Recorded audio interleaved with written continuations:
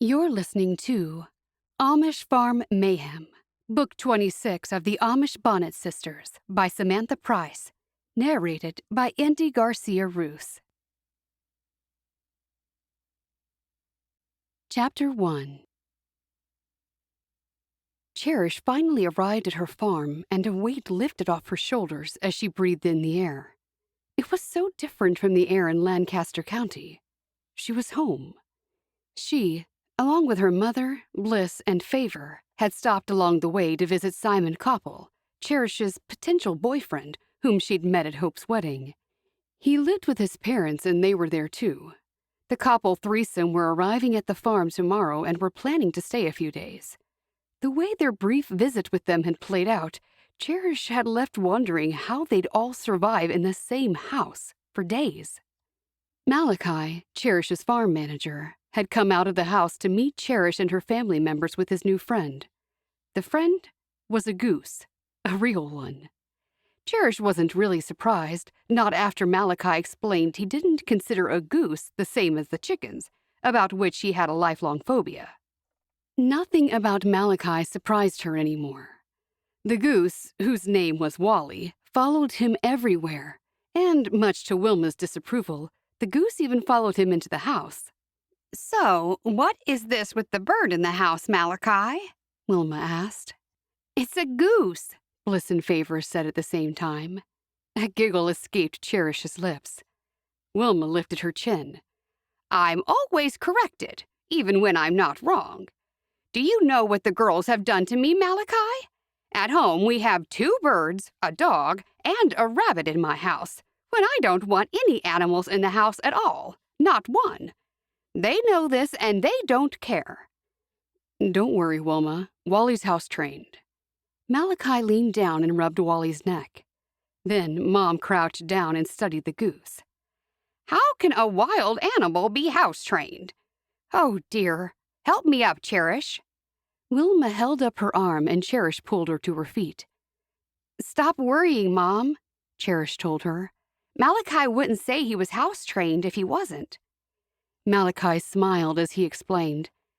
"Wally isn't really wild anymore. He's tame. He goes to the door if he wants to go out. He does what he needs to do, and then he comes back in." Wilma's lips turned down at the corners.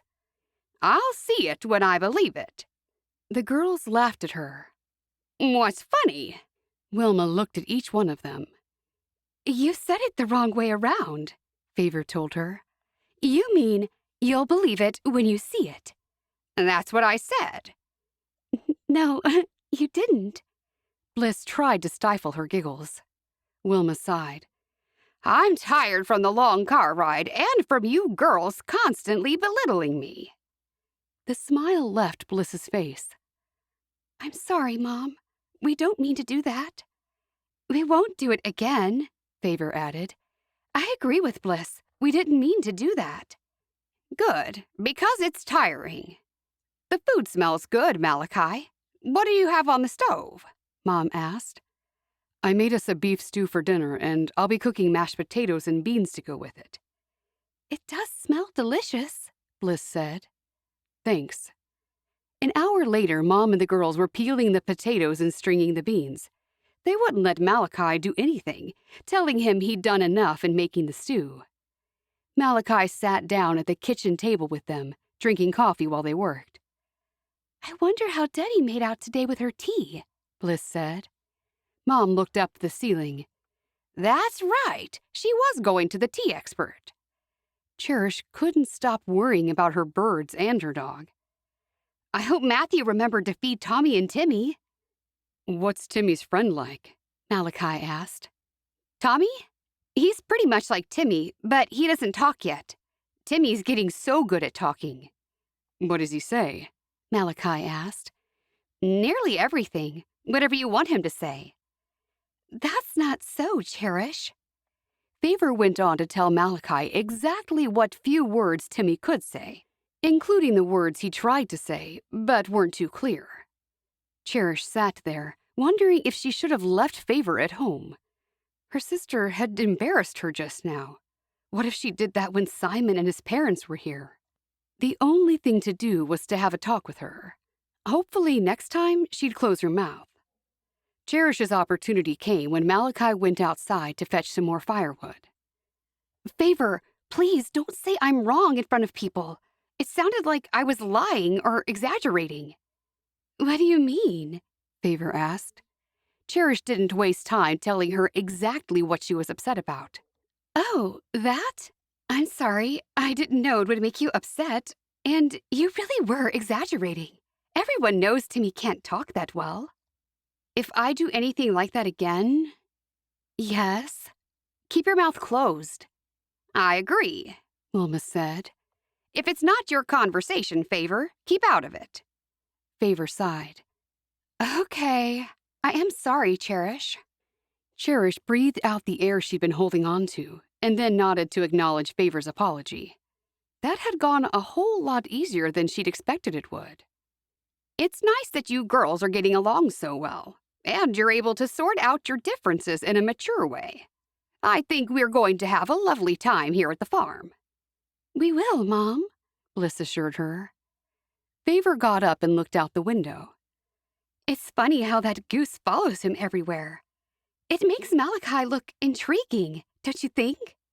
If I didn't know him and I just saw him walking down the street with Wally, I'd want to get to know him. Everyone stared at Favor and no one said anything. Favor kept talking. Well, that's what I think. No one has to agree with me. I'm used to being the odd one out. I was probably adopted. No, you certainly were not. I gave birth to you, suffered an agonizing pain for several hours. You didn't want to come out. Sorry, I didn't mean it. It's not my fault. I couldn't help it. I don't even remember it. Mom made a face. I'm just saying you aren't adopted. Favor knows that. She looks too much like the rest of us, Cherish said. Bliss finally joined in the conversation. I know what Favor means. Saying a man being followed by a goose would look interesting and intriguing. For me, no man looks interesting. There's only one man in my heart. Well, there was. Mom leaned over and put her arm around Bliss, who was sitting beside her. You're here to forget about Adam. Don't go thinking about him for at least 3 days. Can you do that? I'll really try. It'll be hard because he's always on my mind and in my heart. I will try to forget. That's all I can do. Good. Mom rose to her feet and then headed over to the stove and stirred the stew. It smells delicious. I can't wait to taste it. Thanks for allowing us all to come, Mom, Cherish said. I know how you love it, and I do try to let you come here once a year. Just don't get too used to it. I'll be happy if you wait a few years before you move here permanently, if that's what you decide to do. I know. I'll think about it. Do you mean we'll see? That's what Mom always says when she means that she won't think about what we asked her, and the answer is most likely no. Favor giggled. Cherish laughed at what Favor said, and even Bliss managed to curve her lips upward. Mom lifted her chin. I hardly ever say we'll see. I don't know what you're talking about, Favor. First you say you're adopted, and then you go putting words into my mouth. What's gotten into you? Yes, you do say we'll see, Favor said. You do, Mom, Cherish told her. I see what's going to happen here. Everyone is going to make fun of me and tell the couples unkind stories about me. Not everyone will do that, Favor said. I'm sure Bliss won't, and Malachi won't. Cherish laughed, pleased that Favor was in such a fun and playful mood. She used to be like this before Crystal came to stay with them. Then she turned moody and sullen when Crystal left. The couples won't think much of you if you make fun of me, Mom warned. They're joking, Bliss told Mom. I hope so. They are. Don't worry. They're only teasing you, aren't you? Tell her. Bliss looked at Favor and then looked over at Cherish. Cherish huffed. I like the way I'm dragged into this when I haven't said anything at all. It's all been Favor. You laughed with me, Favor poked her shoulder. I might have been laughing at you, Cherish pouted. You were laughing with me. Stop it, Favor said. You're always making excuses as well as exaggerating and telling half-truths. Both of you make up with each other, Bliss told the pair of them. We all need to have this time away to clear our heads. Favor and Cherish looked at each other. I'm glad you're finally here at the farm, Favor. Cherish hugged Favor, and Favor hugged her back. I'm pleased, too. Let's not argue. Let's just agree that I'm always right, because I always am. Favor giggled again, and Cherish laughed along with her. Okay, you're always right. Just don't embarrass me, and we'll get along fine. Good. Now let's get on with it, Mom said, just before she sneaked a taste of the stew. Chapter 2. Back at the orchard. Ada had looked after baby Jared for the afternoon while Peter took Debbie to see Frederick Lomas, the tea expert. Peter wanted Debbie to bring Jared. He insisted he'd look after him while Debbie talked with Frederick. But Debbie didn't want Peter getting too attached to Jared, just in case things didn't work out between herself and him. She enjoyed his company, but he'd come into her life too soon after John. I'll come in, but you do all the talking. Or would you rather have me stay in the buggy? Peter asked. No, I want you to come in. You can help me remember everything he says. Okay. Peter pulled up the buggy outside the factory, and then they walked in with a box of Debbie's new and improved tea samples. A half hour into their meeting, Debbie was a little concerned when Frederick said her tea blends still needed work. Thankfully, he advised Debbie how to fix them, encouraging her by saying they just needed a little tweak. Have you thought about the packaging yet? Frederick asked as they sat across the table from him. Debbie swallowed hard. The thought of taking those next steps filled her with fear. I haven't. I want to work on the recipes first. I thought I'd just make small quantities and sell them at my family's little shop that they have in front of their house. They open in the apple growing season and through the harvest. You'll still have to package it somehow, Frederick said. I know. I thought it would only be plain. Debbie bit her lip, feeling way out of her league. Plain is good. Like I said before, I like the idea of black and white. He picked up a sample box. This would hold 20 tea bags. Then, of course, you'd have to choose a name. I've been thinking about that, and I haven't come up with anything. Nothing at all? Frederick asked. No, but I do like the idea of the black and white boxes that you mentioned. I was thinking a lot smaller than you are. I was just thinking I'd sell tea with no labels and nothing on the boxes. No, you can't do that. Frederick pursed his lips. There needs to be something to identify it as your product line. Maybe you should think a bit bigger, Peter suggested. Debbie looked at Peter. He had said he'd keep quiet. Maybe. Frederick leaned back in his chair. What's holding you back, Debbie? I don't know. I just thought of starting off small, and now I don't know if the tea, my tea, is good enough, or ever will be good enough. They all just need simple adjustments. You can do this, but you've got to start off right, and then you won't have mistakes to fix when you get bigger. Debbie nodded. Talking to Frederick gave her more confidence. That makes sense. Grow at your own pace in your own comfort zone. I could handle that. Do what I said. Make those changes and you'll be ready to go. Really? It'll be good enough to start selling? He nodded. Absolutely. I can arrange the bags for you if you want to fill them yourself. When you get bigger, our factory can fill them for you. He chuckled. You make money and I make money. Everyone needs someone to give them a hand up the ladder. That would be great. I'll fill them myself to start with. And I'll need some small boxes, too. I can arrange that. We've got some unbranded sample boxes. Perfect. But you'll really have to think up a name soon. I will. After they discussed the prices of the bags, Frederick insisted on giving her a few dozen of the 20 tea bag boxes for free. Are you sure? Debbie asked. Yes. Just come back when you're a big tea mogul and use us for the packaging. I definitely will come back sooner than that, You've been so helpful. Yes, you have. Thank you, Peter said. Frederick looked at Peter. And are you involved with this? Peter smiled. I'm just the driver, and I can do anything she wants. I could be the delivery man. Debbie laughed. I don't think there'll be much to deliver for a while. Don't be surprised if it takes off. What you need to do is get yourself a website and sell online. A whole new world will open up to you. Are you allowed to do that with your religion? Oh, yes. I know someone that could help me with that. She's recently joined our community and she's helped other people. I'm sure she'll do the same for me. Okay. Of course, you'll need your name and branding before that. I know. Then there'll be nothing to hold you back. Debbie liked the sound of that. What she wanted was to make enough money so she and Jared wouldn't be a financial burden on Wilma and Levi. If she achieved that, she'd be more than happy.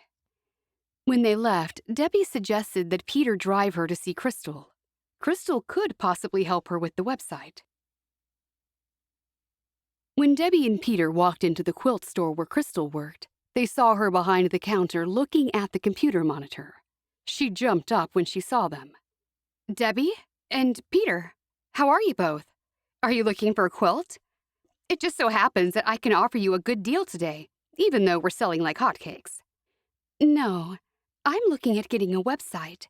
I was wondering if you'd be able and willing to help me. Of course I can. Crystal moved away from behind the counter. What is the website for? I'm making tea blends. I want to get a website that will allow me to sell the tea. People can make the order, pay for it, and then I will mail it to them. Oh, that sounds like a good idea. I should have thought of that. Too bad. Yeah, I can help you.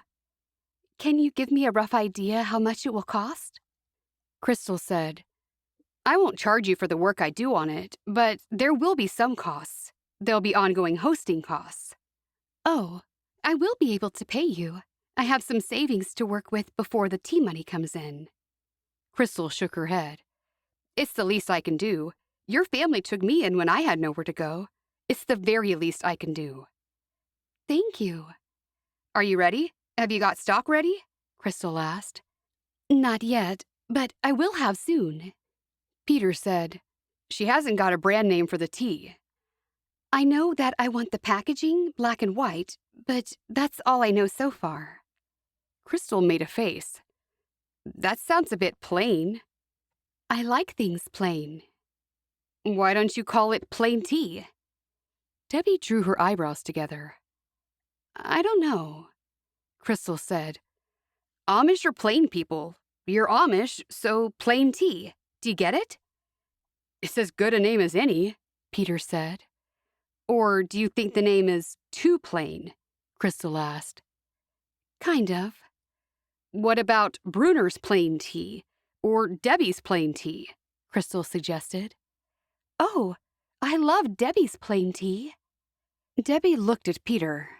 What do you think? I love it too. It's perfect. Great. Now you have a name. Crystal smiled. Thanks so much for helping me, Crystal. I do this a lot. I'm great at marketing. Why don't you come back tomorrow about this time? I'll work on some looks for your webpage and we can go from there. Debbie hugged Crystal. Thank you. You're welcome. Maybe you could bring me some tea next time? Tomorrow I'll bring you some of my new recipe. You'll be the first to try it. I love being the first. I do have one sample that I've been told is ready. I'll get that for you, Debbie said. I'll get it. Peter turned and headed out the door. So, what's going on between you and Peter? Debbie laughed. I'm not really sure. I like him, but I don't know if it's more than that. I think it's great what you're doing. You've inspired me. I need a way to make some extra cash. I'm doing a lot of things, but I need more if I'm ever going to move out of Gertie's house. How is it living with her? We get along great. She's like the grandmother I never had. And do you have a boyfriend yet? Crystal sighed. I'm starting to realize that the single men don't see me as a proper choice for a girlfriend. I'm Amish now, but not really because everyone sees me as the new girl. The girl who told lies and then joined the community. I'm feeling kind of, I don't know, unwanted. Debbie rubbed Crystal's arm. Don't worry. I felt kind of lost, and then everything turned around. It will for you, too. All you need is one man who will see you for the person you are. He'll fall in love with you. Debbie's words brought a smile to Crystal's face, and then they couldn't say any more because Peter was back. Peter handed a small bag to Crystal. Here you are. Thank you so much. I can't wait to try it. We'll be back tomorrow, Peter said. Okay, I'll be waiting. Once Debbie and Peter were back on the road, Debbie looked over at Peter. Thank you for driving me to see Crystal. I feel like things are finally working out. They are. It was all just an idea I had, and now things are taking shape. I couldn't have done it without your help. You even found Frederick Lomas for me. That wasn't hard. I like doing things for you. How about we bring Jared with us tomorrow when you come back to see Crystal? Are you sure you can spare the time? Someone else would be able to take me, or I could borrow a buggy. I can move my work around, so yes, it'll be fine. I am able to drive myself. I'll just borrow a buggy and leave Jared with Ada. He looked over at her and smiled. No need.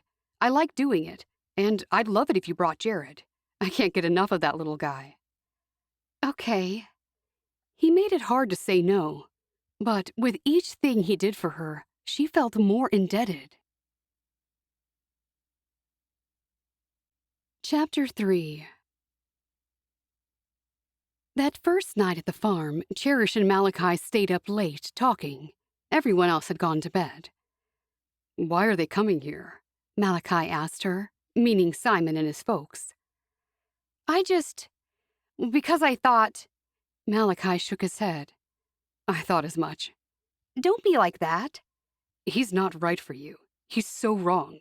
He's as far from right for you as he could be. He's so wrong. He's so far from right, he's left. You said he's wrong twice. I know, because I wasn't sure you heard me the first time. Malachi raised his eyebrows. Cherish was interested to learn all she could about Simon, and Malachi had already met Simon and his parents. What do you know about him? He moved to the area not long ago with his parents. They were in our community for a while before the bishop decided our people covered too large an area for one meeting. It was too hard for people to get together, so we split into two smaller groups. Why's he wrong for me? Malachi stared at her. So he is a potential boyfriend, and that's why he's coming here, and bringing his folks? Cherish didn't want to admit it. No. Malachi folded his arms. Your words say no, but your face is saying yes. He's a friend, just like Annie Wiley is your friend. Only thing is, Annie is just a friend, and she'll only ever be that. Cherish sniggered as though she didn't believe him, but he spoke so definitely that part of her did think it might be true. If that's so, does Annie know? Malachi rubbed the back of his neck. We've never had that conversation. It never came up, and there's a reason for that. Neither of us feels that way. Well, you better watch out. She might already think you're dating her. Malachi laughed. No, it's not like that. People who are dating talk about the future and that kind of thing. We've never talked about anything like that. What do the two of you talk about? Just stuff. Cherish looked down at the goose. What does Annie think about Wally? She thinks he's amazing and intelligent, and he is. I never thought of having a goose as a pet. Your mother will never let you. I've seen the way she looks at Wally. Cherish laughed. I know. I should be grateful I've got the birds and Carmel. I wonder how Carmel will be with Wally. I nearly brought him, but Mom said we wouldn't have enough room in the car. Is Carmel good with cats? Cherish nodded. He doesn't chase them or anything. He's not so good with Bliss's rabbit. He looks like he wants to eat her. Before you bring him here, you should check to see how he is with another goose, to see how he reacts. I'll do that. There are geese at one of the parks. We wouldn't want anything to happen with Wally. That's right. Cherish took a sip of her hot chocolate. It was so nice, just sitting and talking to Malachi. It felt like they were the only two people in the world as they warmed themselves in front of the crackling fire. There was also nothing like the smell of a fire in the wintertime. I'm sorry I didn't tell you so many people were coming. You've already said you're sorry. It's fine. He shrugged his shoulders. If it gets too much for me, I'll bunk in the barn. Please, don't try to stop me if I want to do that. He stared at her, waiting for a response. I won't. My mother might, though. Now, tell me the truth about something. Why don't you like Simon? First, I always tell the truth. Second, I never said I didn't like him. I just said he's not for you. How do you get I don't like him out of that? Anyway, I should keep my mouth shut. You'll find out for yourself soon enough. Cherish rolled her eyes. She didn't like people telling her what to do or who to like. He was trying to turn her off Simon. His parents are a little different. You noticed? He laughed. They sure are different. Yes, indeed. Cherish nodded. I just hope they will all like this place. Of course they'll like it. What's not to like? You've done a great job with it. I can't wait to see all of it tomorrow morning. Malachi's eyebrows rose. Hey, that's the first time you've told me I've done a great job. I should tell you more often. I do appreciate you. Was it just the reflection of the fire, or was he blushing? He swallowed hard. I'm glad. Wake up early and we can feed the animals together. You can have a good look around before the visitors get here. We mightn't have much alone time after that. Okay. Cherish stared into the fire, trying to figure out how much of what she loved about being at the farm was because of Malachi's friendly nature. He always welcomed her and whoever she had with her. When Malachi and she decided it was time to get some sleep, Cherish crept into her room, trying not to wake her sisters. Favor sat up in bed. I can't sleep. Shh! You'll wake everyone else and then no one will be able to sleep. Just close your eyes. Cherish hadn't even unpacked. She retrieved her nightgown from her suitcase and changed into it. Are you excited about Simon coming? Favor whispered. I sure am. Cherish slipped between the sheets. The bed was nice and warm. That was one benefit to sharing her bed. Bliss thinks it's nice how close he is with his parents. It is nice. Cherish pulled the quilt over herself. It was crowded in the double bed with the three of them. Favor moved even closer to her and whispered, When will you know how much you like him, or do you know already? I'm not sure. We'll just have to wait and see how things work out. Move over. I've got no room. Favor moved back a couple of inches. It sounds like you're not sure. Either you like him or you don't. I do. How much? Favor wouldn't let up. Enough to want him to come to the farm. Let me know if you decide you don't like him. Favor turned over the other way and faced Bliss, who was fast asleep. Cherish didn't like the sound of that. Favor must have liked Simon. Why? Cherish asked. Favor turned back around. Because I might like him if you don't, but I'll let you see how you feel first. I won't even talk to him until you tell me you don't like him. Thanks a bunch. You're welcome. Favor turned away. That confirmed to Cherish that she should have left Favor at home. She was going to be nothing but trouble. Cherish grabbed the clock on the nightstand and set an alarm for 5. Chapter 4. Cherish and Malachi were up early doing chores. How long will your visitors be staying? Malachi asked. I'm not sure. Probably a day or two. They'd have to get back to their sheep. I thought a shepherd never left his flock.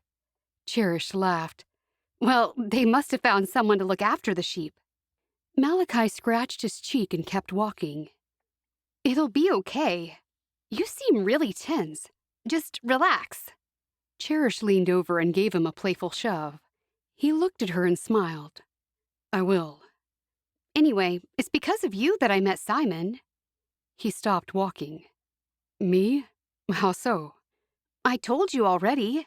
You said you might be coming to host wedding with Annie and her folks. I saw Annie there, and I looked around for you. I saw someone walking, and he looked like you. Okay. I didn't know that was him when you told me that story. We look nothing alike. There must be something wrong with the eyesight. Cherish gasped. There's nothing wrong with it. How could you say such a thing? Malachi laughed. I'm telling you, we look nothing alike. You do from behind. Malachi shook his head. Nah, I don't think so. Don't be jealous. Malachi gasped. Jealous of what? Cherish realized what she said didn't make sense, so she thought fast for something that he could be jealous about. Simon's close relationship with his parents. I'm not jealous. I just can't understand it. I mean, would you want your mother speaking for you and fixing up your hair? Cherish frowned at him. What are you talking about? His mother brushes his hair off his face all the time. Haven't you seen it? Oh, well, it saves him doing it. Cherish figured Malachi was exaggerating. I can see you're going to make excuses for him. I'll just keep quiet. I won't say another thing. You make up your own mind about him. I will. Malachi walked off. Wally was digging in the ground with his beak. Come on, Wally. You don't want to be left behind. Both Wally and Cherish walked behind Malachi, trying to catch up. Suddenly, Malachi turned around. What time are they coming? They might have left early, and it'll be however long it'll take the horse and buggy to get here. It'll take a long time. Are you sure they're not going to hire a car? They didn't mention it. Malachi tipped his hat forward and rubbed the back of his neck. If they hire a car, they could be here early. After Cherish and Malachi fed the animals, Cherish joined the women in the house while Malachi did more outside work. Wilma and the girls had gotten started early, preparing the house for their visitors. They'd cleaned the living room and the bathroom, and now they'd moved into the kitchen. I'm quite surprised how clean the house is, Wilma said, looking around. Malachi said he did a special cleaning when he heard we were coming. Cherish leaned on the broom. I think he has risen in his cleaning capabilities since last time I was here. Bliss wiped down the kitchen countertops. It is very clean. You do have a high standard when it comes to cleaning, Mom. There's no other way to be. I'll tell him when he comes inside. It might encourage him to keep along the cleanliness path. Tell him what? Cherish asked. I'll say what a good job he's done. He must work from the minute he gets up to the minute he goes to bed. I guess he does when he's not having visitors like Annie Wiley. Cherish stopped herself from rolling her eyes. Will we see Annie again? Bliss asked. I guess so. Supposedly, she and Malachi are good friends. She's been here the last few times I've been visiting. It's nice for him to have friends who live close by. It is. Now, are all the beds made? Mom asked. I've just got one more bed to do, Bliss said. Hurry, because we don't want them to arrive and see us in all this mess. There was no mess, but to Wilma, everything had to be just perfect. We'll get it all done in time, Mom. Don't worry. Bliss rinsed out the cleaning rag and then hurried away to make the bed. Mom wasn't through with complaining. They are so looking forward to coming here that I don't want them to be disappointed. I'll be letting them down. We'll get it all done. There's really not much to do. Why didn't you find out the time they were coming? Mom glared at Cherish. I didn't want to be rude. That wouldn't have been rude. It would have been sensible. Sorry. Cherish shrugged her shoulders. I'll do it next time. I guess if you learn from all the errors you make, then that'll be something, Mom said. When they heard a car, Favor was the first to the window. It's them. They're here. They came in a car. They didn't say they were doing that when we saw them yesterday, Mom said. No, it's a truck, Favor told her. Chapter 5. Cherish leaned the broom against the counter, and Mom said, No, put the broom away. But I want to be first out there. Put it away. If you girls learn to put things away after you've used them, you won't have such a mess. Cherish put the broom away. Then she ran to the window in time to see Simon's mother open the truck's door and get out. Yes, it is them. She wiped her hands on a tea towel, straightened her cap and her clothes, and walked out to greet them. She wasn't first, she was third to greet them. Bliss was already there, helping them with their luggage. Cherish frowned at the number of bags being pulled out of the truck. It looked like they were moving in. Simon looked up at her and waved. Hello, Cherish. She walked toward him. Hi to everyone. Wilma said, Welcome. I've got all the sleeping arrangements figured out. It looks like a large house, Cherish. A large house for just you, if you ever decide to move here, Harriet said. Large enough so all my family can visit me. Cherish saw Malachi near the barn and called him over. He walked over, with Wally waddling behind him. This is Malachi, my farm manager. The visitors said hello, but they couldn't stop looking at Wally. Is he your pet? Simon asked. I don't know. I think it's more that I'm his pet. He just follows me. I've never seen that before. Did you train him to do that? Harriet asked. No, I think they have an instinct to follow. He is misguided if he's following me. Malachi laughed. A gusty wind started to blow. Everyone into the house, urged Wilma. We weren't sure when you'd be coming, but I'll make us some soup to warm us. Malachi, we'll need more wood brought in for the fire. Sure.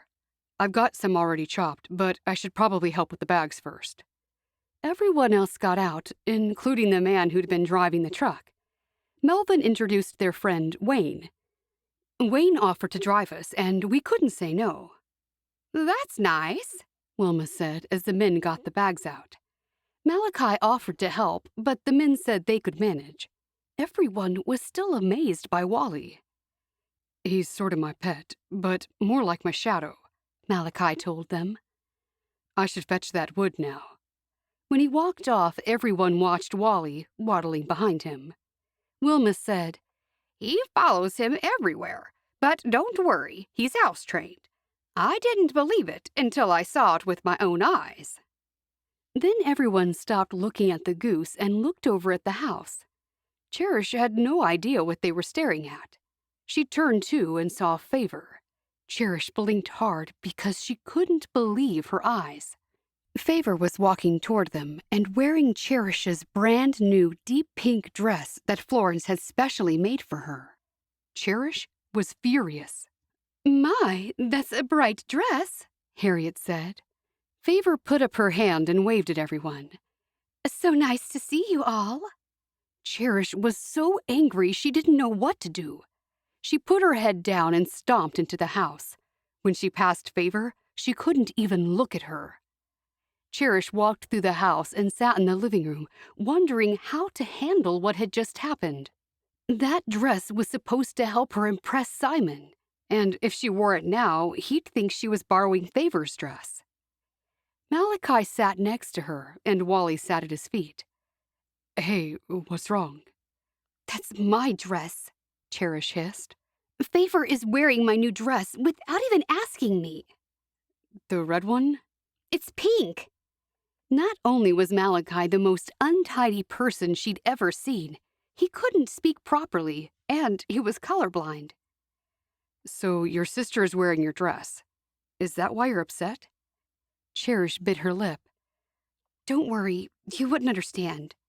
She knew she had to pull herself together fast, because soon they'd all be in the house. She'd have to impress Simon's parents and act like a gracious hostess. Cherish got to her feet and wore a bright smile while she held the door open for everyone. Then, after they said goodbye to their driver, she showed everyone to their rooms and told them to come to the kitchen once they were ready and lunch would be served. Cherish headed to the kitchen, bypassing Favor without even looking at her. Needing a moment to breathe, she stepped outside. It didn't matter that it was bitterly cold. She didn't want to lose her temper and have a row with Favor in front of her possible future in-laws. Mom came up beside Cherish and whispered, Why is Favor wearing your dress? I don't know. Why don't you ask her? You didn't know? No, she just took it without asking. That was my special dress. I was going to wear it on a special occasion. You still can. I'll have her take it off and we'll wash it. It'll be as good as new. No, don't worry about it. Thanks anyway. Mom patted her shoulder. I'll have a word with her. Thanks, but can you wait until the visitors go? You know how favor can be sometimes. I will. Cherish knew she'd have to sit through lunch watching her sister wearing her new dress all the while. Bliss then walked up to Cherish and whispered, "Shall I ask her to take it off and ask her to wear something else?" "No, it's okay. I don't want to make a big fuss about it. I won't even say anything while the guests are here." "Good idea. I'm sorry, I didn't know, or I would have stopped her." "Thanks, Bliss. I know you would have." Favor was keeping right out of Cherish's way. She was the first to sit down at the table. Then she was joined by Simon and his parents. Cherish turned around and saw them sitting at the table. "I'll just find Malachi and then we can all eat." "Cherish, can he leave the goose outside while we eat?" Mom asked. "I'm not sure. I'll ask Malachi." "It's your house, I thought, Cherish," Simon said with a grin. "It is, but it's kind of his place too while he's here. Right now, it's more his place." Mom sighed. "Just ask him to leave it outside." "I'll serve up while you're gone," Bliss said. "Thanks, I won't be long." Cherish grabbed her coat and stepped outside. She ran to the barn and opened the door. There he sat on a bale of straw with Wally beside him. "What are you doing in here?" "Just getting some space. I'm not used to so many people." "It's lunchtime. We're all waiting for you." He jumped to his feet. "I won't say no to food." They walked back to the house. When Cherish reached the front door, she remembered what her mother said about Wally. She turned to Malachi. "Can Wally stay outside while we eat?" Malachi looked down at Wally. "If he can't come in, I won't come in. It's okay. We can eat in the barn. It's nice and warm in there." "It's not. It's freezing in the barn."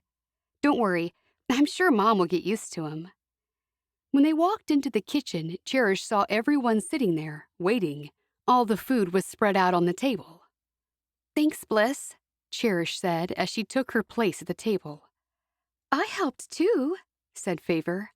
Cherish ignored Favor. Then Malachi sat down and Wally waddled over and settled on a mat in the corner of the room. Everyone closed their eyes for their silent prayer of thanks for the food. When all eyes were open, Harriet leaned over her husband and pushed Simon's hair out of his eyes. "There, that's better." Simon smiled at his mother. "Thank you." Cherish could feel Malachi looking at her. It's exactly what Malachi said Simon's mother did. It was painful to see it. Simon was a grown man. Funny thing was, Simon didn't even seem embarrassed by his mother. Cherish kept her head down, wondering what everyone else thought of what had just taken place. Chapter 6. Wilma then started handing the food around for everyone to help themselves from the bowls. They had the soup Wilma had promised, along with fried chicken, and Favor and Bliss had helped with the mashed potato, beans, and baked vegetables. "This all looks wonderful. I didn't expect such good food," Melvin said. "We want your stay here to be comfortable. I brought a lot of food from home." "You didn't need to do that, Wilma. I have plenty here. It's all from the farm," Malachi said. Cherish was quick to say, "I told her that, but she wanted to bring food as well." "We won't be a burden on you, Malachi. You keep that food in store for yourself." "Malachi, will you show us around the farm after we eat?" Melvin asked. "I'd love to do that. We have sheep back home." "I know. Cherish told me you do. And you used to have a dairy farm?" Malachi asked. "That's right. Sheep are so much easier. We also had sheep at our former place, as well as the cows. The land we have now is more suited to sheep." "Why did you move?" Malachi asked. "We got a good price for the farm. We couldn't refuse it." Simon was quick to explain. They're developing the land, but they're developing it into what they call hobby farms. It'll still be green. We wouldn't have sold out for a mall or something like that, no matter what the price. Mom said, I thought you knew the Copples, Malachi. You've all met before, haven't you? Malachi nodded. We've met, but we never really had the chance to have a decent talk. Harriet leaned over her husband and took another piece of crispy fried chicken. Cherish, can you cook like your mother? Cherish opened her mouth to speak, but Favor answered before her. Mom taught all of us to cook. We can all cook really well. Mom laughed. I hope so. I tried to do a good job with all my girls. It wasn't easy sometimes. That's right. Your first husband died. Was that the father of Cherish and Favor? Wilma nodded. That's right. Then I married Levi, who's Bliss's father. Isn't it great that you all get along? Harriet said. Cherish glanced over at Favor. That's right. We're all just one big happy family. Now Cherish was growing even more annoyed. Favor could drop food on her new dress. She looked away, swallowing her anger the best she could. It was vital she make a good impression. I'd like a big family one day. Being an only child has made me want loads of offspring.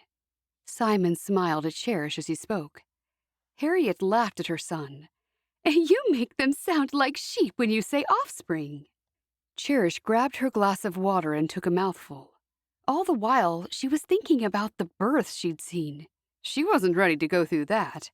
Besides, most of the time she still felt like a kid herself.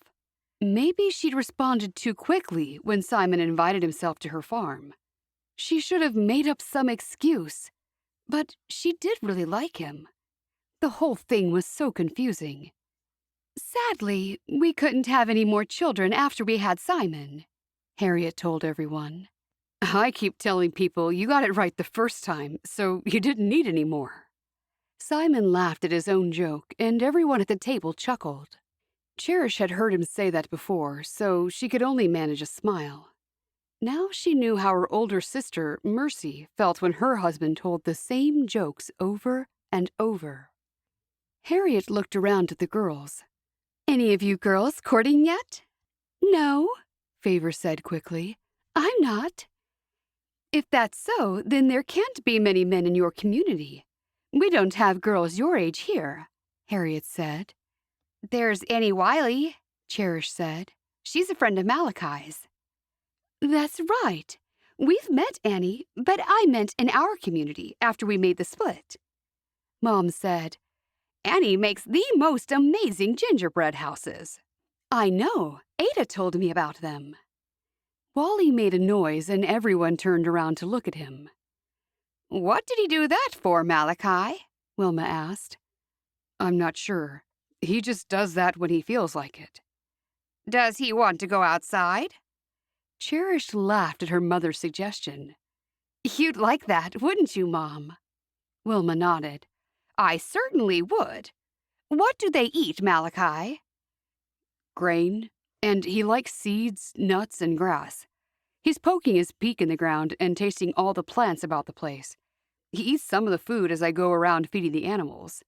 He also likes to taste the vegetables I cook. Raw or after they're cooked? Favor asked. Raw. I give him bits while I'm cutting them. Cherish noticed that Bliss had been very quiet. She was probably thinking about Adam, thanks to Harriet asking about courting. I'm so glad you were all able to come. We're going to have a lovely time here, Melvin said. Harriet nodded in agreement. Thank you for allowing us to stay. We do things as a family, just the three of us. It's always been that way. When Simon told us he wanted to visit Cherish on her farm, we thought it was a good time for us all to have a break from our farm. Wilma smiled at Harriet. It's lovely that your son is so close to you. We're more like friends than parents, Melvin said. I brought apple pie for dessert, made from our own apple orchard.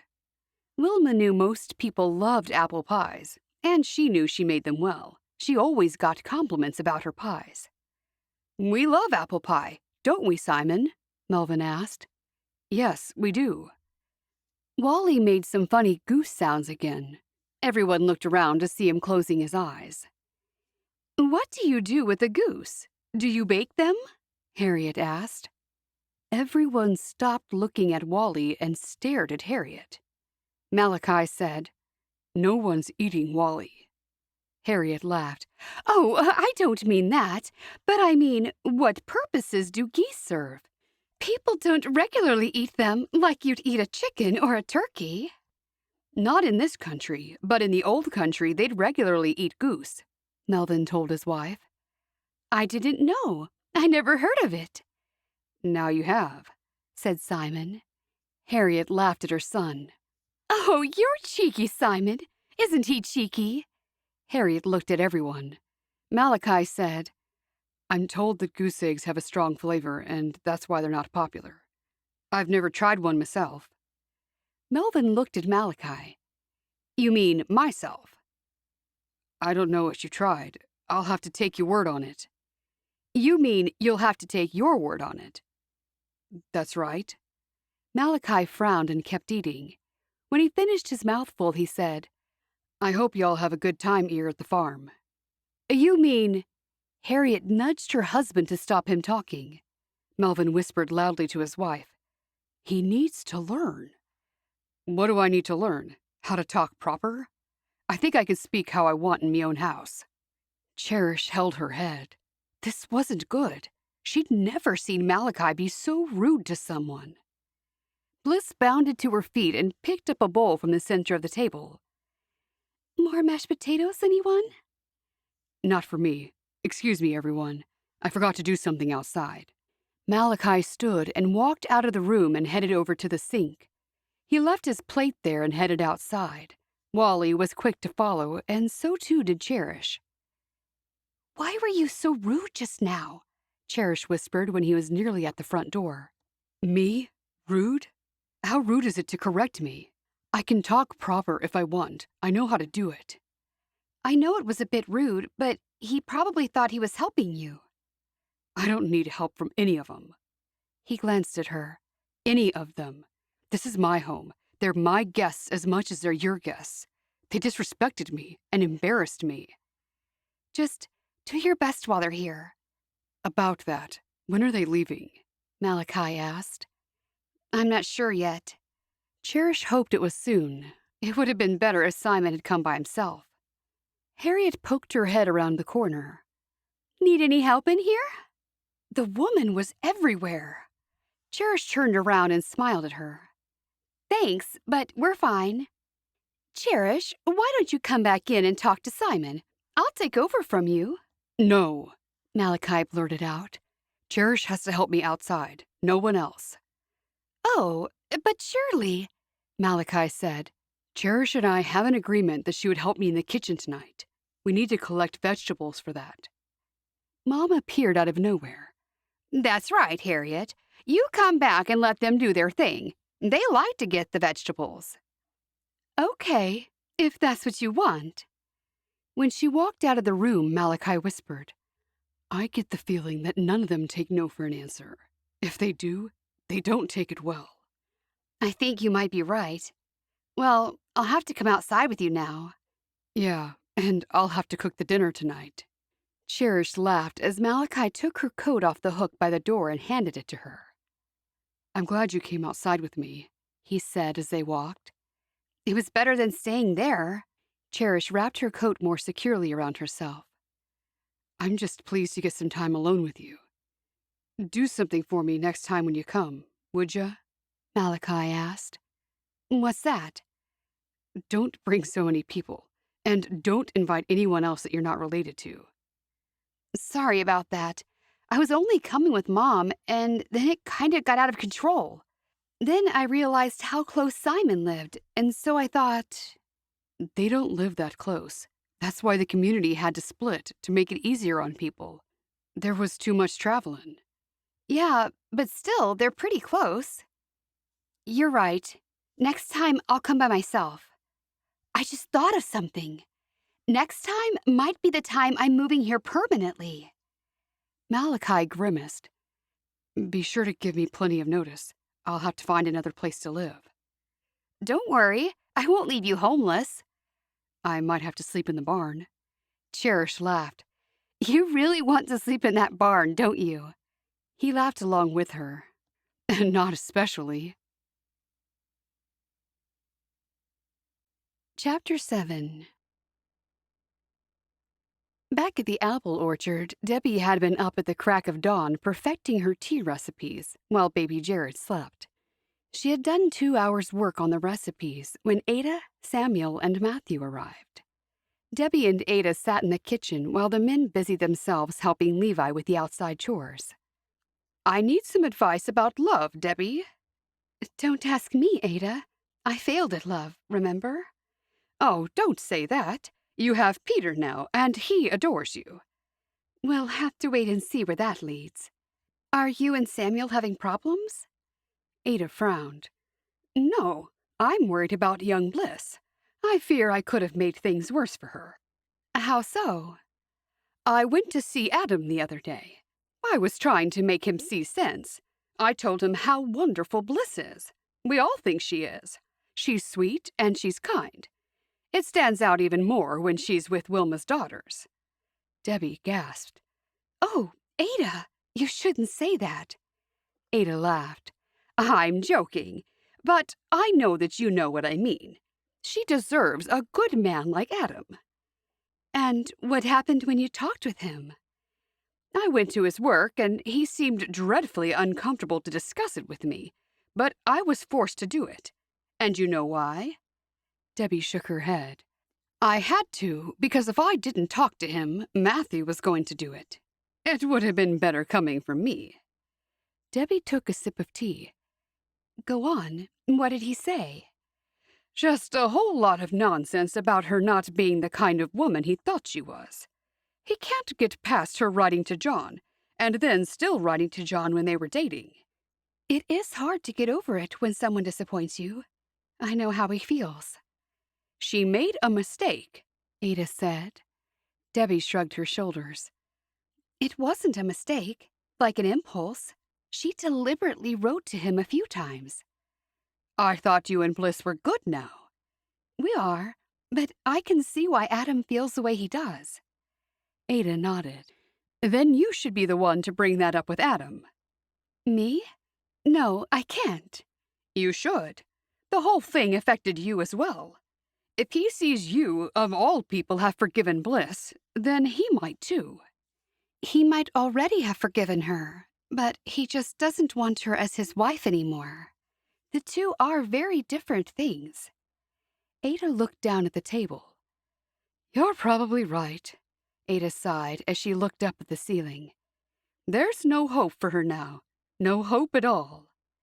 Now Debbie felt guilty for saying she wouldn't talk with Adam. She disliked disappointing anyone. I'm sure Adam doesn't want all these people telling him he should get back to how things used to be. He obviously doesn't. Forget it. Just forget I said anything. Ada looked up at her. I just thought that since she and you are cousins... You're making me feel awful. Someone can't make you feel something.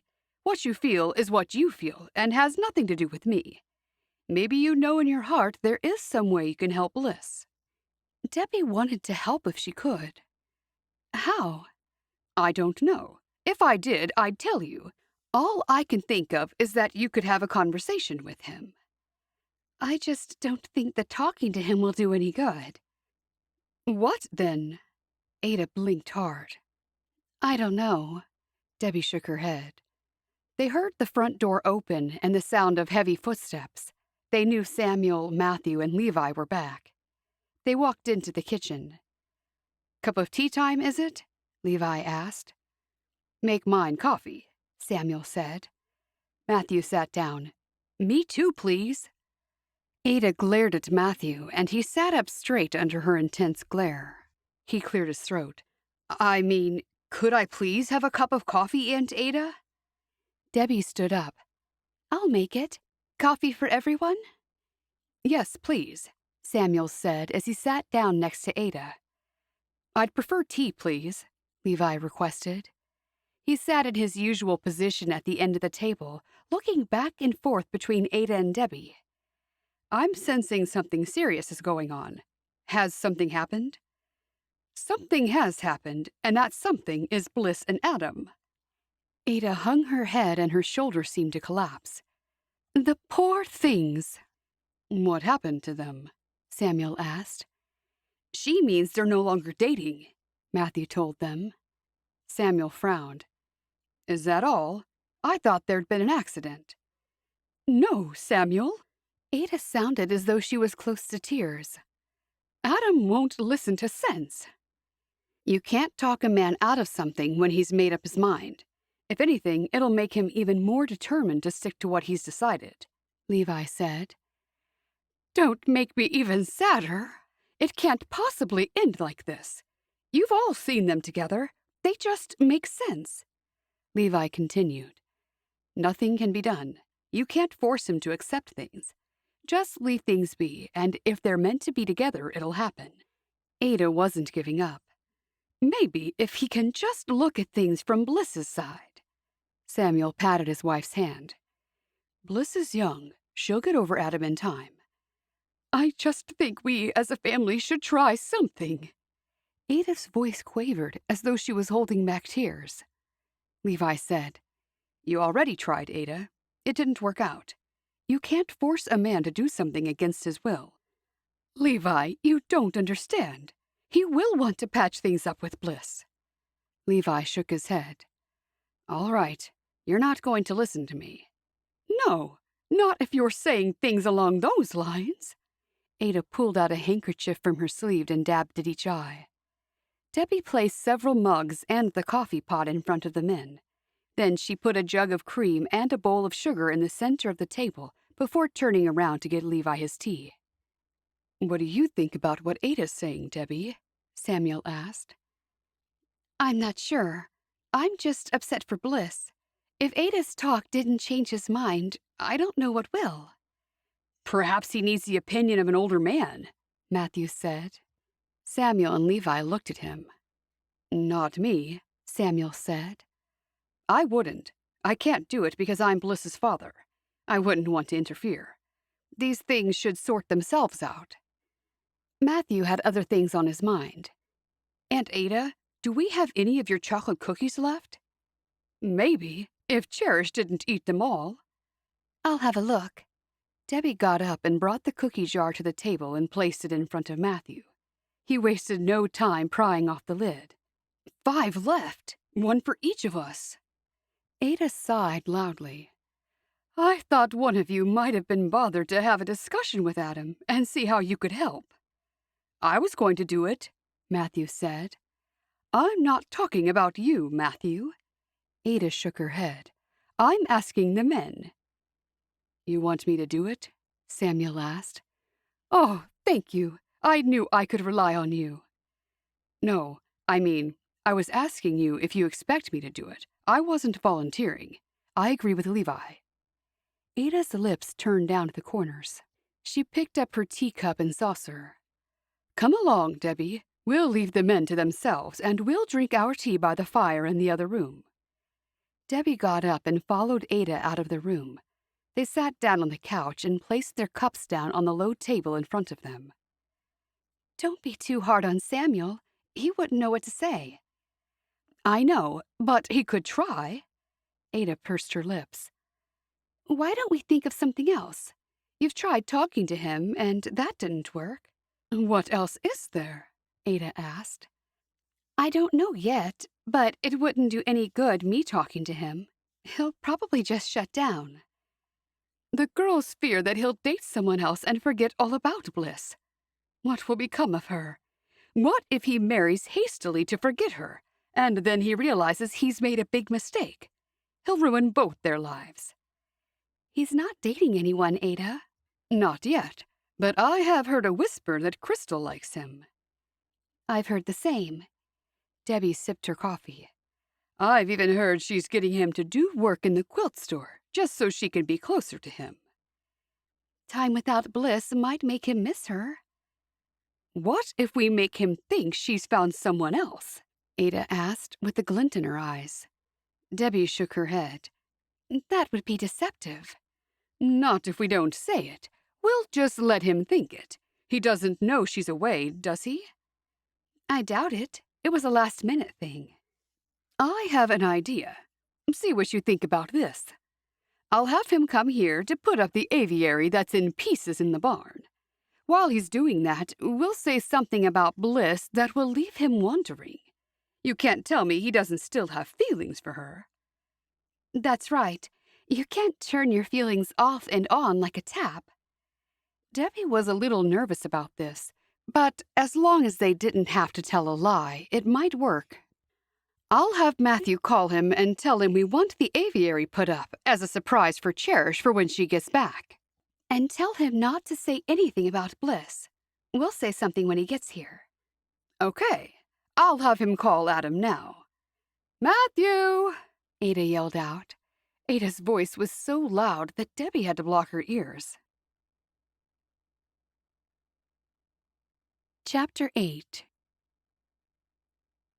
Everyone was surprised that Adam said he'd be there within the hour. That had to mean he thought Bliss would be there, didn't it? Why else would he rush over there? He was always telling everyone how much work they had to do. When Adam arrived, Debbie handed her baby to Levi and went outside with Ada to greet Adam. Thanks for coming straight out, Adam. We want the thing up before Cherish gets back from the farm. I thought Cherish didn't want it up until the warmer weather. Ada waved a hand in the air. That girl doesn't know what she wants. She and Wilma are at her farm, and Favor and Bliss have gone with them. They've only gone for a few days. Thank you again for coming out at short notice. He tipped his hat back on his head. Matthew made it sound like an emergency. Ada gave a nervous laugh. That young man is always over-exaggerating everything. He takes after his father. He doesn't take after my side of the family. Debbie tried to get the conversation back to the aviary. We did want it up for when she comes back. Okay, not a problem. Where do you want it? Ada replied. Out the back, beside the kitchen window. The roof overhangs a little, which will offer the birds protection against the weather. I'll do that now. He walked toward the barn. Ada and Debbie looked at each other, both thinking the same thing. Adam hadn't taken the bait and asked why Bliss had gone to the farm, and they didn't want to be too obvious. What will we do now? Ada whispered. I'm not sure. We'll have to say something else, or he would have come out here for nothing. Let's help him carry it. Matthew!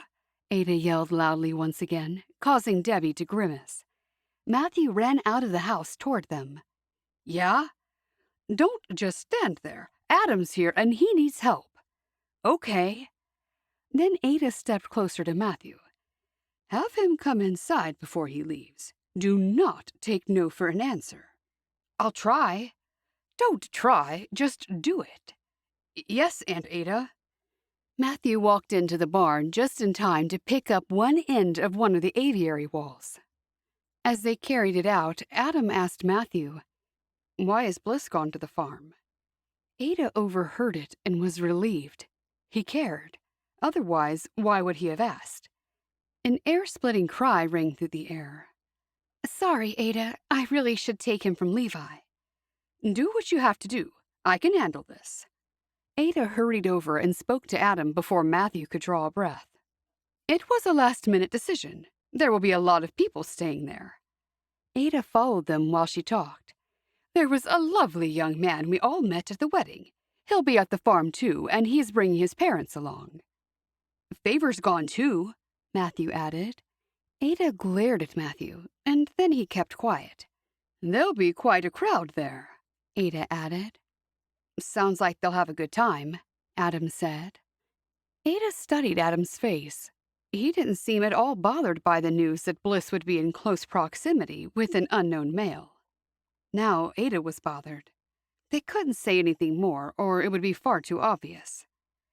After Ada showed Adam where to erect the aviary, Adam said, Why don't you go inside, Ada? Matthew and I can handle this. It's too cold out here. Okay. When you're done, come in for a nice hot drink, or I could heat you up a bowl of soup. He smiled. I'd like some soup. Thanks, Ada. We might as well all have some, and we'll call it lunch. Ada walked through the back door and into the kitchen. As she was turning on the gas stove under the soup pot, she realized Samuel and Levi were still in the kitchen. "Did your plan work?" Samuel asked. "Shh, he'll hear you. They're only just outside." "Yes, I mentioned Bliss was away, and he didn't seem upset. He's coming inside for soup when he finishes outside, so I want you two to be on your best behavior." Samuel and Levi looked at each other. "When are we anything but well behaved?" Samuel asked. Ada turned away from the stove and placed her hands on her hips. "Just don't say anything silly to him. If we leave out some information, he might think Bliss could be interested in Simon." Levi shook his head. "I don't like that idea." "And why not? Something's got to pull at Adam's heart. And if he feels he could lose her forever, he might snap out of whatever it is that he's in." "You could make things worse." Ada walked over and sat down with the two men. "How could that make anything worse?"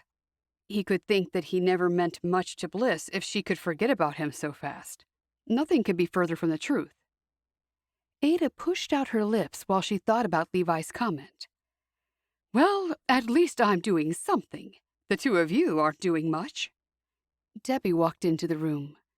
"I've just put Jared down for a nap. I hope he'll sleep with all that banging." "It can't be helped. I think our plan is working," Ada said. "Oh, good. Did you say anything?" Ada nodded. "I did, but these two aren't happy with me." Debbie sat down at the kitchen table. "It's hard to know what to do in a situation like this." "Doing nothing won't get anyone into trouble," Levi said. "Let the two of them sort things out for themselves." "I think Levi's right, Ada," Samuel said. "We all want the best for both of them, but they both have to want to be together." Ada stood up and headed to the stove to stir the soup. "I just want everyone to be happy." Debbie got up and sliced the bread that she'd made earlier that morning.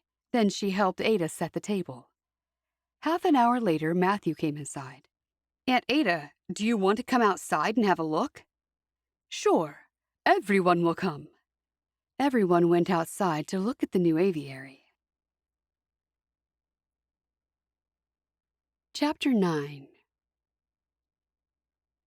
Ada smiled when she saw the aviary all set up. "Aw, Cherish will love this." "So will the birds," Matthew said. "But when will we put them out here? She said she didn't want to put them out in the cold." "She can make that decision when she gets back. For now, we've got soup on." I might give that a miss. Thanks all the same." Ada wasn't taking no for an answer. "Nonsense, Adam. You need to keep your strength up. Besides, we've all been waiting for you to finish so we could eat." Adam grinned. "Well, in that case, I'd love to." "That's the way." Samuel patted him on his back. "You both did a great job." "I just held on to the bolts," Matthew said. "You were more help than that," Adam told him. They all moved into the house and sat around the table while Ada ladled soup into bowls. Debbie came back into the room and helped Ada take the bowls of soup to the table. Then, after they sat down, they all said a silent prayer of thanks for the food. Ada smiled at Adam. "Ah, it's just like old times having you at the table with us, Adam." "Yes, I can't count the amount of times I've had a meal here." He went a little red in the cheeks and picked up his spoon. "Who cooks for you, Adam?" Samuel asked. He laughed. "Andrew and I take turns. Sometimes we have takeout if we've had a long day at work." "How's your business doing?" asked Levi. "We've got steady work. It's been like that since we started. I just hope it stays that way." Adam took a mouthful of soup. "This is lovely." "I hope so." Ada gave a nod. While Adam then buttered a slice of bread, he said, "It's so quiet here today." "It is quiet without Favor and Cherish. They're the noisy ones." "What is this soup?" "It's chicken and corn soup. I'm glad you like it. I made it yesterday. It always tastes better on the second day. I'll make some for you boys and I'll bring it to you. It keeps well." Oh, no, I don't want you to go to any trouble. Adam shook his head. It's no trouble. Since Wilma's been gone, I have a lot more time on my hands. That reminds me, Matthew, you have been feeding Cherish's birds, haven't you? I sure have, every day, changing their water and cleaning their cage. Good boy. Who's a good boy? Timmy said. Everyone laughed. Adam's eyes grew wide. Was that the bird speaking just now? It was. Cherish taught Timmy how to speak. Haven't you heard him before? I've heard him say 1 or 2 words, but never that much. That's because you haven't been around lately, Samuel blurted out. Then he looked up. Oh, I'm sorry. It's okay, Adam said. I haven't been around much, it's true. Then there was a tension-filled moment of silence. I hope you don't mind if I leave as soon as I finish the soup. I've got to get back to help Andrew with something we've got to finish up today. You do that. Ada got to her feet. I'll put soup in a container for you to take to Andrew. Can't have one of you go hungry. That's nice of you. Thanks, Ada. He'll appreciate that. We usually work through and don't have time to eat during the day. You must have food in your bellies to help you carry on. We always try to, but some days it doesn't work out that way. What do we owe you for today, Adam? Levi asked. Nothing. Cherish already paid for it, and I said I'd come back and put it up when she was ready. Once everyone had finished eating, Ada put some soup into a container and some buttered bread in a brown paper bag. Then everyone walked to the door to see Adam off. They waved as his horse and wagon headed down the driveway. He's a nice young man, Levi said. It would have been nice to have him as a son-in-law, but it doesn't look like it's God's will. That was a bit awkward, Debbie said. Did anyone else think so? I did, Matthew agreed. He asked me about Bliss when we were outside. Ada gasped. What? It's true. What did he ask? How she's been. He also thought it was funny that she went to the farm when she's never gone before, and stuff like that. Ada grabbed Matthew by the sleeve and dragged him into the living room. Sit, she said, pointing at the couch. He sat down. Did I do something wrong? No, but I must know everything he said about Bliss from start to finish. Go. Samuel interrupted. Excuse me, Ada. Levi and I have something to do in the barn. Ada waved her arm at them without even looking in their direction. Debbie sat on the other side of Matthew. Start at the beginning, Debbie said. Let's see now. Matthew drew a deep breath. It's just what I've already told you. Well, did he ask about the farm first? I think so. Then he asked how she'd been. And what did you say? Asked Debbie. Matthew nervously rubbed his hands together. I had to tell him the truth. I told him that she was very upset about the breakup. Ada held her head. Oh, Matthew, that wasn't our plan. We wanted him to think she was slipping away from him. If he thinks she'll always be here for him, there's no urgency. Matthew raised his eyebrows. I can't think quick enough. I'm sorry. But you knew the plan. No good being sorry. Why would you go off thinking for yourself? Matthew frowned. I didn't go off. Ada means, why would you go away from the plan that Ada told you?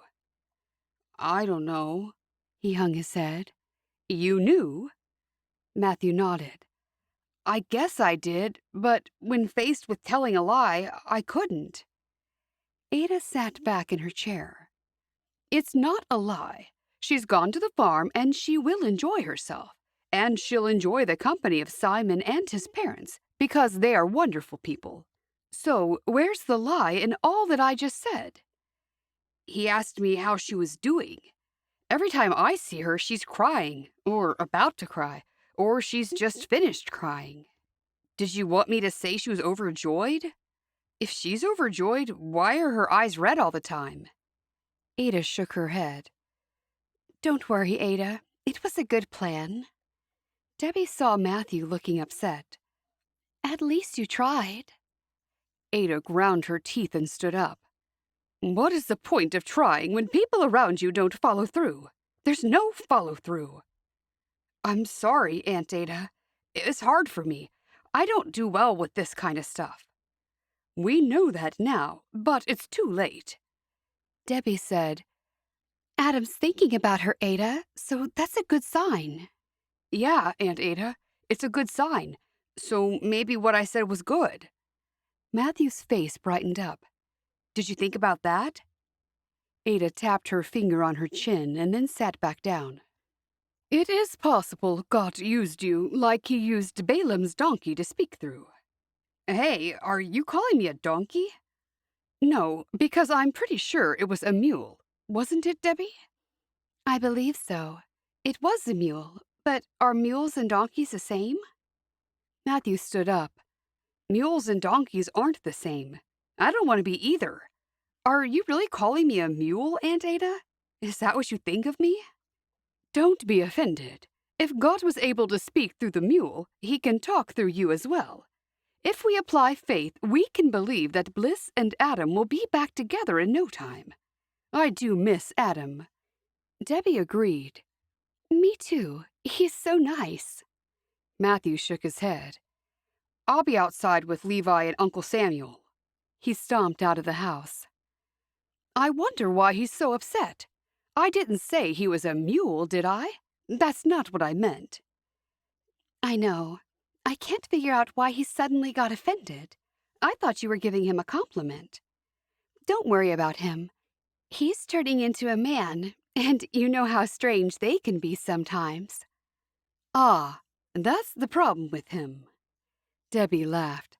I'll make you a cup of tea. Thanks, Debbie. I was just thinking I could do with one right about now. Chapter 10. Adam left the Baker apple orchard with one thing on his mind. Bliss. He missed her more than anything. She was the whole reason he'd come back to live in her community. He started the business so he'd have the money to support himself, and, eventually, her and their children. She'd hurt him more than anyone had ever hurt him. Didn't she feel the same way as he did? If he'd been writing to a woman, Bliss would have done the same thing as he did. She would have ended their relationship, and everyone would have said how dreadful he was. But no one seemed to think Bliss had done anything wrong. Her family was supporting her and couldn't see why he had a problem with the deception. He couldn't forgive and forget as though nothing happened. She'd kept that from him and only told him when she'd been caught out. He could have married her, and then he might have found out when it was too late. At least he found out now. Adam realized he was going in the wrong direction. His mind was all over the place right now. He got back to his workshop, parked his buggy, and got out the food that Ada had packed for his business partner. Andrew looked up when he walked in. How'd it go? Just like I thought. They were trying to make me reconsider my decision about Bliss. Why else would they get you out there? Cherish said she didn't even want that aviary up until the warmer weather. I know that, but I could hardly say no. Here's some soup and buttered bread from Ada. Oh, great! I'm starving. Did you eat with them? I did. Andrew took the food from him, opened the soup, and held up a spoon. Hey, she even put in a spoon. Adam chuckled. Then and there, Andrew started eating the soup. Well, have they talked you into making amends with Bliss? No. I found out she's gone to Cherish's farm, along with Favor and Wilma. She's never gone there before. I know. There's some man going there, too. I'm not sure what that's all about. Matthew didn't say much, and I didn't want to ask too much. Are you willing to lose her? Adam nibbled on his fingernail. It's not as simple as that. I don't think she thought what she was doing was that bad. Adam took off his hat and ran a hand through his hair. Why didn't anyone understand what he'd been through? The only person he'd confided to about what Bliss had done was Andrew. He had needed to talk to someone. I wasn't writing to another girl, or even talking to another young woman. Bliss was the only woman I thought about. Andrew suggested, "Why don't you ask to see the letters, if they bother you so much?" She offered, and I declined. Andrew shook his head. "If she offered, those letters won't be as bad as you're thinking. It's the fact that she wrote them at all and thought nothing of it. You're gonna have to do something, Adam. You've been moping about for weeks. Your work has slowed up ever since this upset with Bliss." "I know. I'll do better. I can't leave everything to you." "Thanks for the soup." "Thank Ada. She was the one who forced me to bring it to you. She said she's making us a whole pot of soup." "I'd love that. I thought you were gone for longer than you should have been." "Well, I better get back to work. I'll just finish this, nearly done." "Take your time. Don't rush. Don't want you to get indigestion." Adam walked off to the job he'd been working on before he got Matthew's frantic call. Then Adam did what he'd been doing for weeks. He pushed Bliss out of his mind as best he could and carried on. Chapter 11. Over dinner at Cherish's farm, everyone was on their best behavior. Malachi had cooked a roast, and Melvin complimented Malachi on his cooking skills. Then everyone stayed up late playing the card game Dutch Bliss, except for Malachi, who said he needed an early night. When the girls finally went to bed and closed the bedroom door, Cherish had to say something to Favor about her special dress. "Why were you wearing my new dress today?" "Because I didn't pack enough clothes." Favor pulled the dress over her head and hung it on a hanger. Then she slipped into her nightgown. "Relax, it's not even dirty." "Yeah, no thanks to you. You could have borrowed any number of my dresses. I've even got spares hanging in the closet from last time I was here. Did you have to take my brand new one that I haven't even worn?" "You weren't wearing it, so I thought you wouldn't mind."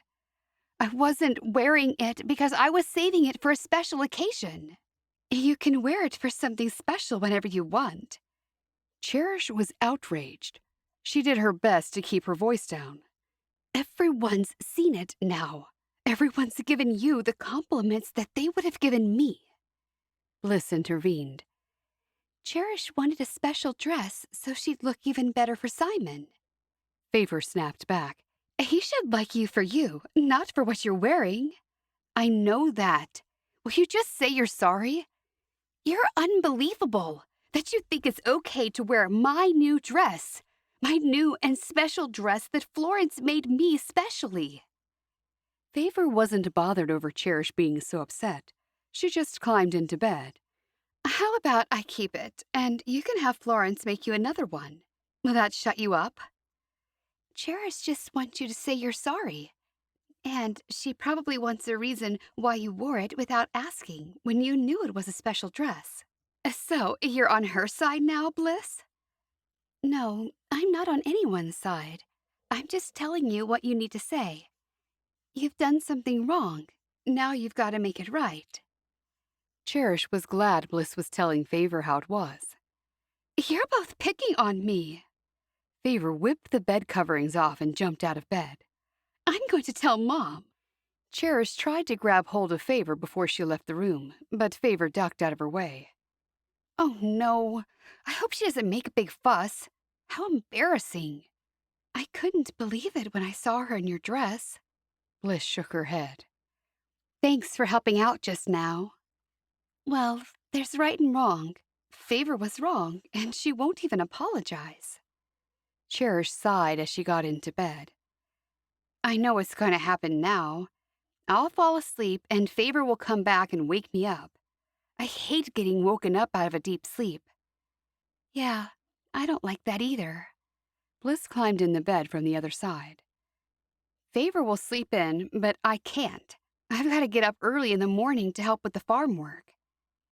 "Do you want me to find Favor and tell her to get back to bed?" "Would you?" "Yes." Bliss got out of bed and moved down the hallway. She pushed open Wilma's door. "Mom?" she whispered. Wilma rolled over. "What is it?" Mom asked. Where's Favor? Isn't she with you? No, she said she was coming to talk with you. She's not here, Mom said. Okay, sorry to wake you. It's fine. I wasn't asleep yet. Bliss quietly closed Wilma's door and made her way through the dark house. She saw a light coming from the kitchen and moved closer, being careful not to trip over anything that might be in her way. When she stepped into the kitchen, she saw Simon and Favor talking. There you are, Favor. Favor looked around, seeming annoyed to see her. I was just getting a drink of water. Me too, Simon said. That's a good idea. Can you get one for me as well? Sure, I'll bring it into the bedroom for you. Favor was acting as though everything was fine. Bliss turned and walked away, but something told her she should listen in to what was going on with those two. They'd been close all day. Simon was supposed to like Cherish, and Favor knew that. I'll see you tomorrow then, Favor said to Simon. Yes. I'm so glad we came. It was good of Cherish to invite us. My folks like getting away from the farm. It's rare that they can get a day off. I hope we can do something fun tomorrow, Favor said. I'm sure we will, but I will have to make time for Cherish tomorrow. She won't mind. She likes being around Malachi anyway. That's all she talks about at home. Wait a minute. Cherish talks about Malachi? Simon asked. That's right. I thought Malachi and Annie were dating. No, Favor laughed. What made you think that? I'm pretty sure Cherish told me. Then someone turned on the tap, and the running water drowned out what they said so Bliss couldn't hear them. Then the tap turned off. So, we'll be able to do something fun tomorrow? Favor asked once again. I guess. We'll see what everyone's plans are. Okay. Good night, Simon. I had fun today. Bliss hurried back to her room, not so worried this time about bumping into anything as she ran through the dark house. She got back to their shared room and dove under the covers. What's wrong? Cherish asked. Nothing. Why would anything be wrong? Bliss couldn't tell Cherish right now. There'd be a huge scene in front of their guests, and no one would get any sleep. She'd tell Cherish about what Favor had said, but she wouldn't do it until the time was right. Where's Favor? In the kitchen, getting water. She didn't go to Mom's room. Okay. Thanks for backing me up about the dress. That's fine. Favor walked into the room with a glass of water for Bliss. Here you are. Thank you. Bliss sat up and took a mouthful and then put the glass on the nightstand. Favor climbed over Cherish and got under the covers between Bliss and Cherish. Good night. Is that all you're going to say to me, Favor? I'm sorry for wearing your stupid dress. Good night. Cherish grunted. You're so rude. I'm trying to sleep, Favor said. Bliss leaned over and turned off the small gas lamp beside her. Chapter 12. The next thing Cherish knew, she heard someone hissing her name from outside the bedroom door. It was Malachi, and that meant it had to be morning. She got out of bed and moved to the door. Without opening it, she said, "Yes? You helping with the chores or what?" Yes, give me 2 minutes. I've just got to change. I'll be in the kitchen. You want coffee? Yes, please. Cherish quickly changed out of her nightgown and pulled on her warmest clothes. She even pulled on 2 pairs of her warmest black stockings and her thickest undergarments. Then she found Malachi standing at the kitchen sink with Wally beside him. They both turned and looked at her. I love being up this time of the morning. Malachi passed her a cup of coffee. Thanks. Me too. She sat down at the table and looked out the window. The farm sure is pretty. It is. Malachi gulped down half his coffee and poured the rest down the sink. Let's go. Give me a minute. I've already given you a minute. I know, but I have to drink my coffee. He sat down beside her. I can always make you another one when we get back. Cherish took a mouthful and then another. Okay, I'm ready. They moved outside, careful to keep quiet so they wouldn't wake anyone. We'll feed the pigs first. Okay. As they mixed up the feed, Malachi said, "Whoever marries Simon, she will be marrying his parents, too." Cherish was taken aback. That comment had come out of nowhere. Don't be silly. It's true. He's never going to leave him. I reckon he'll marry and expect the girl to live on the farm with him. No, with them. There's nothing wrong with that, is there? Not if you're okay with it. Not if you want to marry his parents as well as him. Your children will have 4 parents. Cherish hit his arm. Don't say it like I'll be marrying him and having 1,000,000 babies. Malachi laughed. Maybe not 1,000,000, but it sounds like he'd be happy with 10, 12, or 14, especially if he's got his folks living in the same house to lend a helping hand. If I ever get married, the man will have to come here and live with me. What would be the use in me going to live on someone else's farm when I have a perfectly good farm here? Malachi smiled. Exactly. You agree with me? I do. Where will you go when that day comes? He swiped a hand through the air. I'm not worried about that. That'll be years away, won't it? Yes, so many years away. Years and years before I get married. But I told you before, I'm going to live here in about a year. So where will you go? Don't know yet. He passed her a bucket and they made their way to the pig pen. The more you try to convince me, the more I'm not convinced. You must like Simon. Why would he be here if you didn't? Think what you like. She knew she couldn't keep denying it. She wasn't fooling anyone. And what if I do like him? I knew it. Malachi shook the contents of his bucket into the pig's trough. Well, it's good for me then if you marry him. Why's that? Because I can stay here while you're helping them on their farm. He took the bucket of feed from Cherish and poured that in, too. If that happened, their farm would be part my farm, too. No, it wouldn't. You'd be just working there. They're not going to give you a share of their farm just for marrying Simon. I know that, and I wouldn't expect that. But it would be like mine. I'm not saying that ever happened. I'm just saying if it did happen, then it would be okay. Malachi looked back at the house. They sure are sleeping a long time for farmers. They're probably just enjoying the break away from their farm. Yeah, that must be it. They took their time feeding the animals, and when they were through, the sun was well and truly over the horizon. When Cherish went inside, she saw Favor talking to Simon. They were all cozied up in front of the fire. So her temper wouldn't boil over, she headed into the kitchen. There she saw everyone else at the kitchen table drinking hot chocolate, apart from Bliss and Harriet, who were having a good time baking bread. Cherish turned on her heel and went into her bedroom and closed her door. It was like she didn't matter at all. No one even looked up when she walked in. A minute later, someone was knocking on her door. Cherish had been slumped over her bed. She quickly sat up. Come in. It was Mom. She looked at Cherish sympathetically and hurried to sit next to her. Are you okay? I don't know. This is the first time I felt out of place in this house.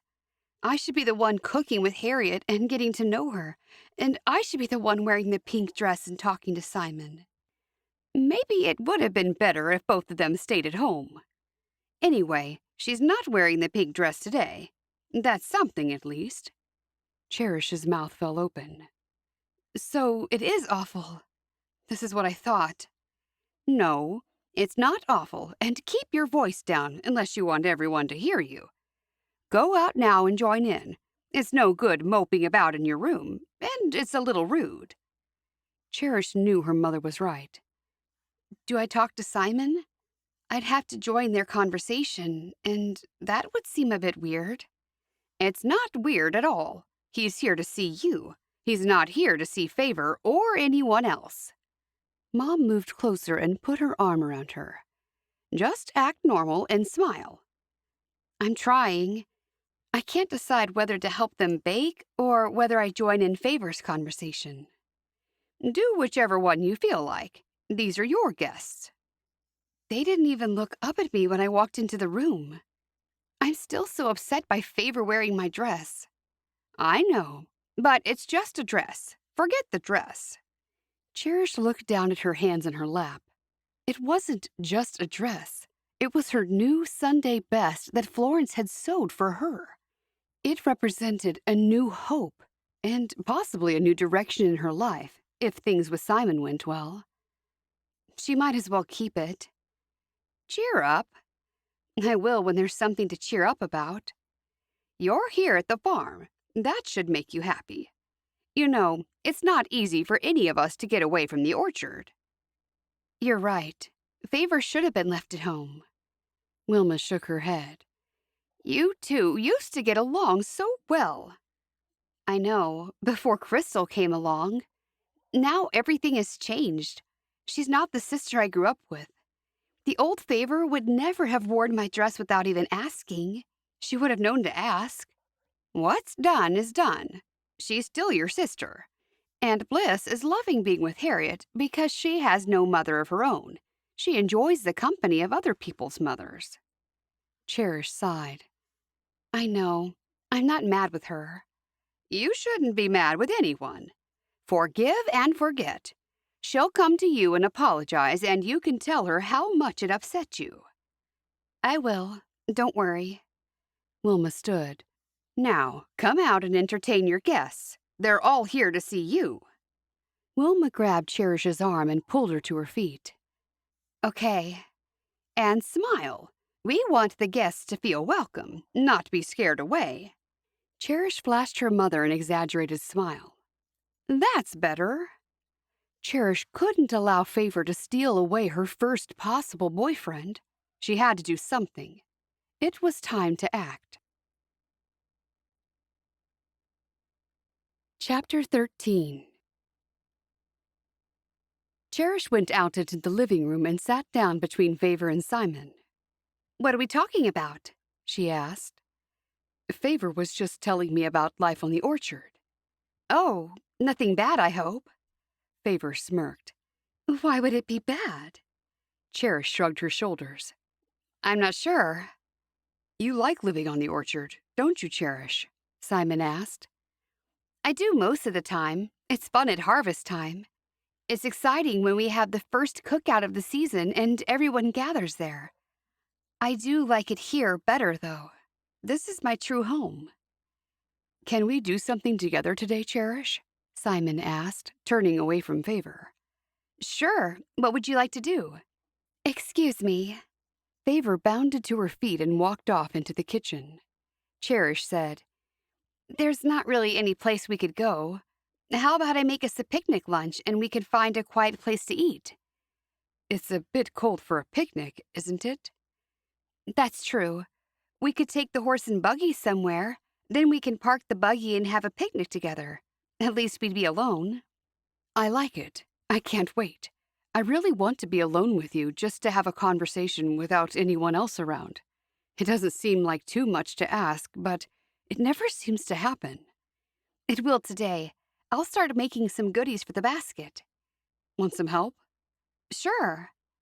Together they walked into the kitchen. When Simon announced that Cherish and he were going on a picnic, Bliss said she'd make them some fancy dinner rolls to take with them.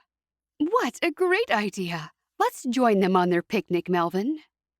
Cherish opened her mouth in shock. Then she waited for Simon to say that it was just for the two of them. We haven't been on a picnic for years, have we, Harriet? Melvin said, smiling. It's not exactly a picnic. Simon and I were just going to drive until we found a quiet and sheltered spot somewhere. Then we were just going to have lunch in the buggy, so it's not really a picnic. Cherish stared at Simon, hoping he'd jump in and say something. All he did was nothing. His face was expressionless. Melvin laughed. Sounds like a picnic to me. Don't worry, we'll make it fun. I know some good games we could play. Cherish's bottom lip curled. Games? Yes, charades. I spy, and the like." Then Cherish stared at Simon, a little more deliberately so he'd get the hint. He didn't notice. He was still expressionless. Cherish couldn't work it out. He said he wanted to be alone with her. It didn't make sense he'd want his parents to come with them. "Why don't I come too?" Malachi suggested. "I love games." Cherish frowned when she saw Malachi smirking. Melvin said, "No, Malachi, I don't think there'd be room in the buggy for 5 of us to have lunch. Besides, I'm sure you have a lot to do around here. I saw some panels on the back of the barn need replacing." "I know that, but no point doing it now when it could snow at any time." Melvin shook a finger at him. "When you get to my age, you'll learn that you should never put off until tomorrow what you can do today." "I'm sure Malachi knows what he's doing. He's doing a great job with the farm," Wilma said. Cherish was a little shocked that her mother spoke up. "Don't get me wrong, Wilma. I wasn't saying anything like that. I'm just saying that the young can learn a thing or two from their elders. We've been through many things they haven't been through yet. I'm trying to help guide him." "I'm fine, thanks," Malachi said. "Excuse me, I've got some things I need to see about in the barn." Before he walked out, he said, "And it's not those loose panels." Melvin raised his eyebrows, and when they heard the front door close, Melvin said to Cherish, "How well do you know that man?"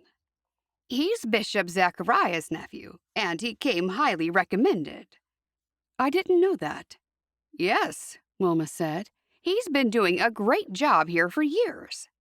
"Great job, eh?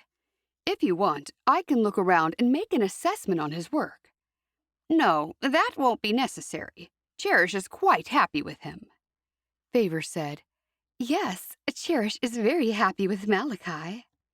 Cherish frowned at Favor, wondering why she was butting in. "Forgive me for saying this, but Malachi might not work as hard for a woman boss as he would for a man. I'm not saying he's dishonest, but—" Harriet said, "Melvin and I think men work harder for men. Simon agrees too, don't you?" "I'm not sure, Ma." Harriet turned toward Melvin. "Why don't you go and talk with Malachi? He seemed a little upset just now." "I don't think that's necessary," Wilma said. "I've always found that men need some time to think things through if they're upset." "I'll go talk with him." Wilma stood up. "No, I will." "Sit down, Wilma. What good would it do for you to have a conversation with him? You're a woman. This is the problem." Cherish couldn't stop herself from blurting out, "It's a problem that my mother is a woman?" "Yes, women can't deal with workers." Wilma's mouth fell open. Cherish was shocked, and Favor and Bliss kept quiet and looked on. "Simon?" Cherish hoped he'd tell his father to stop. "Yes, Cherish?" Simon asked. "Nothing."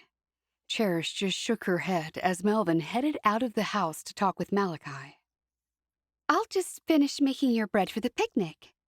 Bliss fussed around the kitchen, talking, trying to take the attention off what just happened.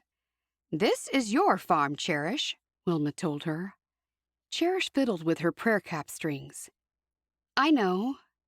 Cherish didn't want to offend Simon's parents in any way. They were only trying to help. "Well, go out there and be an owner." Wilma pointed at the door. "What are you saying, Wilma?" Harriet asked. "Now it's time to put the dough in the oven. Oh, this bread is going to be so tasty." Bliss was still doing her best to diffuse the tenseness in the room. "I'm saying that your husband shouldn't be saying anything to Malachi about how he manages this farm. It's Cherish's farm. She hasn't asked for help, or have you, Cherish?" "I don't think so. No." "Sometimes people don't know they need help. They're the people who need the most help," Harriet said. Mom folded her arms. "Well, Cherish?" Cherish took a deep breath, not knowing what to do. She looked at Simon and realized he was no help at all. "I'm going." Cherish headed to the barn, not knowing what she'd find. She found Malachi showing Melvin how he'd organized all his tools in the barn. They both turned and looked at her. Melvin smiled at her. Seems this young man is very organized. Is he? That was news to Cherish. Yes, he's given me some ideas for my place. And, after looking closer at the boards, Melvin agrees that we should leave them for now. Oh, good. I'm glad. I think this young man is doing a good job for you, Cherish. Thanks. I do too. I never doubted him for a moment. Shall we go back inside? It's a little chilly out here. You go back in. Malachi is showing me around. Seems we might be able to learn a thing or two from each other. Okay. Cherish was pleased with what she'd found. It could have been a disaster if they weren't getting along. Malachi had managed to turn things around somehow. Sometimes Malachi was surprising. She was met at the front door by Simon. Simon, why didn't you say something to your parents? It never works with them. It's no use. They never listen. They might if you actually stood up to them. He looked at her blankly. Trust me, it never works. It's a waste of energy. I thought you wanted time alone with me. I do, and we'll get some time alone. Just not today. I don't know when. I was really looking forward to it. Now we have to have a picnic with your parents hovering over us. Cherish folded her arms.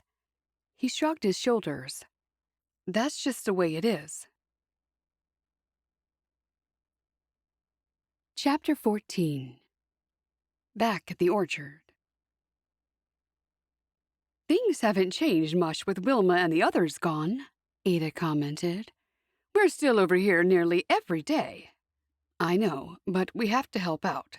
We can't leave everything to Debbie and Levi. Levi smiled at Samuel. I'm sure Debbie and I could manage everything.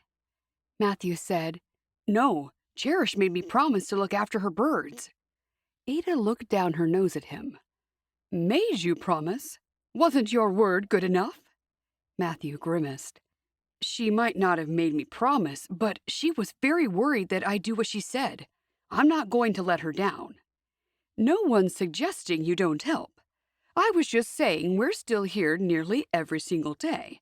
I thought with Wilma gone, we wouldn't be. How was your day, Debbie? I've been busy with my tea every spare moment. Oh no, I forgot to see Crystal. She was going to help me with the website. Wait, Peter was supposed to take me, and he didn't come here. If you ask me, the teas were already good, Samuel said. Ada grinned. Now they'll be even better, won't they, Debbie? I sure hope so. Of course they will. I have confidence that you'll make the best tea in the whole country, and you'll end up selling your tea everywhere. A giggle escaped Debbie's lips. Oh, Ada, you have more faith in me than I have in myself. We all believe in your ability. You've been through a lot in your young life, and that has made you strong-minded. Debbie didn't know if that was true. She didn't feel that way. Most of the time, she felt like she was floating along with the river's current, tossed to and fro by the wind. Making the tea was the first thing she'd done with a purpose, and the first thing that she'd done for herself and for Jared's future. I'd love it to be successful. We're all behind you, Levi said. Thank you. It means a lot that you're all taking this as something that's serious. My parents couldn't understand what I was doing and why I was doing it. What they'd wanted was for her to marry a widower, but Debbie couldn't even say that aloud. She was not going to make a marriage of convenience. Neither was she going to marry for anything other than love. Ada pushed her lips out. Speaking of your parents, have you heard from them since you refused John's parents' invitation to live with them? Debbie shook her head. I haven't heard anything from them. I know they'll be so disappointed. In time, I'm sure they'll understand, Samuel said. Debbie noticed Levi's beard twitching. Levi knew his brother wouldn't ever understand. He was too narrow-minded, and Debbie realized her mother was no better. Maybe I'll write to them and tell them what happened. I should keep in contact. Yes, you should, Ada said. You might be very different people, but it doesn't mean you shouldn't write to them. And visit when you can. They're still your parents. I know. If it weren't for them, you wouldn't exist, Ada laughed. I know it. Debbie bit her lip. I just don't know why Peter didn't come here. We arranged it for the morning. I think it was the morning. He said he'd be here. I'll take you, Levi offered. Would you? Crystal will still be at the quilt shop. That's where we arranged to meet. I'm ready any time you are. Thanks, Uncle Levi. Ada, would you? Of course I'll look after Jared. Thanks. Hopefully we shouldn't be away too long. Chapter 15. Crystal had contacted Adam and told him how urgent it was that he get on with the job he'd quoted at the quilt shop. He put other jobs aside and concentrated on getting that job done. His other clients weren't in such a hurry, with it being the middle of winter. Before he arrived, Debbie and Levi Bruner came to her store. She spent half an hour with Debbie, going over how Debbie wanted the new website to look. It didn't take long to lock in some design concepts. Then they didn't waste time chatting because Debbie had to get back to her baby. And Crystal, who was expecting Adam any minute, didn't want Debbie to see him. Before you start, Adam, will you have something to eat? I don't want you working on an empty stomach. I've brought some sandwiches and some coffee. Thank you. I don't mind if I do. Crystal smiled. She knew the way to a single man's heart was through his stomach. She grabbed another chair from the back room and pushed it up to the serving counter so they could both eat there. Then she opened the takeout sandwiches. They're all toasted ham and cheese. I hope that's all right. Very good. Thanks for this. And the coffee's black, just how you like it. He raised his eyebrows. You remember how I like my coffee? I do. I have a very good memory for things that are important. He opened the lid of the drink container and took a mouthful. So, how are things with you, Adam? Crystal pulled her sandwich out of its wrapper. Things are going well. Andrew and I are still busy at work. We have orders coming in continually. It's slowed up over Christmas, but that's given us a chance to catch up with everything. I wish I could say the same. We were doing great sales up until Christmas, but now it's fallen off. I guess that's why there are such things as after Christmas sales. But quilts aren't something that we can discount. It takes too long to make them, and there's not a lot of profit in them. Sounds like you'll just have to wait out the quiet times. That's why I asked you to come now, so we could close the store and not lose too much business. You won't have to close the store. We make what you need off-site, and it won't take long to put it up. If you don't mind me asking, how are things between you and Bliss? He looked away and pushed his hair behind his ears. You know we broke up? I heard that. Well, nothing's changed since then. Oh, that's awful. He scrunched his shoulders. These things happen. I know, but I really thought you'd both last the distance. I guess it wasn't meant to be. Have you seen her lately? He shook his head. She's gone to Cherish's farm. What?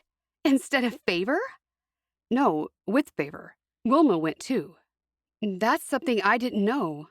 I really hate to be out of the loop. Favor told me she was going, and she didn't tell me about Bliss. I heard it was the last-minute thing. Heard from who? I think it was Ada. She told me when I was putting up Cherish's aviary yesterday. That explains a lot.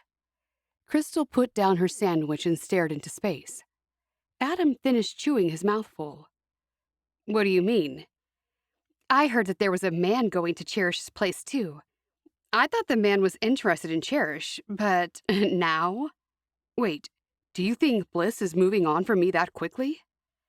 Things between the two of you are over, aren't they? Yes, I guess so. Sometimes the best way to get over a breakup is to find someone else, don't you think? Don't worry, Adam. It just shows that she can't have thought that highly of you in the first place. You think so? Crystal covered her mouth. Forgive me. I shouldn't be saying such things. I'm always getting myself into trouble for speaking my mind. Some people don't appreciate it. I'm glad to hear your thoughts, but I'd rather not talk about Bliss if that's okay. That's all people want to talk about. As he ate his sandwich, he wondered how he'd feel to see Bliss with another man. He wouldn't like it one bit. Adam, I just want you to know that I'm not the kind of person a lot of people think I am. Sure, I've made mistakes, but now I feel like a totally different person.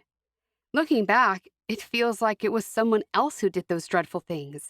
Do you know what I mean? He looked over at her.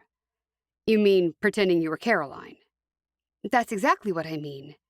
There are so many things I feel deeply shameful about. That's just one of them. Will anyone ever truly forgive me? Everyone in the community knows what I did. How do you think I feel about that? I'm not even the same person who did those things. I wouldn't do them now. I think everyone's okay with it, now that you're one of us. Yes, but that's another thing. Will I ever truly be one of you since I wasn't born into the community? I'm starting to think I'll always feel like an outsider. No one wants you to feel like that. Will you be honest with me if I ask you an important question? She ran her fingertip around the rim of the coffee cup. Sure. I think we know each other well enough to ask. She looked up at him. Will the single men in the community always see me as an outsider? Have my lies marked me as someone to stay away from, even though God has forgiven me? He looked away, scratching his cheek. I can't really speak for others. What about you? His eyebrows pinched together. What do you mean? Just pretend that you and I were in love. Could you forgive my mistakes? He squirmed in his chair. Are you saying this because you know why Bliss and I are no longer together? No, no one told me anything. Not even Favor told me. Oh, don't worry, you don't have to answer. I just thought... If I knew the mistakes at the start of the relationship, I'd be fine with that. There's nothing worse than something that's been hidden from you. I can't speak for anyone else, but that's how I would feel. Thank you for being honest with me. He popped the last piece of sandwich in his mouth. I hope that was of some help. It was. More than you'll ever know. He stood. Thanks for the sandwich and the coffee. I better get back to work. I'll drink the rest of the coffee while I'm working. Sure. He looked down at her. I can lock up for you if you don't want to stay. Do I just twist the knob on the door or something? It's okay. Gertie would want me to stay until you finish. I don't have anything else to do with my time. I'm happy to watch you do whatever. Okay. He wondered if Crystal liked him. Was that why she was asking all those questions? He hoped he hadn't given Crystal too much of a hint of his reason for the breakup with Bliss. Too many people knew already. He went about his work, making sure he'd cut the metal to the correct length before bolting the metal rods to the ceiling. I can help if you want. I can pass you up tools. From the top of the ladder, he looked down at Crystal. It's fine. Thanks anyway, but I'm used to working by myself. Crystal walked back to the computer and was quiet for a while. In the end, he did need Crystal's help to loop the quilt over the fixtures once he'd finished. Chapter 16. Crystal and Adam stood back and looked at the finished work. Crystal said, "You've done a great job. Gertie's going to love it. I told her this was the way to go. The quilts look much better displayed like that, and we can keep more in the store. I'm glad you're happy with it." I am, and your price was so reasonable. Gertie thought so too. Are you going home now? No, I have to go back to the workshop and see what's happened since I left. We always prepare what we need the night before. After that, why don't I take you out for a quick meal? To say thanks? Crystal asked. Thanks, but I've got to get back to Andrew in the workshop. Bring him too, if you're worried about him being alone. Adam chuckled. I'm sure Andrew can be alone for a few hours. Great! I'll take you to that new Chinese restaurant down on the corner. It'll just be a quick meal, to say I'm grateful for you fitting us in at such short notice. It's really not necessary. I know, but it would make me happy to do something different tonight. Crystal sighed. I'm always doing the same thing, just going home. You'd be doing me a favor. We could just make it an early dinner. I don't want to take up too much of your time. Thank you, Crystal. I'll do that. I'll meet you there at 6. I don't know if Andrew will be able to make it, but I'll ask. Okay. I'll see you at 6. Adam packed up the last of his tools. It looks great. Thanks again. He glanced up at his handiwork. Those quilts did look good, hanging from the ceiling. It was a good idea. It was my idea. It just makes sense. Crystal looked down at his toolboxes. Do you want me to help you out with those? No, it's fine. I'll make 2 trips. They're quite heavy. When Adam drove away, he started to second-guess his decision about Bliss. He'd thought about her so much over the last few days that his head felt like it would explode.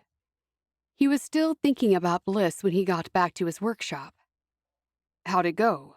Andrew asked. Good. It took longer than I thought. I had a bite to eat with her. Andrew laughed. You always get the best jobs where people want to feed you. Not only me, she wants us to have a quick meal with her to say thanks, an early dinner. Andrew's mouth drooped at the corners. We need money for that job. She's not paying us in food, is she? Adam chuckled. Relax, we're getting paid. All right then. Where and when are we going? She wants to go to a Chinese restaurant near her shop. Okay, I don't mind. As long as I don't have to eat your cooking again or mine. I'm with you there. Anything wrong? Andrew asked, studying him closely. No. Why? You seem quiet. Adam took a deep breath. I'm just thinking. Bliss again? Adam shrugged his shoulders. Did I do the right thing? What is the right thing? Who knows what's right and what's wrong? If you love her, don't let her go. We've all made mistakes. By the sound of it, she really upset you somehow. I don't think she would have done anything deliberately to hurt you. Now you say that. I said that at the start. You just didn't want to hear it. You said that? Andrew nodded. I did. I'm sorry. You haven't been yourself since the 2 of you parted. She was a big part of my life. I thought we'd be married and have children together. I thought we'd raise them and grow old together. You still can. It's not too late. I don't want to know what she did to upset you because it's none of my business, but I don't like seeing you like this. I've been that bad? Adam asked. Yes, you've been a total pain in the neck. I'm sorry if I haven't been. Don't be sorry. Just figure out if you love her enough to overlook that she's only human and has failings. She's not perfect. None of us are. I know, but she's Bliss. I thought she was perfect. She's not. Don't you want to be the kind of man who'd stand by her no matter what? You have no idea. Is it worth this torture you've been putting yourself through and probably putting her through? Adam said, I only hope it's not too late. What if she's already moved on and found someone else? No, that wouldn't happen. I've seen the way she looks at you. Her whole face brightens up whenever you're around. That was in the past. Oh, Andrew, what have I done? Adam put his head in his hands. Hello? They both turned around to see Matthew walking toward them, carrying something covered with a blue and white check dish towel. I've got the pot of soup Ada promised you. Thank you, Adam and Andrew said at the same time. Hey, Adam, I offered to bring this over for Ada because I'm sorry for what happened back at the orchard. You had to have known they were trying to get you back together with Bliss. I know. I figured that out at the start. Cherish didn't want that aviary up just yet. Matthew, how would you like to accompany Andrew for a Chinese meal? I love Chinese food. I only had it once before, and it was great. I was going to go with him, but I just remembered I have something else to do. Crystal will be there too, Andrew told Matthew. Crystal, eh? Count me in. When are we doing this? Andrew said. We'll have to leave in 10 minutes. I'll meet you at the new Chinese restaurant just down the road from the quilt shop where Crystal works. Great!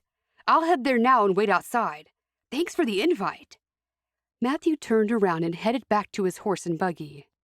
Andrew looked at Adam. Where are you going? Home. I just want to be alone for a while.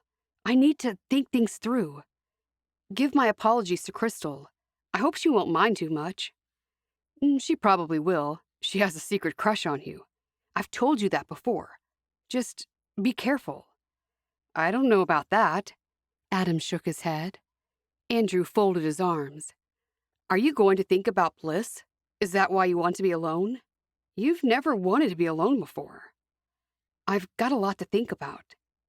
Hey, you're not going home and running out on me in the business, are you? No way. My home is here now. We built this together, and that's how it'll stay. I just wish my personal life was going as well. It used to be. I know. That's what I've got to think about while I'm eating the soup. He picked up the soup Ada had made them and headed out the door. Chapter 17. Back at the farm, Cherish was trying to enjoy her picnic with Simon, but she couldn't do so. They were having the so-called picnic in the buggy due to the weather, and Simon's parents were in the front seat. This isn't really much like a picnic, Cherish blurted out as Harriet passed her a piece of chicken from the picnic basket Wilma and Bliss had prepared. In this weather, a picnic outside's not practical, Melvin said. This is okay, isn't it? Simon asked her. Cherish stared into his eyes and chose to change her attitude. Yes, it is. Simon laughed. It's a buggy picnic, a different kind of buggy than in the summer when ants or flies bug picnickers. I guess that's what it is. Cherish smiled, but she couldn't relax with Simon's parents listening to every word. How could she get to know Simon better? It's lovely, all four of us being together like this. Harriet passed Cherish and Simon napkins. I'm so glad we could all come. Cherish took the napkins. Thanks. Now Harriet was mothering her, too. She didn't want to be treated as a child. Why was Simon okay with it? This could be something that she wouldn't get used to. Carter, Florence's husband, had seen it just from hearing about Simon. She didn't want Carter to be right about Simon being a mama's boy. We've got fried chicken and cold cuts, coleslaw and beets. Leftovers from last night, Harriet said, looking down at her plate. That's right, and there's also the buttered rolls that Bliss baked for us. I'll have one of those, Melvin said. Cherish passed one over. Then she arranged a plate for Simon and one for herself. This is a real treat. Thanks for thinking of this, Cherish. I thought it would be a good way for Simon and myself to have some alone time. Just pretend we're not here. You two can talk about whatever you like. Melvin and I will stay quiet. Cherish looked over at Simon, but he was more interested in his food. His parents didn't even know she was more or less saying she wished they hadn't come. They didn't take the hint, but it was too late now anyway. Cherish chewed on some chicken, and when she had swallowed, she said, How do you like the farm, Simon? It's great. It's a lot smaller than our farm, Melvin said. Harriet touched her husband's shoulder. We're supposed to be quiet, remember? Oh. He turned around to look at Cherish. I'm sorry.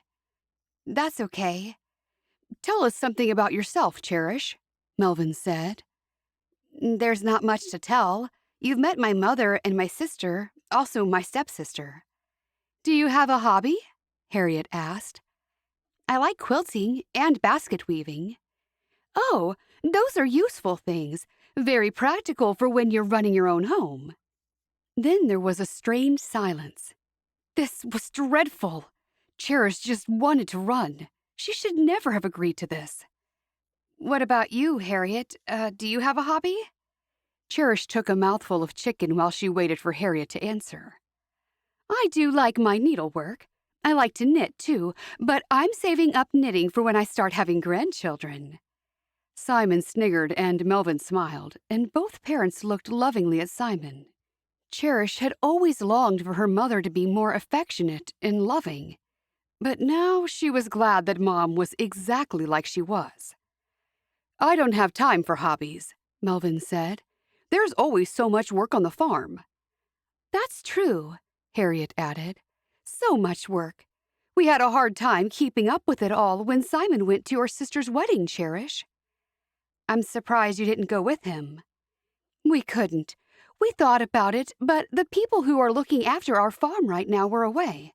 Simon said he'd go by himself." "I'm sure he missed you both very much." Simon nodded. "I did." Cherish looked down at her plate of food. That was maybe why Simon left so quickly. He had wanted to get back to his parents. Back in Lancaster County, Matthew was excited to be having a meal with Crystal. Of course, it would have been better if Andrew wasn't going to be there as well, but this could be the start of something. He parked his horse and buggy and walked down the road to the restaurant. He passed an alley and glanced down it. Then he took a couple of steps back. Crystal was there. She was leaning against the brick building, and she was smoking. He was a little shocked to see it. He knew a couple of the men in the community smoked. He'd seen them at horse auctions. But it didn't look good for Crystal to be doing it. She looked up and saw him, and he walked toward her. "Matthew, what are you doing here?" "Adam invited me to eat with you all. I hope you don't mind." "That's okay. Why would I mind? I wasn't going to be alone with Adam anyway because Andrew's coming." Did she clearly just admit to preferring to be alone with Adam? Everyone was right about her. He coughed slightly because the smoke was aggravating his throat. She put the cigarette to her lips and inhaled. Then she tipped her head back and blew smoke rings into the air. "I'm sorry. It's a dreadful habit. I've tried giving it up so many times. Now I've given up on giving up." "What one?" She held the cigarette pack toward him. "No thanks." "Suit yourself." She tucked the pack back into her apron. "How have you been, Crystal?" "About the same. Selling quilts and doing stuff with websites for some Amish businesses. I heard nearly everyone in Favor's family went to the farm." "I was just at the orchard today. I'm looking after Cherish's birds. Favor went, so did Bliss, and naturally Cherish went, and Wilma too." "Have you heard from them since they've been there?" He shook his head. "Not a word." "So, do you think there's a chance that Bliss and Adam will get back together?" "I don't know. She's been very upset about it. I think that's why they took her to the farm." "Cherish likes Simon. That's not a secret. Not to me anyway, because Favor told me." Matthew was a little shocked to hear her say that, and Crystal noticed. "Oh, you poor thing. Don't tell me you like Cherish." "Of course not." "Good. Then I'll tell you a secret, and I'm the only one who knows it. Favor likes Simon too." His eyes grew round like saucers. He had no idea. "That's not going to end well. They both like Simon?" "They do." What's Simon got that I don't?" Crystal looked him up and down and then laughed. Oh, you're serious?" "Yes." "You're just a boy. That's how everyone sees you. Simon is more of a proper man. He's bigger and taller." Matthew looked down at himself. "I'm a late bloomer. I'm just waiting to go through my growth spurt." Crystal laughed. "And what if that never happens?" Matthew's mouth fell open. He'd never even considered that. There was nothing wrong with being short, but he wanted to be tall. He'd always imagined himself being at the height of 6 feet tall, or even more.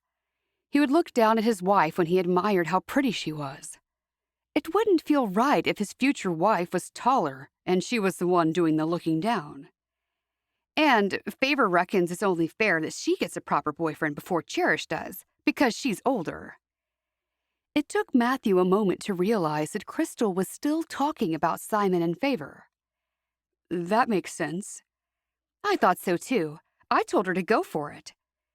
"What does that mean?" She has to do whatever she can to make Simon like her more than he likes Cherish. She glanced up the alley.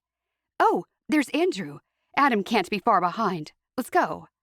She threw the cigarette down on the ground and just left it there. Matthew couldn't leave it there, alight. He stomped on it and then hurried to keep up with her. Wait up, Andrew, Crystal called out.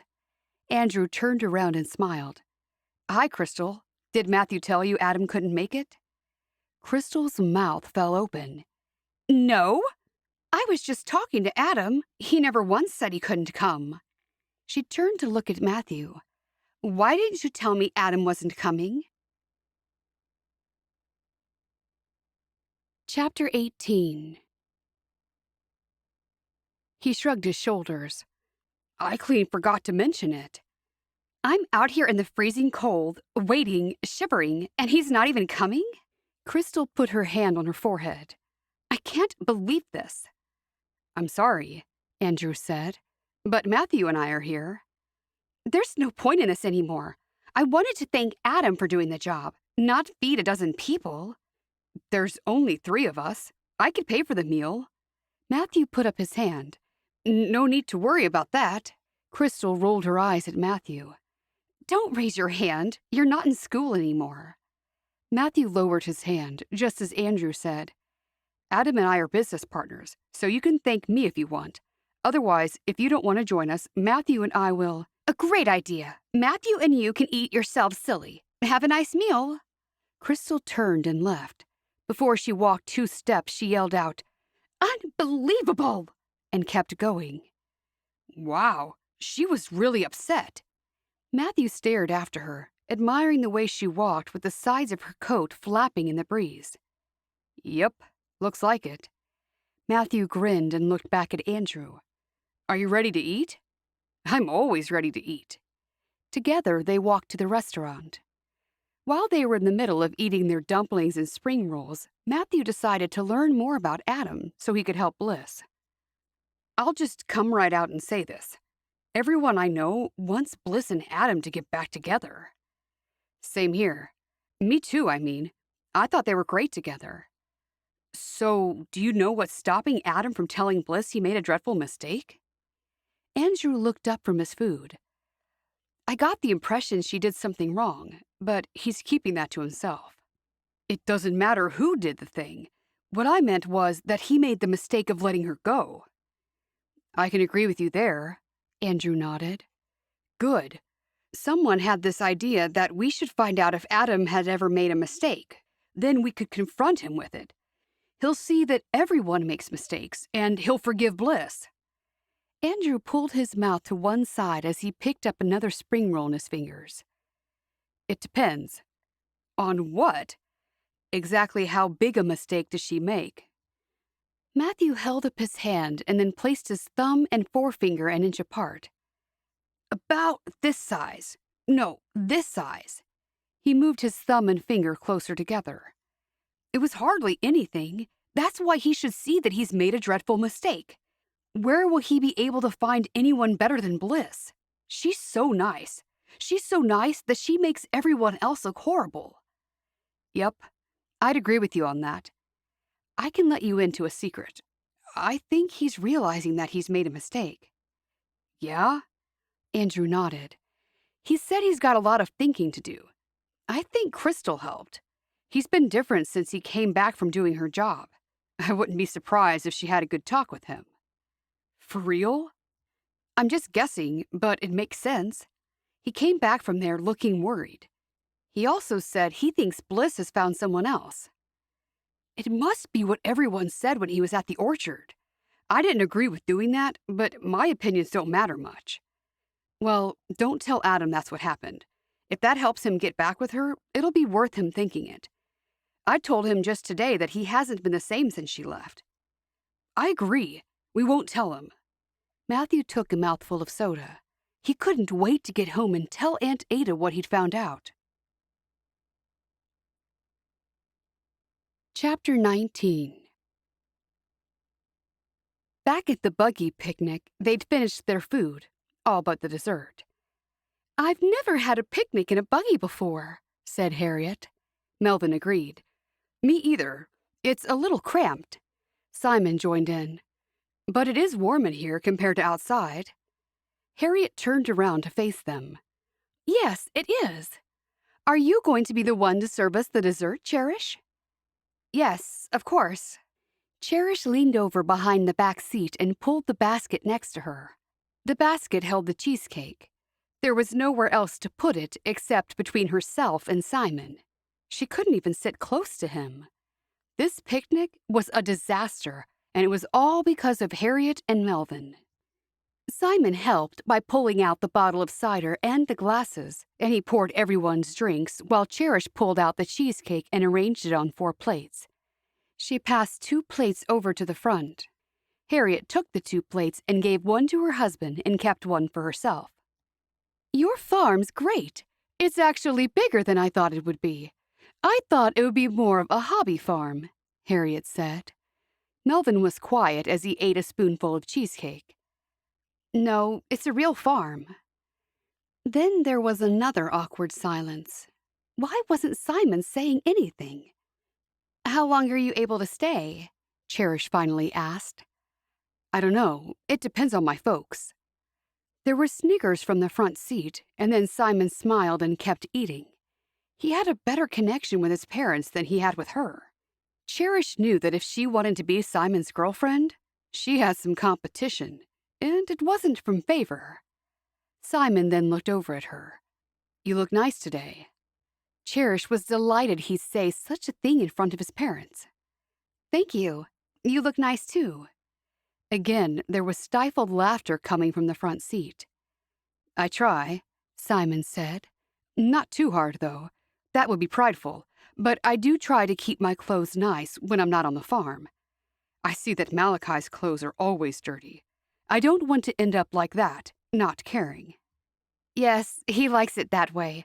He's always doing things outside, and it'd be hard for him to keep changing his clothes to keep clean. I understand. Farm life is like that sometimes. Simon smiled at her. Your clothes are never dirty, even when you've been out with the animals.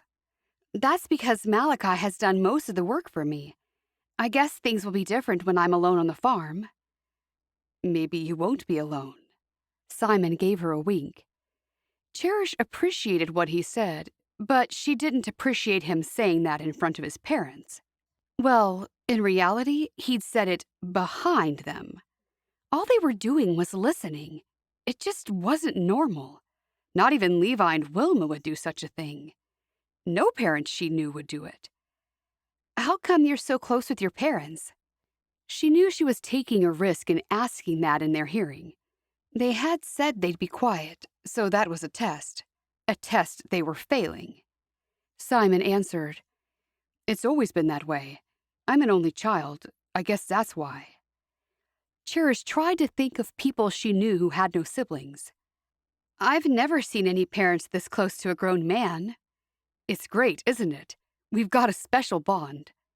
Simon glanced at his parents, and then she saw his parents smile at one another. It looked like they were now holding hands. Simon continued, We're always together. We're a threesome. When I meet the right woman, we'll become a foursome. Ma can't wait for that day to come. She's always said my wife will be her special friend. That's good to know. Very good.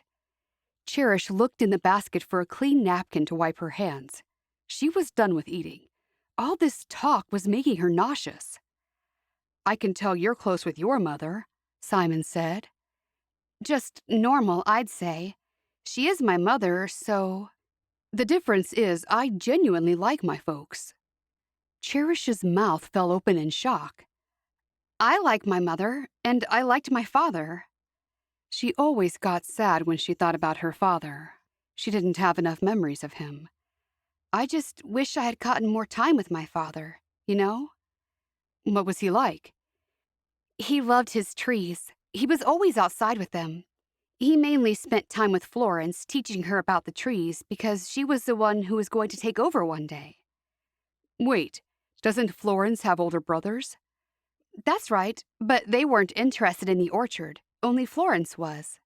The rest of us were too young to show a real interest. Dot tried to teach all of us, but we were too young to take it all in. He was a calm and quiet man. Like Levi? Same, but different. They were happy days when I look back on them. Everything in life was good when he was around. He always fixed everything. Mom was much happier. That's how I remember it anyway. Don't say that in front of Levi, Simon grinned. He'd understand. His wife died too. Ah, yes, of course. Bliss is from his first marriage. While Cherish had been talking about her father, for a moment she'd forgotten about Simon's parents in the front seat. Anyway, I'll get too sad if I talk about my father anymore. I didn't mean to make you sad. I just want to know all about you. Everything. Cherish laughed. There's not that much to know. You know all about me already. So far, I like what I see. What about my family? Cherish asked. They're all nice. And Ma said before she even met your mother that she must be a nice woman to be such good friends with Ada. Cherish had to get away from the parents. It would be nice if we could go outside for a walk. Let's do that. By ourselves? Cherish asked. Sure, it doesn't seem quite as cold now. Make sure you both have your coats on, Harriet said before they got out of the buggy. Ma, you're supposed to keep quiet. I know, but I do worry about you both getting cold in this weather. Once they were out of the buggy and away from listening ears, Cherish said, I didn't think they'd come on our picnic with us. It's way too much family togetherness. It's okay, isn't it? No, it's not. I told you that. Why didn't you say something when they said they'd come with us? Simon shrugged his shoulders. What could I have said without hurting their feelings? Tell them that we need time alone? They'd understand. You don't know what they're like. They won't listen to me. You should make them listen. You're a grown man now. You're not their little boy anymore. Your mother doesn't need to fuss with your hair like you're a 3-year-old. That's just her. She always does that. I told you from the get-go that we were close. But I just wanted a quiet time alone with you today. We're alone now. Cherish glanced back at the buggy. What if your future wife wants to live away from them and away from their farm? Then that'll be our way of knowing whether she's the right woman or not. She couldn't believe what he just said.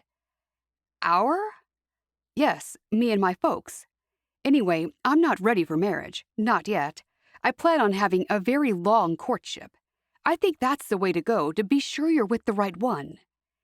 Cherish kept quiet and kept walking. A long courtship was fine with her. I have fun with my parents. I wouldn't want... Cherish interrupted. Why did you go to Hope's wedding by yourself? My parents couldn't leave the farm. They thought I should go. So it wasn't your decision? I'm just trying to work everything out. Sure, I don't mind telling you. Ma thought I should go to try and meet some new people. And I did. I met you. And if she hadn't suggested it, you wouldn't have gone. That's right. I wouldn't have even thought of going without them, unless they were okay with it. It's convenient that they have someone to look after the farm now for these few days. I know. The Kerslakis next door were away when the wedding was on. They're back now, and they're the ones looking after our place until we get back. That's good of them. They're a retired Englisher couple. They don't have a lot of land, so they've got a lot of time on their hands. We arranged everything before we left, so they don't have a lot to do. They just have to feed the animals and make sure the water's topped up.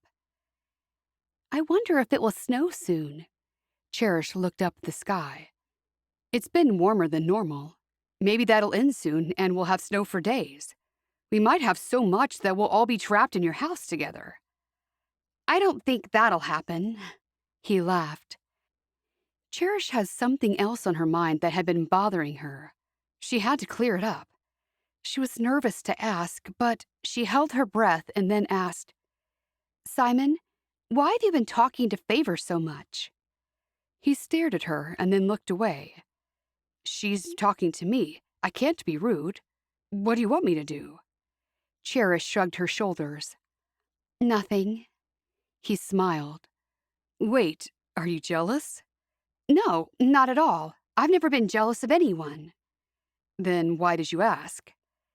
Cherish laughed as though she didn't care. The last thing she wanted was to be called jealous. "I just thought you might like her, that's all." "Not any more than I like anyone else, and not near as much as I like you." He took hold of her hand. "Don't go thinking any silly stuff." Cherish was relieved to hear it. "We better get back. We'll find some alone time later, okay?" "Sure." They both walked back to the buggy. Chapter 20. The next day for Cherish had started out bad. She'd woken up late and then saw that Malachi had fed all the animals without her. He was acting awfully strange over breakfast. Simon's parents were getting on her nerves, as usual, and that was why Cherish was so pleased when Annie Wiley arrived. Cherish rushed out to meet her. "Annie, how lovely to see you again." Annie gave her a big smile as she stepped out of the buggy. "Thanks. I hear you have visitors." "Yes, come in and I'll introduce you." After Cherish had introduced her to everyone, they all sat in the living room with hot chocolate and sugar cookies. Harriet said to Annie, "Ada can't stop talking about the wonderful cakes you and your mother make." "Oh, you must mean the gingerbread houses." "That's right. Ada says, try as she might, she just can't do it." "I don't know why she's finding it so hard." Annie put her fingertips over her mouth and had a little giggle. Harriet then said, "I would love to learn while I'm here, if you wouldn't mind teaching me." Cherish gulped. While she was here? How long was she planning on staying? Annie said, "Why don't you come to my place tomorrow? My mother is making a house for the first show of the year." "I don't know. Cherish might have something planned for us." Cherish shook her head. "No, it's fine. I have nothing planned at all." Cherish tried not to smile at the thought of finally having some peace. Hopefully, if Harriet went, Melvin would go too. "In that case, we'd love to go." "Who would be coming with you?" Annie looked around at everyone. "My husband and my son," Harriet said. Cherish gulped. She had not expected that. Annie giggled. "Why don't we go today? I could take you there now. It won't matter whether we start on the house today or tomorrow. Mom was just waiting so I could be there to help." Harriet looked over at Cherish. "Would that be okay?" "Sure." Cherish didn't know what else to say. "We might as well go now," Annie said. Favor bounded to her feet. "Can I come?" "Sure. I've got 5 seats in the buggy." Cherish glared at her sister. That meant she'd have a whole day without Simon, and Favor would be with him. The worst thing was, Simon was just sitting there in silence. Melvin stood up. "Let's go." "I'll drive if you don't mind, Annie." Annie opened her mouth in shock, and then she stammered, "Okay." Before Cherish knew it, they were gone. Cherish stared at Annie's buggy as it left the property. "What just happened?" Bliss stepped forward. "That was quite unbelievable of Favor. She should have let you go." Cherish's lips turned down at the corners. "I didn't want to go, but why did he go without asking me? I mean, Simon could have stayed here and let them all go." Mom put her arm around Cherish. "You heard what Harriet said. They go everywhere together." "But they're visiting us, and now they just go off? They'll be gone for ages. Simon just left without asking me if I minded." Bliss said, "They thought you'd have something planned for the day, but they knew they were coming here. There's nothing really to do except farm work." Cherish sighed. "I know." "We shouldn't talk like this behind their backs. I'm going inside to put my feet up and have a rest. I haven't cooked breakfast for so many people in ages." "It's about the same number when we have Ada and Samuel there for breakfast," Bliss said. Mom sighed. "Is it? It seems like much more. Let's get inside. It's chilly out." "You two go in. I'll find Malachi." Malachi had said hello to Annie and then left soon after. Cherish wrapped her coat tighter around herself and headed up the hill. From there, she could see the whole farm. With every step she took, she grew more and more annoyed with Favor. How she volunteered to go with them without a second thought. Simon was here as her potential boyfriend, and Favor was acting like he was hers. She looked up at the gray sky. It was as dark as her mood was right now. "Hey, Cherish." She turned around and saw Malachi near the barn. He walked toward her and they met in the middle. "What are you doing?" "Looking for you. Did you know Annie has gone?" "Where's she gone?" Cherish grunted. "She took all the visitors, plus Favor, back to her place to watch her mother bake a gingerbread house." "And you're not happy about that, right?" Cherish shrugged her shoulders. "It's just the way it happened." He tipped his hat back on his head. "How did it happen?" "Don't worry." "I'm not worried. I'm just asking you." "I'm the one that invited them, and then Favor jumped in and said she'd go with them. First, it was only Harriet, and then she made her husband and son go with her." "Didn't they want to go?" "Who would?" Cherish snapped. "It seems Favor wanted to go, and Harriet. You seem upset. Just enjoy them being gone." "That won't be hard. Anyway, what have you been doing?" "Same thing as I do every day, feeding the animals." "Sorry I didn't wake up early enough to help you today." "Don't worry about it. I'm sure that when you take over the farm, you'll wake up." "I will. It's just that I didn't have enough sleep last night, and you didn't wake me." "Were you up late talking with Simon?" Cherish sensed he was jealous and couldn't help smiling. "No, it wasn't that. I'm sleeping with 3 in a bed, don't forget. Favor's in the middle, and she keeps tossing and turning. I'm wondering if it wouldn't be easier to sleep on the floor. I nearly fell out of bed a couple of times." "Sleep on the couch." "I might do that." "Or take my room and I'll bunk in the barn." Cherish shook her head and grinned at him. "No. You're still trying to get away from the house, aren't you?" "Well..."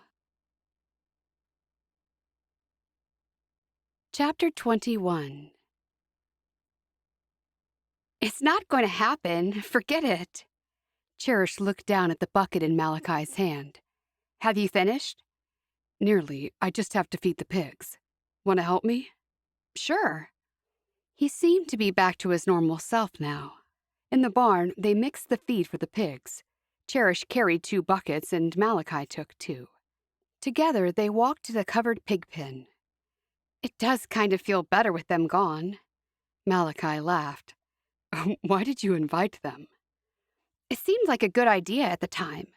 I should have left Favor at home. Did you know that pink dress she was wearing was actually mine? It was my best dress. I hadn't even worn it yet." "Is that the one she had on yesterday?" "Yes." "Don't sisters share clothes?" "No, not if we can help it. I don't, anyway. I like to keep my things nice. I'm just going to give it to Favor now. She's probably wrecked it." Malachi looked at her. "You get uptight about small things. It's just a dress." "You wouldn't understand." Cherish huffed in frustration just as they reached the pen. The pigs came out and started snorting at them, which made her laugh. "Just pour it into the tray." "I know what to do," Cherish snapped, the laughter snuffed out. When they'd poured out all the food and all the pigs were eating, Cherish found herself smiling at them. This was what she needed. She needed to be around animals rather than people. "I'm sorry for being mean just now." "I didn't notice." Cherish giggled. "I was taking my bad mood out on you, and I didn't mean to." "It's okay." "Mom saved some bacon and eggs for you." Malachi grabbed Cherish's arm and pulled her away from the pigs. "Shh! Don't let them hear you say that." Cherish's mouth fell open and she realized what he meant. "Oh no, sorry." "It's nice having your mother here. I get a break from cooking. One less thing I have to do." They put the containers back inside the barn and headed to the house. "Did Bliss go too?" No, she stayed, and Mom stayed as well. They don't like gingerbread houses? Cherish covered her ears. I'm overhearing that name. What? Ginger? Cherish covered his mouth so he wouldn't say it again. Don't say it. She took her hand away. Gee, I'll try not to.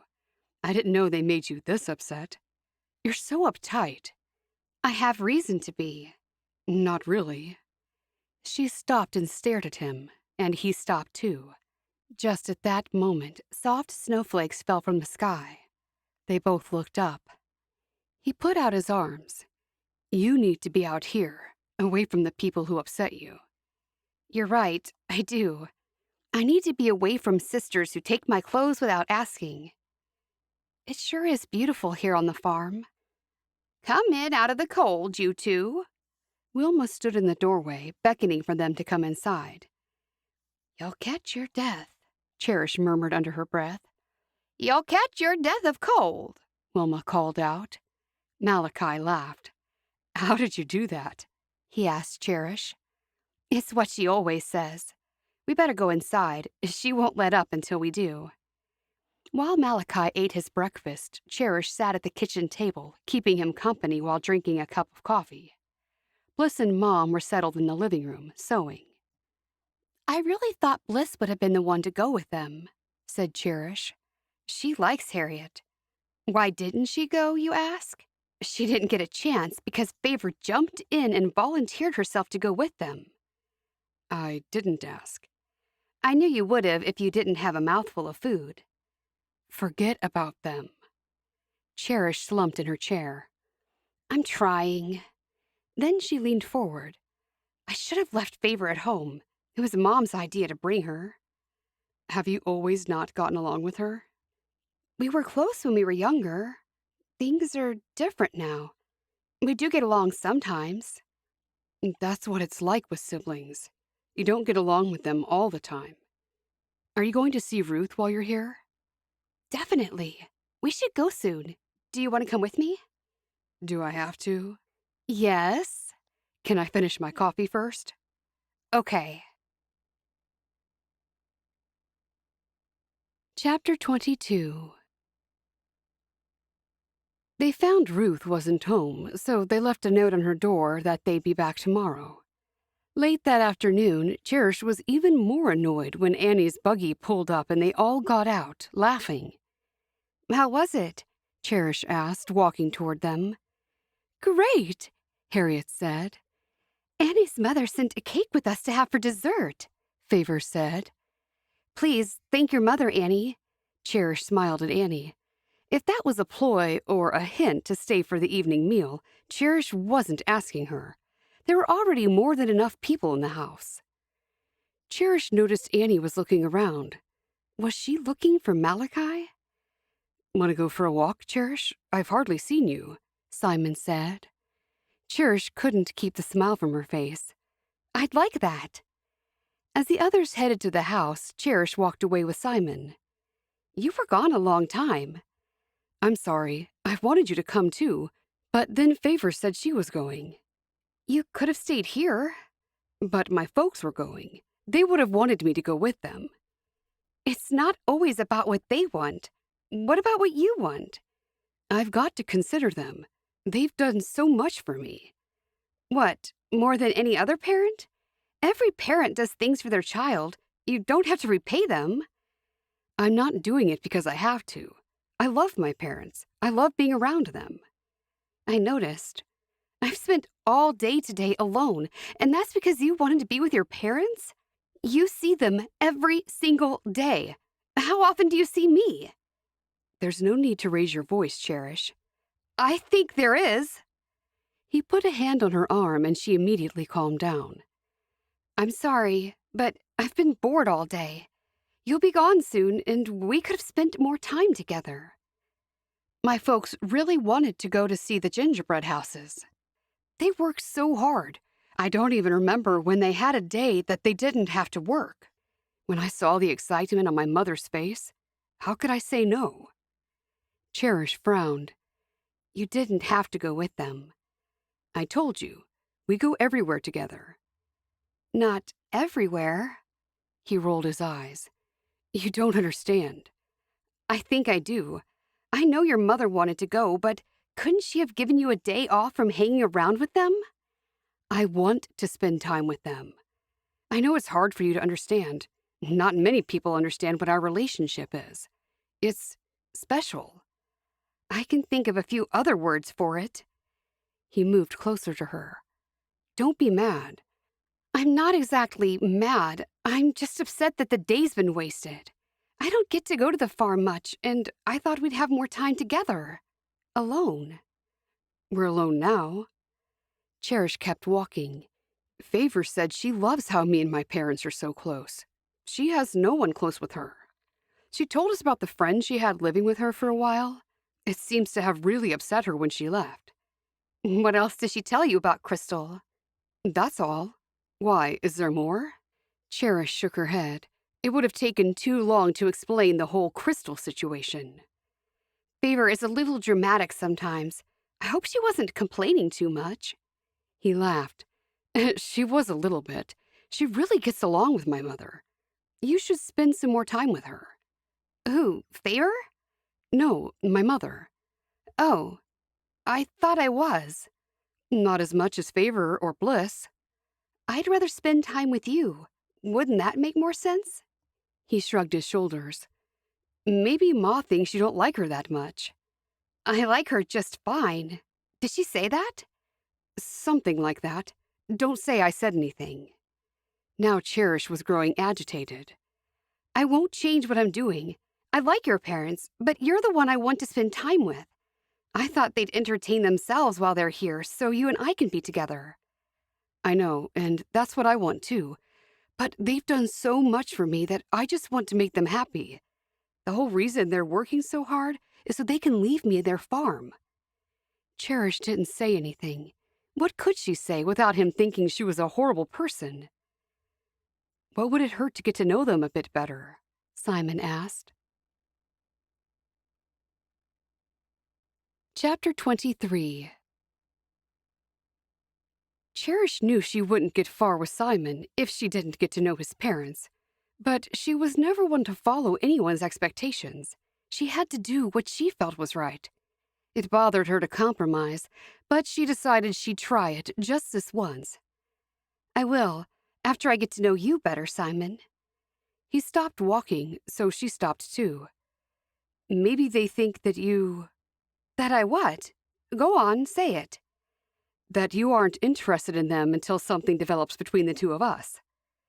Cherish thought about that for a moment. That's right. I'll get to know them later. Don't you think it's only natural? I like them, of course I do. Who wouldn't? They're lovely people. You don't seem to get it. What? Cherish was growing frustrated with the whole situation. Why was this love business so hard? No one told her it would be like this. She thought you met someone and everything fell into place. She'd never given one thought to her potential husband having weird relatives. Just say you and I get serious and start dating. We'll be spending a lot of time with my parents. Cherish shrugged. A reasonable amount of time is okay. That's fine. But they've got to get to know you before that happens. Wait, you mean you need their approval before we get closer? Cherish asked.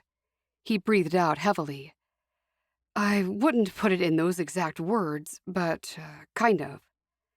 Let's go over here. They walked toward the hill. What do you think about what I just said? Simon asked when Cherish didn't make a comment. I'm a bit shocked. I'm trying to take it in. There's nothing to be shocked about. I told you how I felt about my parents. How does that leave any room for anyone else in your life? He laughed. It's not like that. I've got a lot of love to give. Have you ever had a girlfriend before? He shook his head. I've never met anyone who interested me up until now. He reached out and took hold of her hand. She'd often heard love was about compromise. Was this the compromise she had to make? To share Simon with his parents? She didn't have restrictions like that.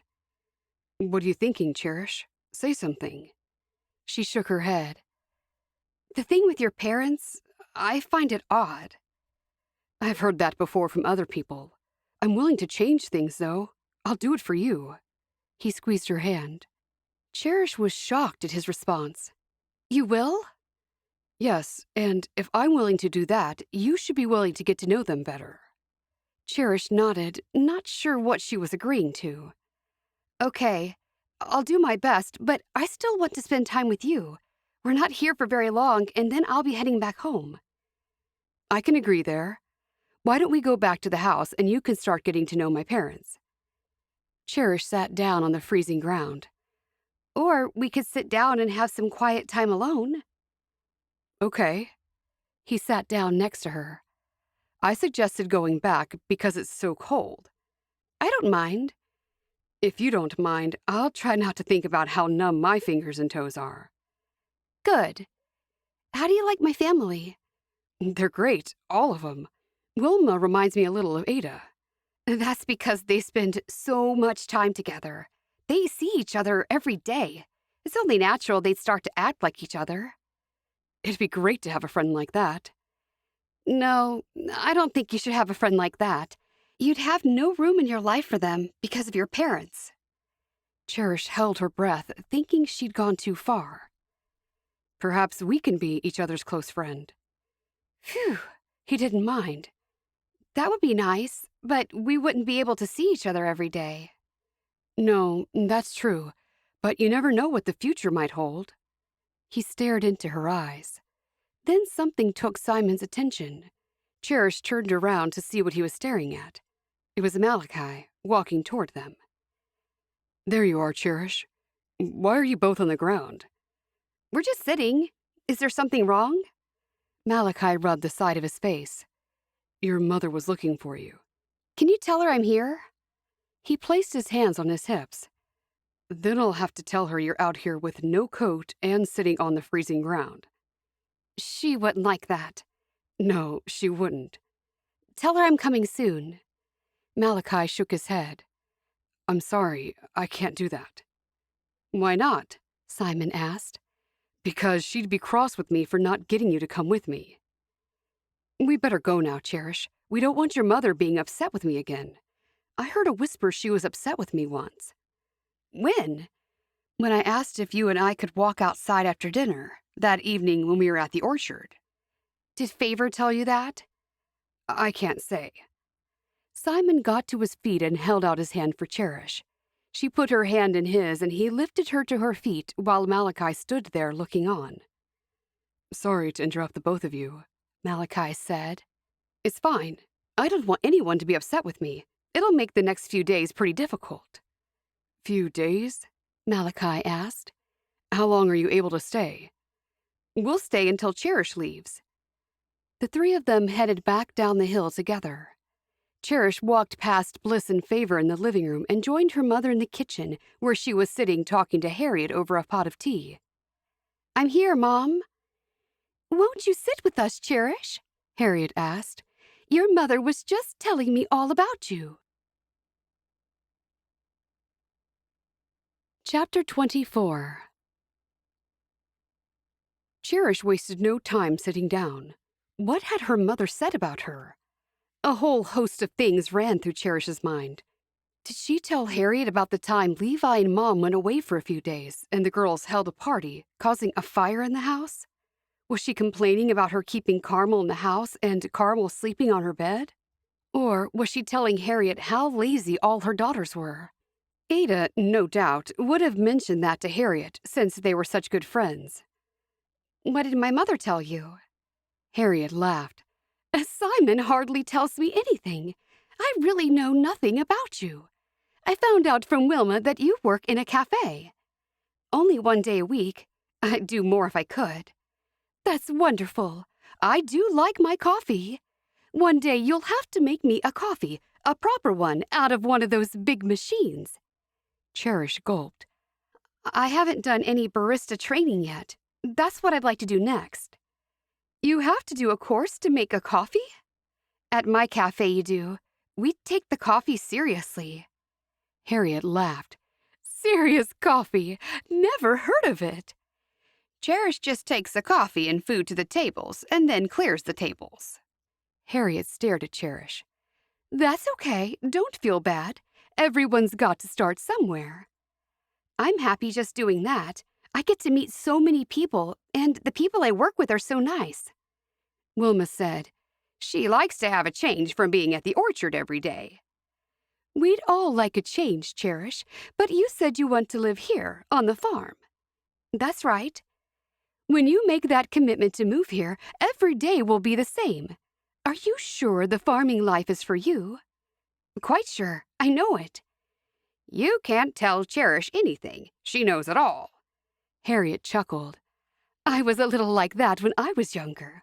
It's only when I got older I realized that maybe I didn't know everything. Are you enjoying yourself here so far, Harriet? I am. I'll have a lot to write to Ada about. It's so nice that we finally all met. Ada told me so much about you and your family, Wilma. What did Ada tell you about my family? Cherish wasn't aware that Ada had said anything. From the way Mom was stammering and fidgeting with her fingers, Cherish guessed Ada had never mentioned the Copple family. I know that you have a sheep farm and that you used to have cattle, and I know that Simon is your only child. That's right. Mom had gotten out of that one fairly well. Your mother said you were very sick when you were younger, Cherish. Mom interrupted. And they never found out why. She just grew out of it. That's why her sisters say she's spoiled, but she's not. We had to give her extra attention because she was ill, and that's all. Cherish just sat there, realizing she couldn't even remember that far back. One thing was for sure, she was thoroughly sick of everyone saying she was spoiled. The last thing she wanted was Simon or his parents knowing she had that reputation. I'm fine now. That was when I was really young. Do you have any serious illnesses running in the family, Wilma? No, I don't know of any. Maybe Cherish has something that will rear its head later in life. Harriet turned to Cherish. You really should get checked out. You wouldn't want to pass anything along to your children. I'm fine, truly. Yes, but you can't know that for sure. You should get tested. What, by a doctor? I haven't been to a doctor in years. Harriet wasn't going to let it go. They have new tests all the time. Maybe they didn't know what you had back then because they didn't have the proper testing, and now they do. I'll think about it, Cherish said, just to keep her quiet. Harriet turned to Cherish's mother. What do you think, Wilma? I think she's fine, and her children will be fine. Wilma sipped her tea. That clearly made Harriet upset. She leaned forward, closer to Cherish, and whispered, If you marry my son, I'd like to know if you're sick or not. I'm not saying he wouldn't still marry you if it turns out there's something wrong with you, but it would be good to know in case the illness strikes back. A shiver ran through Cherish. She felt like she was close to the grave or something, the way Harriet was carrying on. It was probably just a lingering virus or something, Wilma said. I'm sure it's nothing to be concerned about. I shouldn't have mentioned it. I'm very glad you did, Wilma. I won't say any more about it, but I won't forget it either. You can do what you will with my advice, Cherish. Anyway, Cherish won't be someone who'll marry when she's too young. My 4 older daughters married before they were even 20. I don't think Cherish will do that. That's interesting. So what do you think is a good age to marry, Wilma? I think 22 or 23 would be fine, or even older. Cherish looks older, but she's not older up here. Wilma tapped on the side of her head. Hey, thanks a lot, Mom. It might be due to the illness, Harriet shot back. Cherish had heard enough. While you two plan my life for me, I'll see what they're doing in the living room. Cherish got up and left the room before either lady could say anything. Oh my, she's quite rude, Wilma. I'm a little shocked by her comment. She speaks her mind. You think it's okay that she talks like that? Harriet asked. No, but she's tired. They're sleeping 3 to a bed. Cherish isn't a good sleeper at the best of times. It's only to be expected that she's not presenting her best self today. When I grew up, we were sleeping 4 to a bed. It was that way until I left home to marry Melvin. And it's cold. She's not good with the cold either. It'd be cold here most of the time. I'd never heard of anyone being rude because they're tired or cold. That's Cherish for you. She's her own self. Wilma sipped her tea and said nothing more. She knew it wouldn't work between Cherish and Simon. His parents were far too involved in his life, and that meant they'd get involved in Cherish's life. The whole thing would be a disaster. Cherish walked out into the living room and sat down between Malachi and Simon. "Did you talk with my mother?" Simon asked.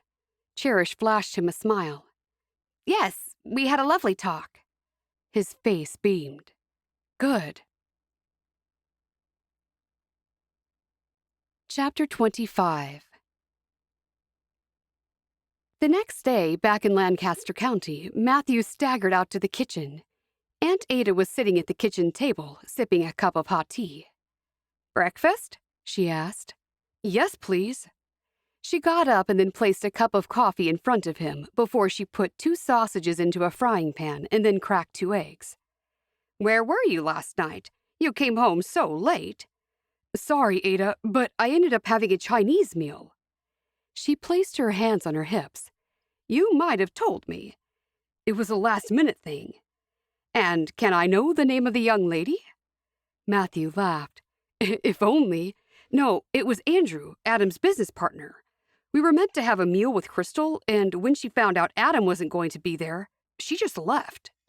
Ada pursed her lips. "Is that right?" "I wouldn't say it if it wasn't so." "I'm not surprised. She has a crush on him, and what woman wouldn't?" "What makes him so special?" "I don't know where to start." "Will a girl ever like me, Aunt Ada?" "Of course, when you're older." "I'm plenty old enough to date, but no one's interested in me." "Perhaps you're trying too hard." "But if I don't try at all, nothing will happen." "Just forget about women for a while." "It's hard because that's all I ever think about." Ada laughed. "You'll be too busy soon when you start work in the orchard." "That's what I'm hoping. I can't wait to move out on my own. There'll be someone else living with me, but I'll be responsible for myself. That'll help you to grow up and become more mature." Ada stared up at the ceiling. "I wonder how Wilma is getting along with Harriet. They'll be having such a great time." "I do have some good news." "Do you?" "Yes, about Bliss and Adam." Ada gasped and both hands covered her mouth. "You must tell me right now." "Andrew told me that Adam is starting to soften towards Bliss. They weren't his exact words, but that's what he meant. He thought Crystal had a talk with him about Bliss. I didn't think that was right, but I didn't want to say anything bad about Crystal." "Why did Andrew think Crystal had a talk with him?" "Because it was right after he'd been at Crystal's quilt shop. And not only that, he seems to think Bliss might be interested in someone else." "Oh, well, this might change everything. Good work, Matthew." "I didn't do anything." "You did. You found some things out." "I'm happy to do it. We'll do it again if I can do it while eating Chinese food." "I'd say that Crystal made him think Bliss was interested in someone else, so he'd forget about her.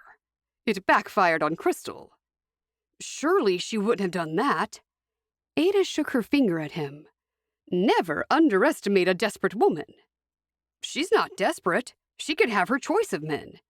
"No, she can't. The ones she wants don't want her." Matthew slumped further into his chair. "I'm sorry, Matthew." "Don't be. I guess I'll just have to get used to it until I go through my growth spurt." Ada leaned over and patted his shoulder. "I'm sure that will happen one day. Now, I can't waste any time. Drive me over to talk with Adam. Samuel's not back yet. You'll have to take me." "No, I don't think we should interfere. Adam told Andrew he needed time to think." "But I want to do something." Matthew shook his head. "You will be doing something by staying away and letting God work on Adam's heart." Ada stared at Matthew and sat back down. "You're probably right." "I know I am." "You might be short, but you do have some wisdom." "Thanks. I think." Chapter 26. Having had a sleepless night, Adam paced up and down the small living room of the house he shared with Andrew. He'd moved his whole life for Bliss. He'd left his family and started anew so they could eventually be married. Maybe he was to blame for not giving her enough assurance that they'd marry. He'd told her they were heading toward marriage, but maybe she had needed to hear more than that. She told him she feared he might leave her, and that was why she had kept the door in her mind open to someone else. He rubbed his head. It was aching from doing so much thinking. Perhaps Bliss was more insecure than he had thought she was.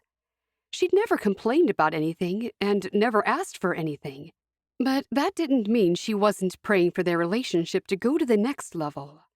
Every girl wanted to marry, and Bliss was no different. He'd blamed her for writing to John in the early part of their relationship, but perhaps it was his fault she had done that. He'd never been good at communicating his feelings, but he'd made the effort when Hope and Fairfax announced they were getting married. He knew Bliss might be feeling they needed to get married. That's when he told her they were heading in that direction. The more he thought about it, the more he realized just how wishy-washy that must have sounded to Bliss. He was caught up in his business, making it successful so he'd have enough money to keep a wife and a family. But what good was that now without Bliss? He was still upset with her, but he missed her. Now he was faced with the fear she'd be so upset about the breakup that she might jump into another relationship. From what Crystal had said, it sounded like that was what was happening. He half thought about hiring a car and going to Cherish's farm to see Bliss and sort out their differences. But he didn't want to rush into anything. He'd give it some more thought before he did something overly spontaneous. He slumped into the couch and thought about what his future would be like without Bliss. Bleak, he said aloud. That was the only word that came to his mind. Instead of going to work that day, Adam was determined to sort things out between him and Bliss. Maybe there was a chance for them. Crystal had helped him before, and he wanted to talk things through with her. She was a woman, so she could have a good insight into Bliss. And she lived with the Baker family for over a year, so she would have gotten to know Bliss fairly well. He hitched his buggy and headed to Gertie's house where Crystal lived. Crystal opened the front door when he knocked, a surprised look on her face as she adjusted her prayer cap. "Adam, what are you doing here?" "Do you mind if we talk?" "Fine, of course." She glanced behind her. "Gertie has fallen asleep in the living room. I'll wake her up soon for her breakfast." "I hope I'm not too early." "No, it's fine." He followed her past Gertie and into the kitchen. When they sat down, he didn't want to blurt all his feelings out. He had to work up the courage to ask advice. "How did your meal go at the restaurant last night?" "Oh, that. I decided not to stay. I remembered I hadn't let Gertie know where I'd be, and it was my turn to cook." "Coffee?" Crystal asked. "No, I'm fine." "How did things go with whatever it was that you were going to do last night?" Adam licked his lips. "Well, I've been doing a lot of thinking. I was hoping you could help me." "I will if I can." "Thank you. If someone has made a huge mistake, how is someone able to forgive them?" She hoped he was referring to her, but the way her life had been going lately, she was pretty sure he was asking because he was still in love with Bliss. "I think it's not fair if people aren't forgiven. If someone makes a mistake, it's an error in judgment. When they know better, they do better. It's unfair not to be given a second chance." "I'm trying to get my head around how someone could do—" "I'm guessing you're talking about Bliss? What did she do that was so terrible?" He shook his head. "I'd rather not say." Crystal's eyebrows rose. "It must have been really bad." "It was more of a shock. You think you know someone, and then you don't." "No one's made more mistakes than I have. I came here pretending to be Favor's pen pal, when I wasn't. Is what Bliss did worse than that?" "No, I don't think so. But it was Bliss. I thought I knew the type of person she was. Then I find out what she did, and it makes me think that I don't know her at all." "Did you ask her why she did what she did?" He nodded. "It didn't make much sense to me. It was just her making an excuse. There was no reasoning behind it." I'm guessing that she told you from her heart, and you didn't listen. Men don't really listen. I found that out. Do you even remember what she told you? Crystal asked. Every single word. Close your eyes and think about it now. He closed his eyes. Crystal continued. Now, imagine her standing there telling you again, and this time you really believe her and understand. See things from her side. He opened his eyes a moment later. I think I've made a terrible mistake. It's not too late to fix things. Go to her and tell her how you feel. She's gone away. Oh, that's right. Then why don't you hire a car and go see her? Do you think I should? Yes, women love grand gestures like that. You'll win her over. And it'll make up for the breakup. Hey, that rhymes. He leaped to his feet. Thanks, Crystal. You're a good friend. She felt good to be able to help him, but she did feel a little bad that he never looked at her the way he looked at Bliss. Let me know how it goes. I hope everything works out all right for you. She walked him to the door, then she watched him get into his buggy and drive away. When she closed the door, she saw Gertie was awake. Ready to eat? That was a good thing you did just now. What? I heard every word of it. Crystal laughed. And here I thought you were asleep. You're a peacemaker. Blessed are the peacemakers. Crystal smiled. I know many people who wouldn't agree with that. They think I'm a troublemaker. She walked over and sat beside Gertie. He's such a nice man. I wanted him for myself, but it's no use. He's in love with Bliss. Gertie patted her hand. Will I ever find anyone in the community who will love me and want to marry me? It's even worse for me than just being new here. Everyone knew me as Caroline, so they know the complete truth about me. And it's not a nice story. I'm not proud of what I did. Gertie nodded. It's never easy for the outsiders when they join us. I'm not an outsider anymore. That's what I'd like to think. I've been baptized and I've joined the community. God has forgiven all my sins. To some, you'll always be an outsider. That means I don't truly fit in anywhere. That's not so. You fit in here with me and all the other people you've helped. In time, everyone will accept you. The man you choose will be a blessed man. Thanks, Gertie. God loves peacemakers, Gertie mumbled to herself. Then she fastened her eyes on Crystal. Is the meal ready? Yes. Let's eat. Chapter 27. Back at the farm, the girls had slept in the same bed again, despite Favor saying she was going to sleep on the couch if Cherish and Bliss didn't stop talking. They stopped their conversation then, and all three had gone to sleep. When morning came, Cherish had stayed in bed a little longer than usual. It was way too cold to leave the cozy bed. She was glad Malachi hadn't knocked on the door to have her help with feeding the animals. I just want to say one more thing if I can, Favor, Bliss said. Then I'll be quiet. Go on if you have to. Cherish kept her eyes closed and mumbled. Okay, I'm listening. I've decided that I'm going to forget about Adam. I don't want a man who was so unchristian-like. We're told to forgive, but did Adam forgive me? Favor gave her opinion. Maybe he forgave you, but it's changed how he thinks about you. And then he thinks you're a different kind of person compared to what he thought you were. That's even worse. He knows me well, and he should know that I'm the same person. I told him my reasons for doing what I did. Favor sat up. I'm sorry, all right? Sorry for what?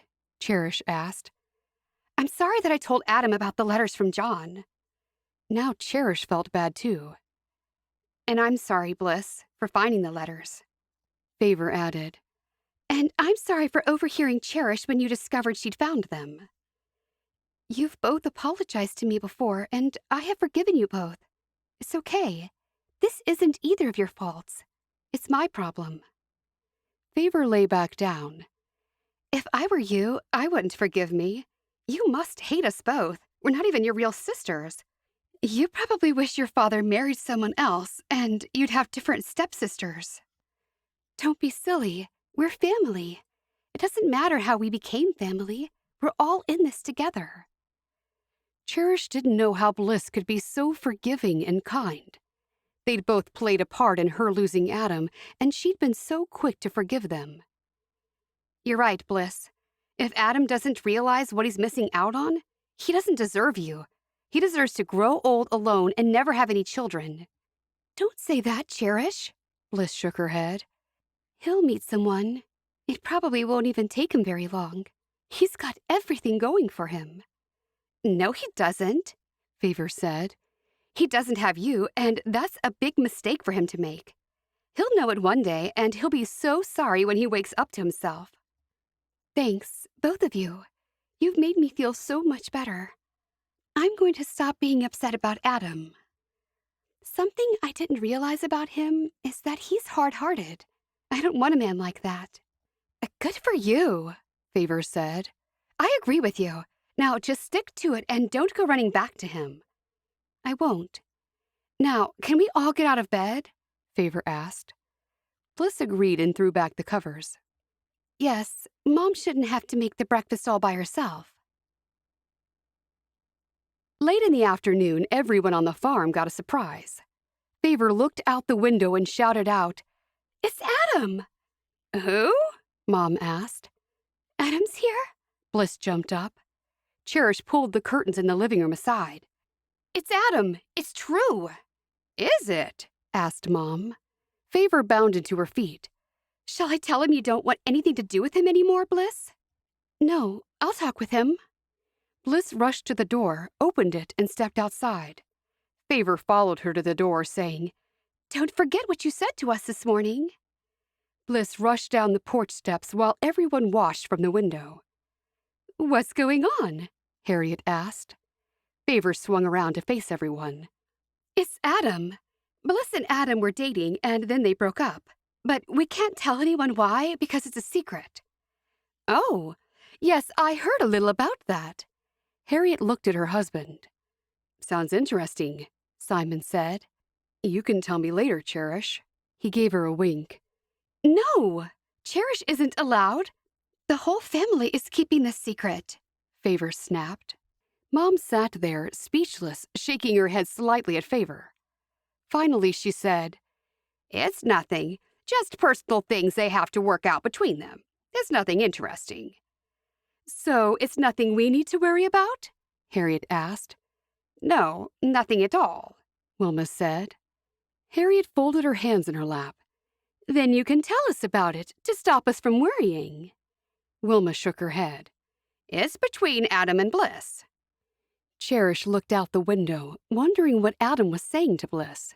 He had to have missed her to come all this way. Favor went to go out the door, too, but Mom told her to come back and let them speak privately. Bliss rushed over to Adam. Adam, what are you doing here? She could tell by the way he looked at her that something within him had changed. Bliss, can you ever forgive me? I couldn't waste any more time. I had to come here and see you and tell you how I feel. I love you, Bliss. I know I said I wasn't ready for marriage, not just yet, but will you marry me?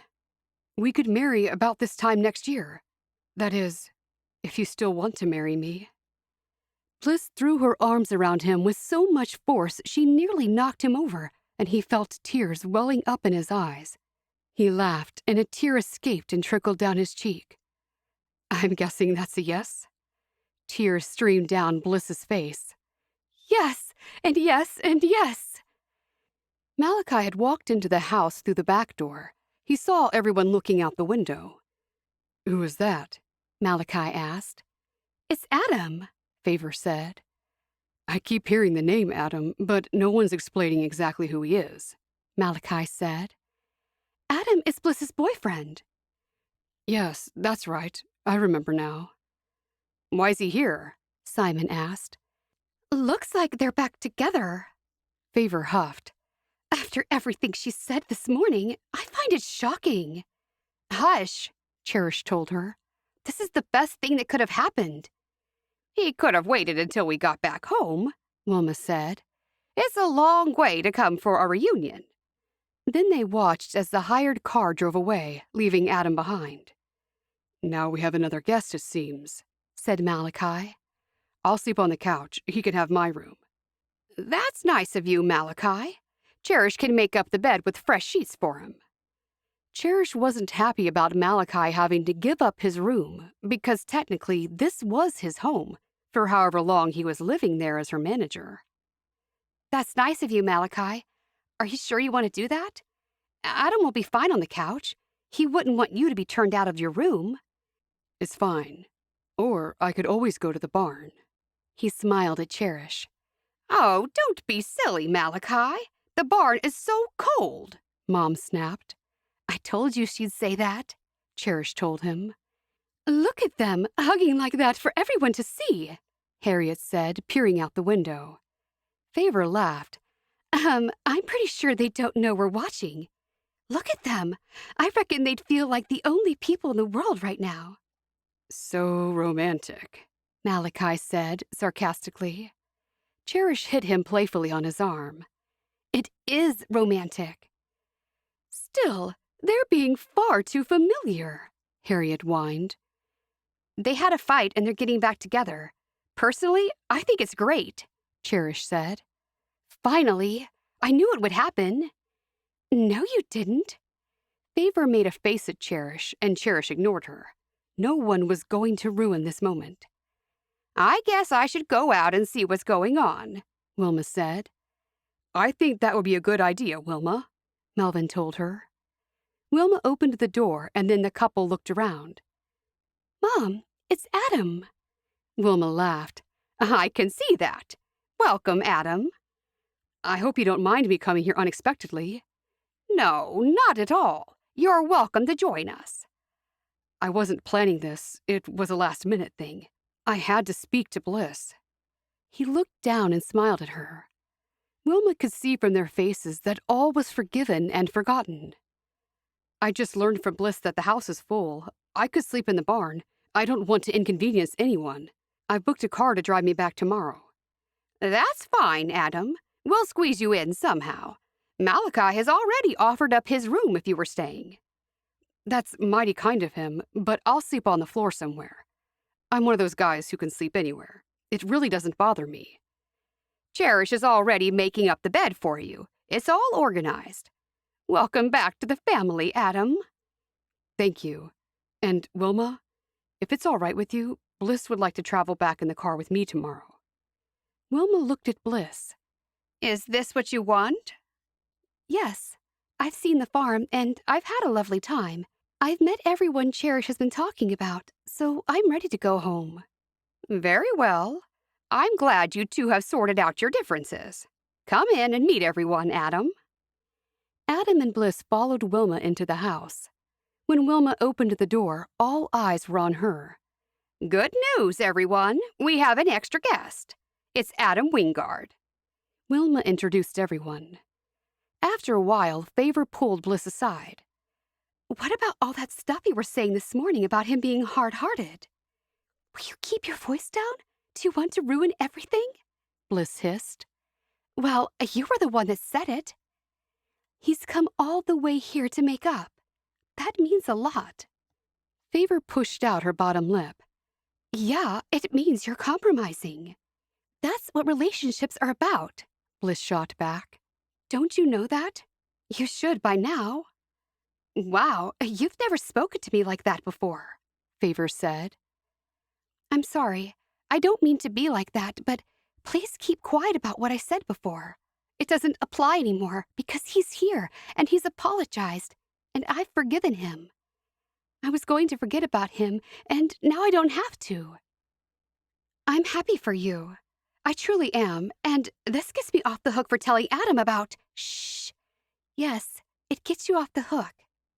Bliss left Favor and went back to sit down with Adam. Chapter 28. That evening, Adam and Bliss had some time on the couch after everyone else had gone to bed. Adam had insisted on Malachi sleeping in his own bed, and he had blankets and a pillow to set up the couch for himself. Shall we tell everyone we're engaged? Adam asked. Bliss shook her head. No, let's not.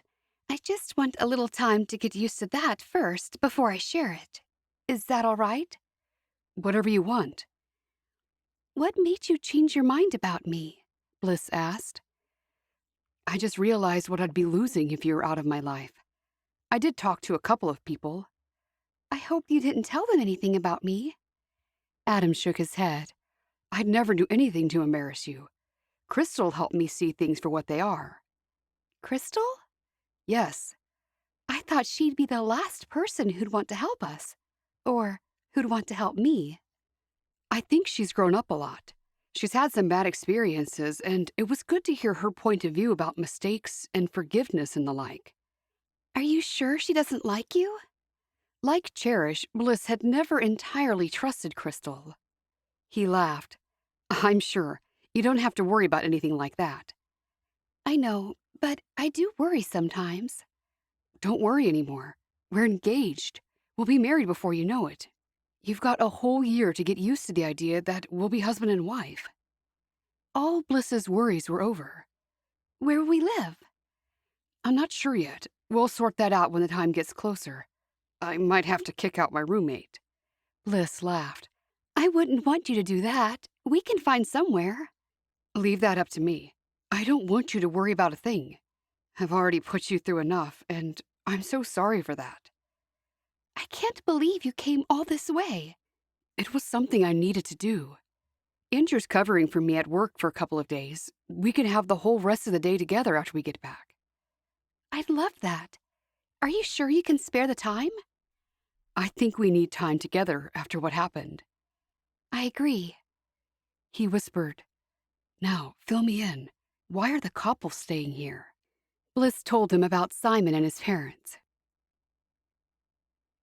Bliss arrived back at the apple orchard the next afternoon. Everyone was surprised to see her, and even more surprised that she arrived with Adam. After a quick evening meal with Ada, Samuel, Matthew, and the Bruners, Adam went home. Ada stayed at the Baker-Bruner house so she could find out what had happened between the pair. Ada ordered the 3 men into the living room so she and Debbie could talk with Bliss alone while they cleaned up from the meal. What happened between you and Adam? We're back together. We know that, but how? Debbie asked. He just arrived at Cherish's farm. He had some talk with Crystal, and somehow she helped. I'll have to thank her. That is a huge surprise, Debbie said. Ada nodded. It's another example of God's wisdom if Crystal said something to help the situation. God using a mule to speak. Or was it a donkey? It was a mule, Debbie said. In fact, my Bible says it was an ass that belonged to Balaam that did the talking, not a donkey or a mule. Bliss knew there was a scripture story where a donkey spoke to a man, but rather than talk any further about that, she had news that was bursting to come out. I've got something to tell you both. I meant to keep this quiet, but I don't think I can. Are you getting married? Ada said. Bliss's mouth fell open. How did you know? I can tell just from how your face is glowing. It's not until next year, but we're engaged. Do you know how good that feels? Debbie leaned over and hugged her. I'm so happy for you. I do remember how that feels, but mine was a secret. Just don't keep yours a secret for too long. I didn't even think of that. No, Adam doesn't want to keep it a secret. I do. Same thing.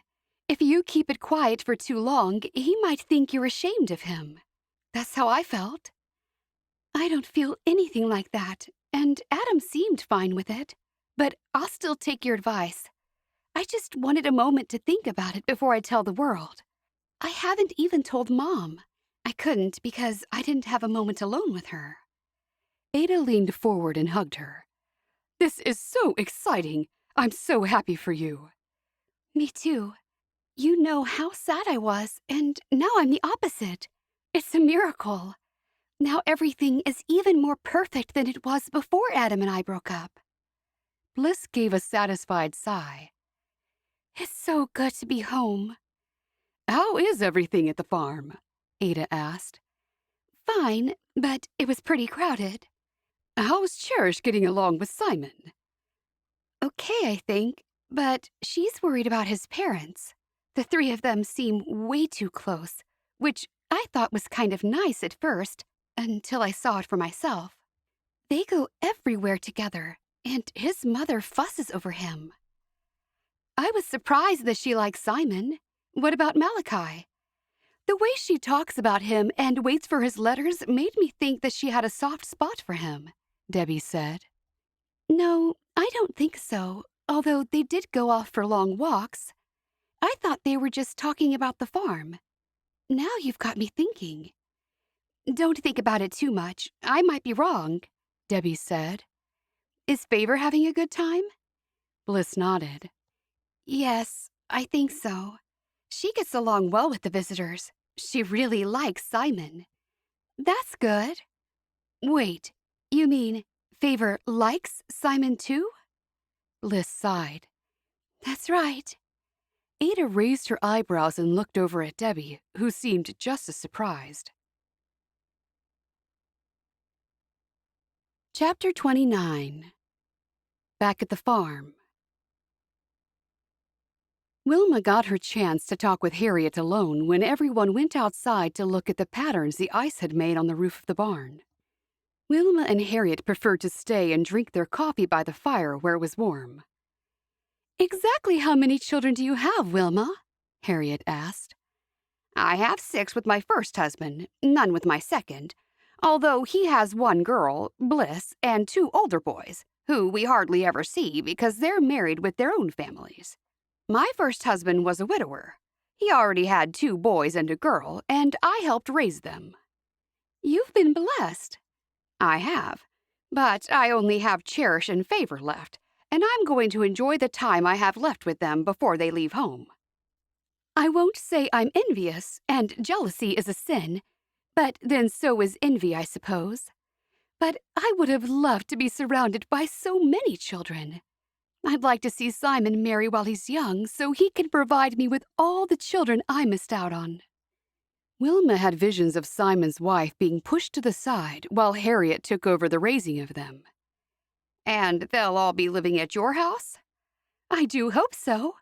We'll have to extend, of course, but Melvin is a good builder. He's one of those men who's been good at everything he's put his hand to. How long did you have between husband 1 and 2? Wilma was a little shocked that she asked a question like that, but perhaps she just wanted to know a little more about the family.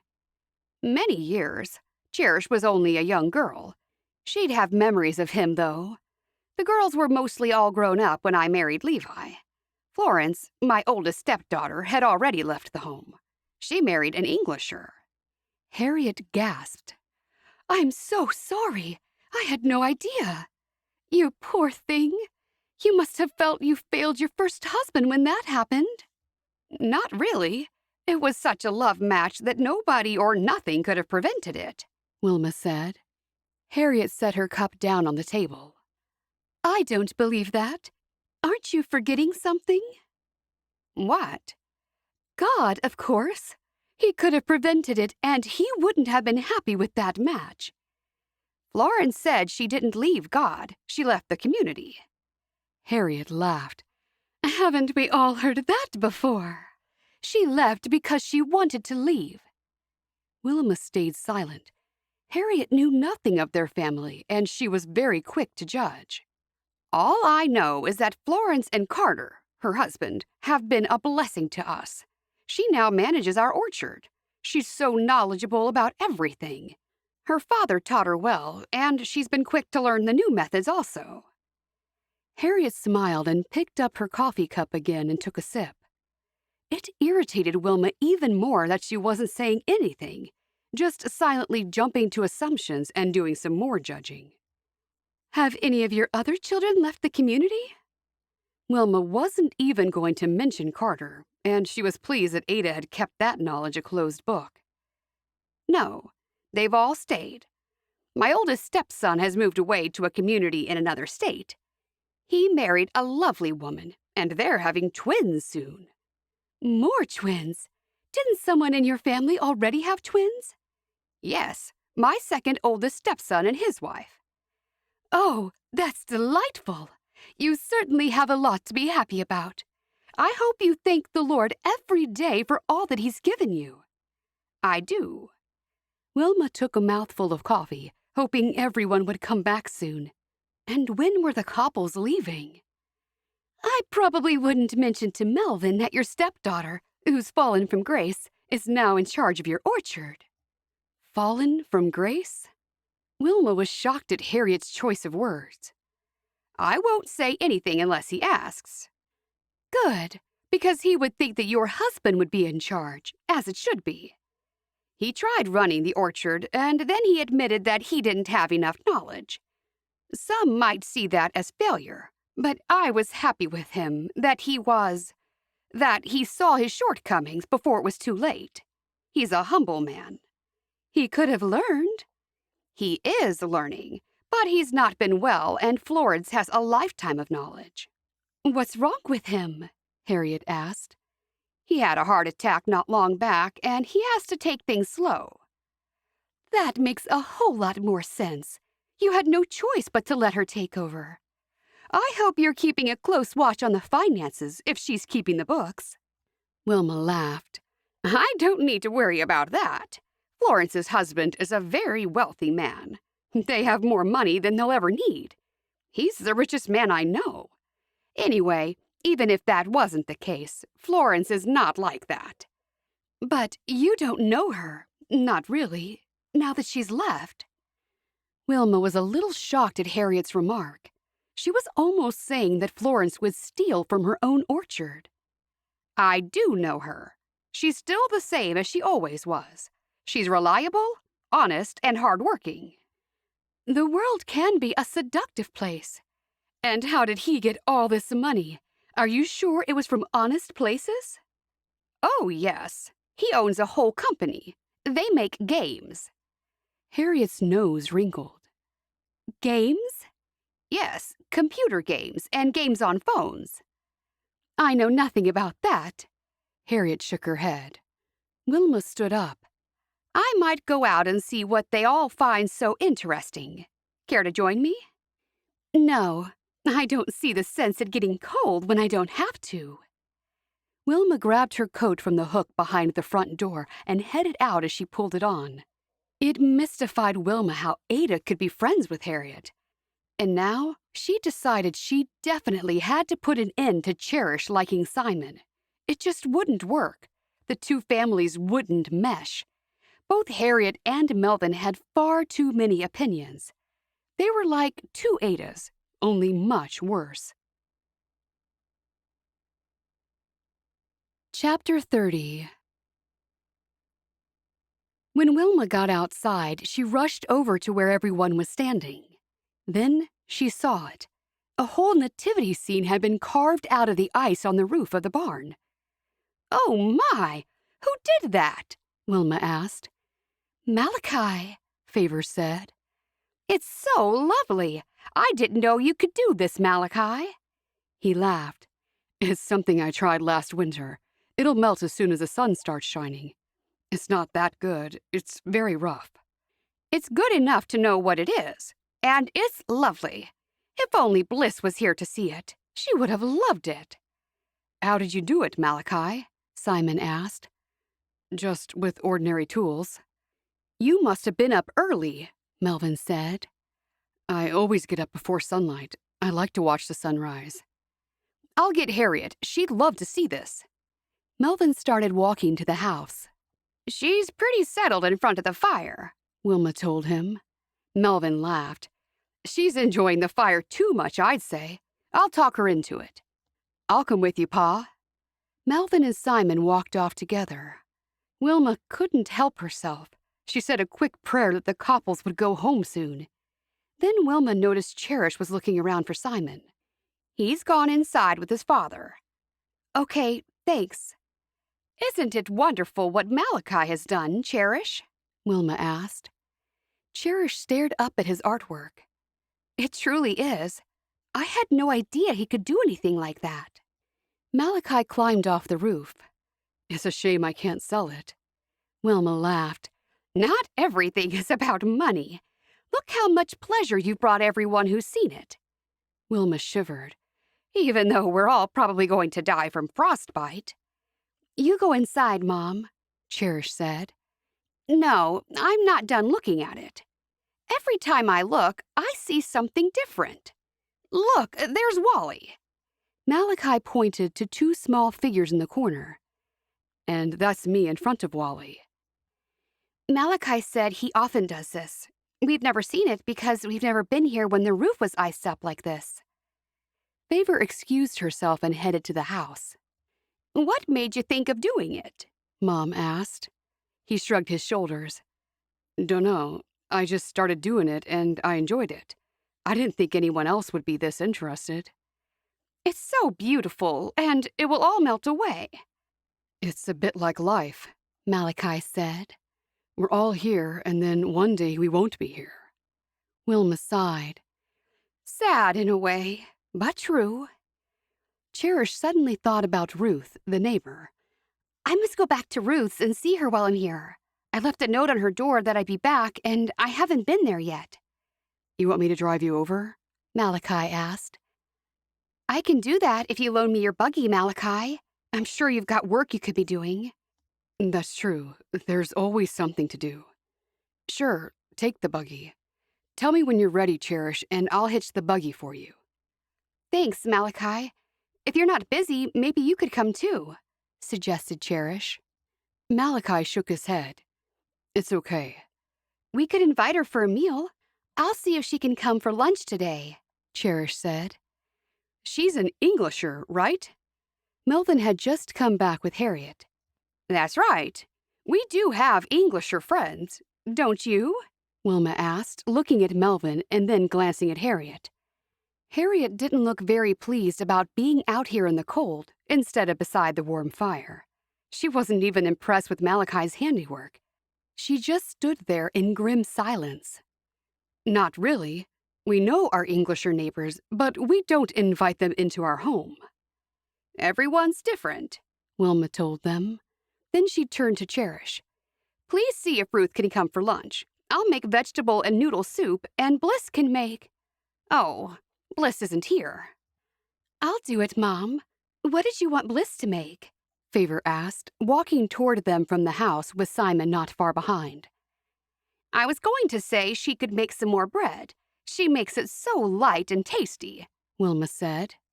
I can do that. I'll try to do it as good. Favor gave a nod with a slight smirk hinting around her lips. I'm sure your bread will be great, Simon said, smiling at Favor. Thank you. Favor smiled up at him. I'll let you be the first to taste it. Cherish glared at Favor. Why was she being so nice to Simon? She was making it clear that she liked him. Wilma and Cherish were the first ones back at the house. Did you hear Favor just now? She likes Simon.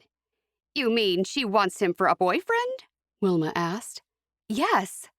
Wilma shook her head. That won't do. I know it won't. Can you talk to her? I will. I don't think Simon is suitable for either of you girls. Mom, don't say that.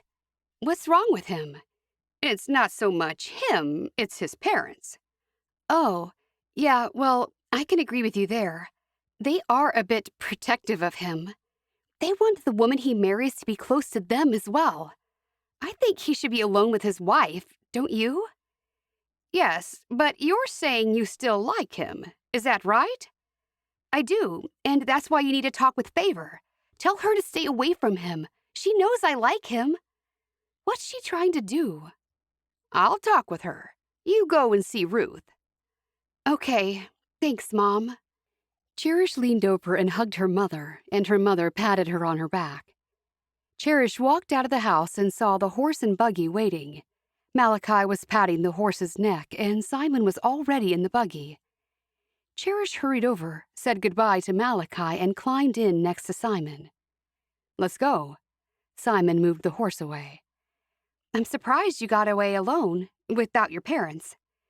They wanted to come. I told them I needed some time alone with you. They were a bit upset. I think Ma nearly cried. Cherish burst out laughing, and when he didn't laugh with her, she said, Oh, you're serious? Yes. When I said we go everywhere together, I meant it. Cherish was delighted he had stood up to them. I can see that. Turn left here and then keep going until you see another driveway. It's not a problem, is it? He asked. What? My parents. No, not for me. I really like them. Sorry for asking what I'm about to ask, but I just need to know before we move ahead with anything between us. If you and I got married, would you be upset with my parents being so close? Yes, she wanted to scream, but she didn't want to lose the first possible boyfriend she might have. Not if we get some private time, and not if you and I get to make our own decisions. We would, and we could. Cherish smiled. Then it's not a problem. I was hoping you'd say that. The only problem Cherish had now was favor. She hoped her mother could talk sense into her sister. Chapter 31. Back at the house, Wilma caught up with Favor in the girls' bedroom. Before we start, I need to have a talk with you. I need to make the dinner rolls now, Mom, or they won't bake in time. A couple more minutes won't make any difference. Favor sat on the bed. Okay, what have I done now? Cherish feels that you're being too friendly with Simon. What? She shrieked. That's just ridiculous. I'm only being myself. Tell her to mind her business. Wilma sat on the bed next to her. It's not just Cherish. I think it too. I've seen how you are with him. You like him. Yes, I do. And what's wrong with that? They aren't even dating. He could choose who he likes best. The choice has been made. They are spending time with one another to perhaps progress in that direction. And while I may not agree with her doing that, I do think you're stepping on her toes. How could you say that? I like him too. Are you choosing her over me? No, but you must know they like each other. So what are you trying to do? I wish I'd never come here. I always thought you liked her better, but I hoped I was wrong. I don't feel like making bread now. I'm going outside for a minute. I should have gone home with Bliss. Even Aunt Dagmar chose her over me. Favor got up and stomped out of the room. Wilma shook her head. She didn't want either girl to marry into the Koppel family, but she had needed to say something to Favor because she didn't like what she was doing to Cherish. Just then, Harriet came into the room. Is Favor okay? I just passed her and she looked different. She's just upset about something. You know what teenage girls are like. No, I don't. I wish I did. I can tell you what they're like. Everything is a problem for them. Wilma stood up. I hope we're not visiting at a bad time. Wilma gave her a bright smile. No, it's fine. We're all so happy to have you here. Thank you. Anything I can do to help? Yes, you have a cup of hot tea with me. Ada and I always drink hot tea while we work in the kitchen, and then we sit down together for a second cup. I do miss being around Ada. She's such fun, Harriet said. She is. She's like family. I was about to say she's like my sister. A sister that I don't see often enough. Harriet's mouth turned down at the corners. They both walked out of the bedroom, heading to the kitchen. You do write to her often, don't you? Wilma asked. As soon as I get a letter from her, I write one back. It's been that way for years. Ada must talk about me all the time. Wilma smiled. That's very often. Wilma, I'm a little concerned that your daughters don't get along. I sense tension between them. They're a little upset with each other at the moment, but they're normally close. Don't be concerned. What's the problem with them? Wilma filled the kettle and talked over the top of the running water. Who would know? Girls are like that sometimes. They can get niggly. Really? Yes. You know how it is when you spend too much time with someone. Wilma put the kettle onto the stove, then lit it. No, I don't. Wilma looked up to see Harriet looking very serious. It's nothing to worry about. You call them girls, but they're not girls. They are young ladies. I suppose they are, but they don't act like it, Wilma giggled. Would that be because you treat them like they're girls? Children? The smile left Wilma's face. She wanted to scream at Harriet to get out of the kitchen. Harriet was making her feel that everything was her fault, but she couldn't help it if both girls liked Simon. Then Wilma remembered how Cherish once had a crush on Jonathan, who'd married Honor. That caused Wilma to smile. Cherish was getting a taste of her own medicine. Did I say something funny, Wilma? No, I just thought of something. Do share. What was it? I was just thinking about the little squabbles my girls have had over the years. I wouldn't know anything about squabbles since I wasn't blessed with more than one child. What's it like to have many children? I've asked a lot of people, and they all say something different. Wilma stopped and thought about it for a while. It's like a juggling act. There's always someone with a problem that you have to help them with. While you're doing that, someone else will feel left out. Why are you giving this person extra attention? Why aren't you talking to me? Why did she get that? I didn't get one. I see that there could be a problem with jealousy. Wilma got the cups and saucers out of the cupboard. Why would there be a problem in my family? You asked me what it was like having a lot of children, and I told you. Oh, Wilma, don't be upset with me. I thought you'd tell me happy, warm stories of love and togetherness. I didn't expect what you said. I'm not used to those kinds of unkind emotions. Well, there are happy times, too, but I didn't want to upset you with those since you only have one child. It's okay. I'd love to hear the happy stories. Wilma thought for a minute. Those moments she mentioned were few and far between. The best times for her were when all of them were in bed and she could have some peace. But she couldn't tell Harriet that, or she'd face even more judgment. The best times are when we all sit around the dinner table and talk about our day. That does sound nice. It is. Then the girls and I have started sewing quilts.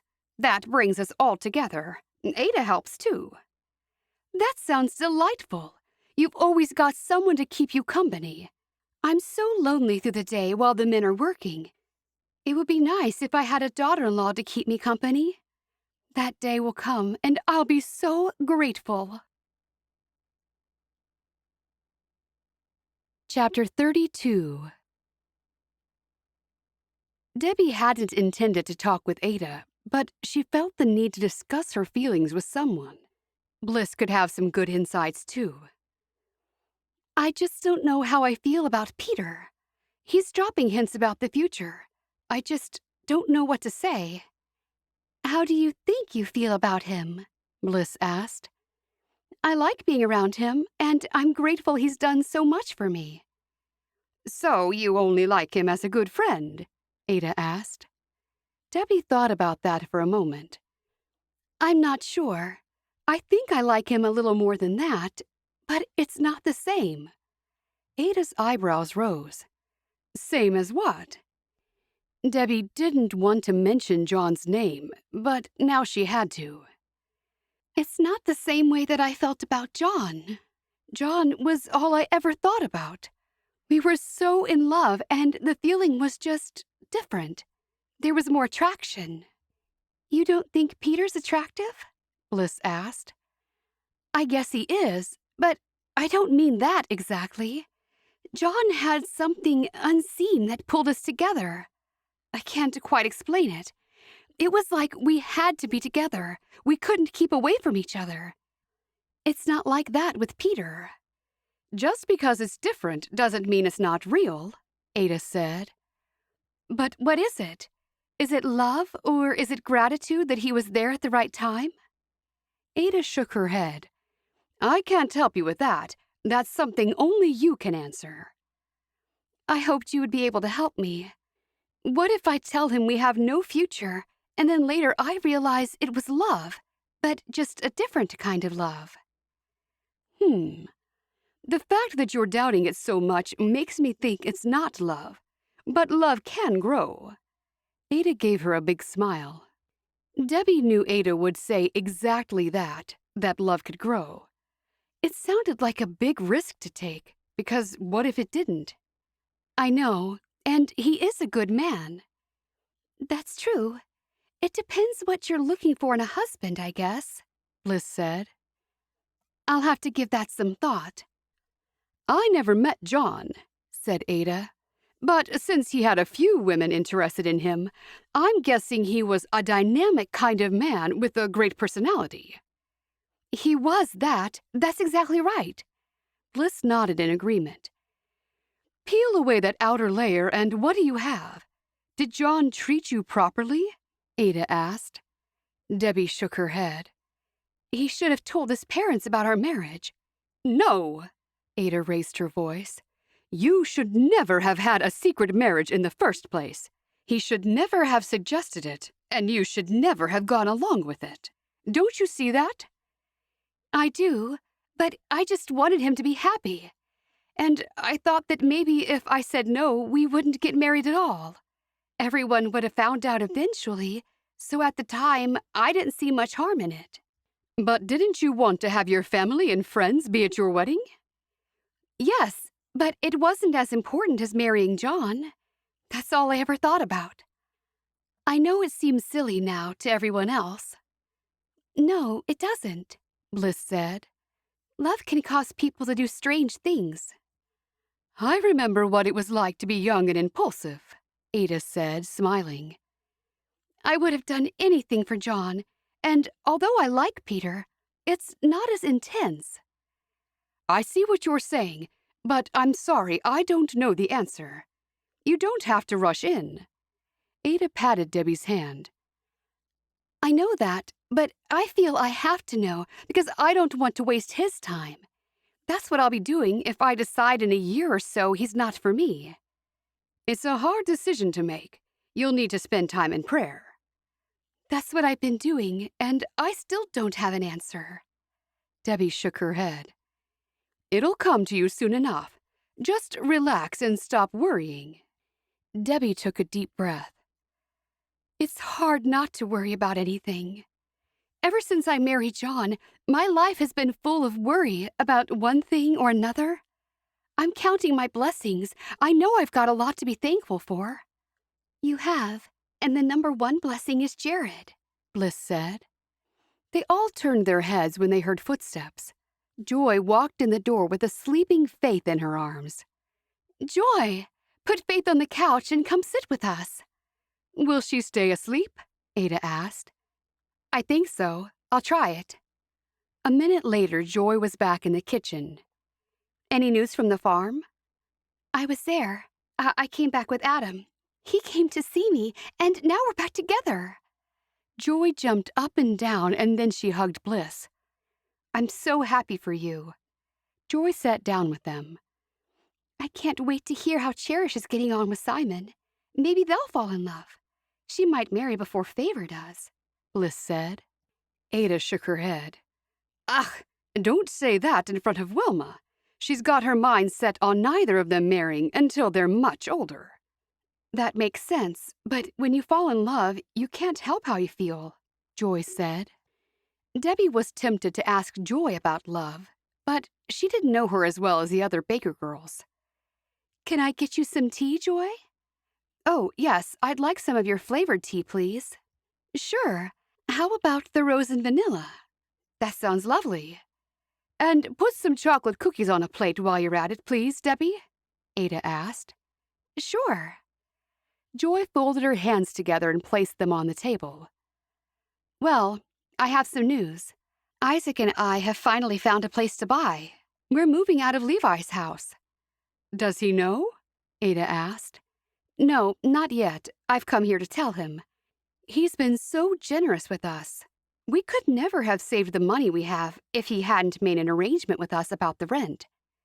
Where is the house you bought? Ada asked. It's only about a mile west from where we are now, a mile further away from here.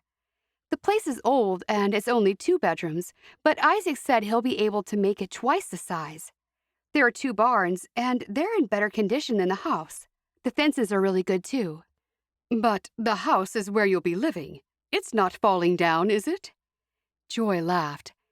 No, it's not. It's perfect for us. We both love it. Things are really working out for you, Joy. I'm happy for you. Danka, Debbie. Where's Levi? He's gone out with Samuel to help someone with something. I think they're mending fences. Where's Isaac? Bliss asked. He's at work. Oh, yes, of course. Is he still liking it there? Yeah, he loves it. I was just with Christina, showing Faith the babies. She loved them and kept wanting to touch them. It will be wonderful when they're all old enough to play together. It's been lonely for Faith. She loves it when Iris comes to play, but it's not often enough. You'll have to have another baby for Faith to play with, Ada told her. When she didn't respond, Debbie turned around to look at her. Is there something you need to tell us, Joy? Joy put a hand up to her mouth and laughed. Well, I was going to wait until Mom came home so I can tell everyone together. Debbie hurried to sit down next to her. Yes? Isaac and I are having another baby. Both Debbie and Ada squealed. Bliss sat there with her mouth open. Shh, you'll wake Faith, Joy said with a laugh. Debbie put her arms around her, and then Ada got up and moved around to the other side of the table to do the same. Then Bliss took her turn to hug her. When they were all sitting down again, Joy said, Please don't tell Mom while she's away. I want to see her face when I tell her. This is perfect. And you'll be in your new house when the baby comes, Debbie said. Yes, Isaac said he'll have another room added on by then. What do you want, a boy or a girl? Bliss asked. I'm hoping for another girl. I want all girls like Mom had.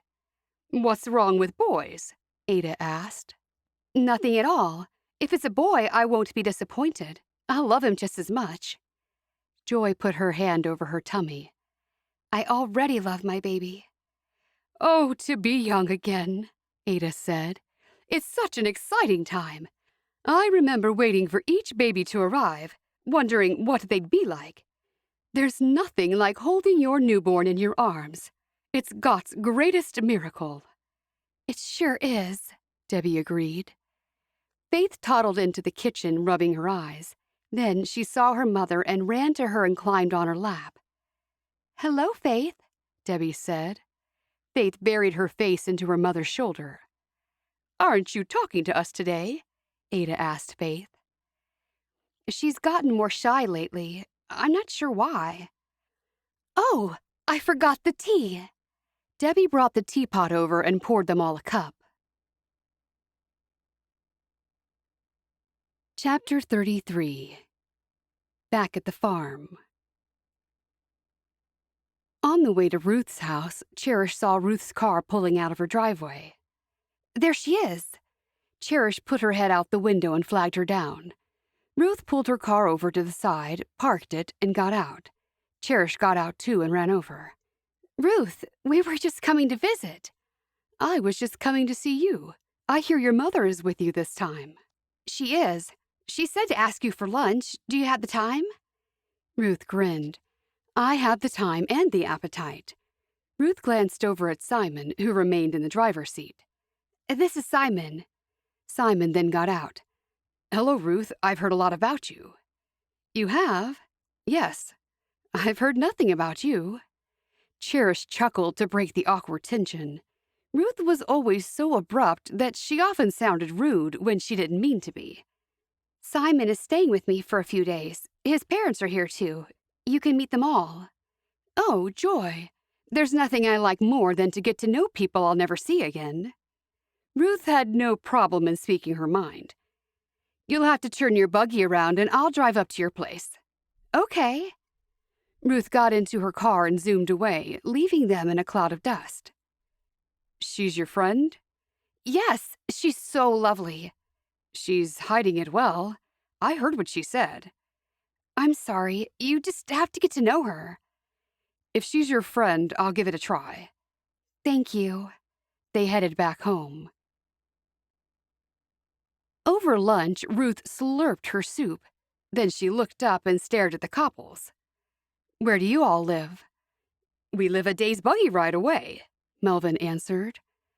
"That doesn't tell me anything. How would I know what that is? I've never driven a buggy before and never wanted to drive one.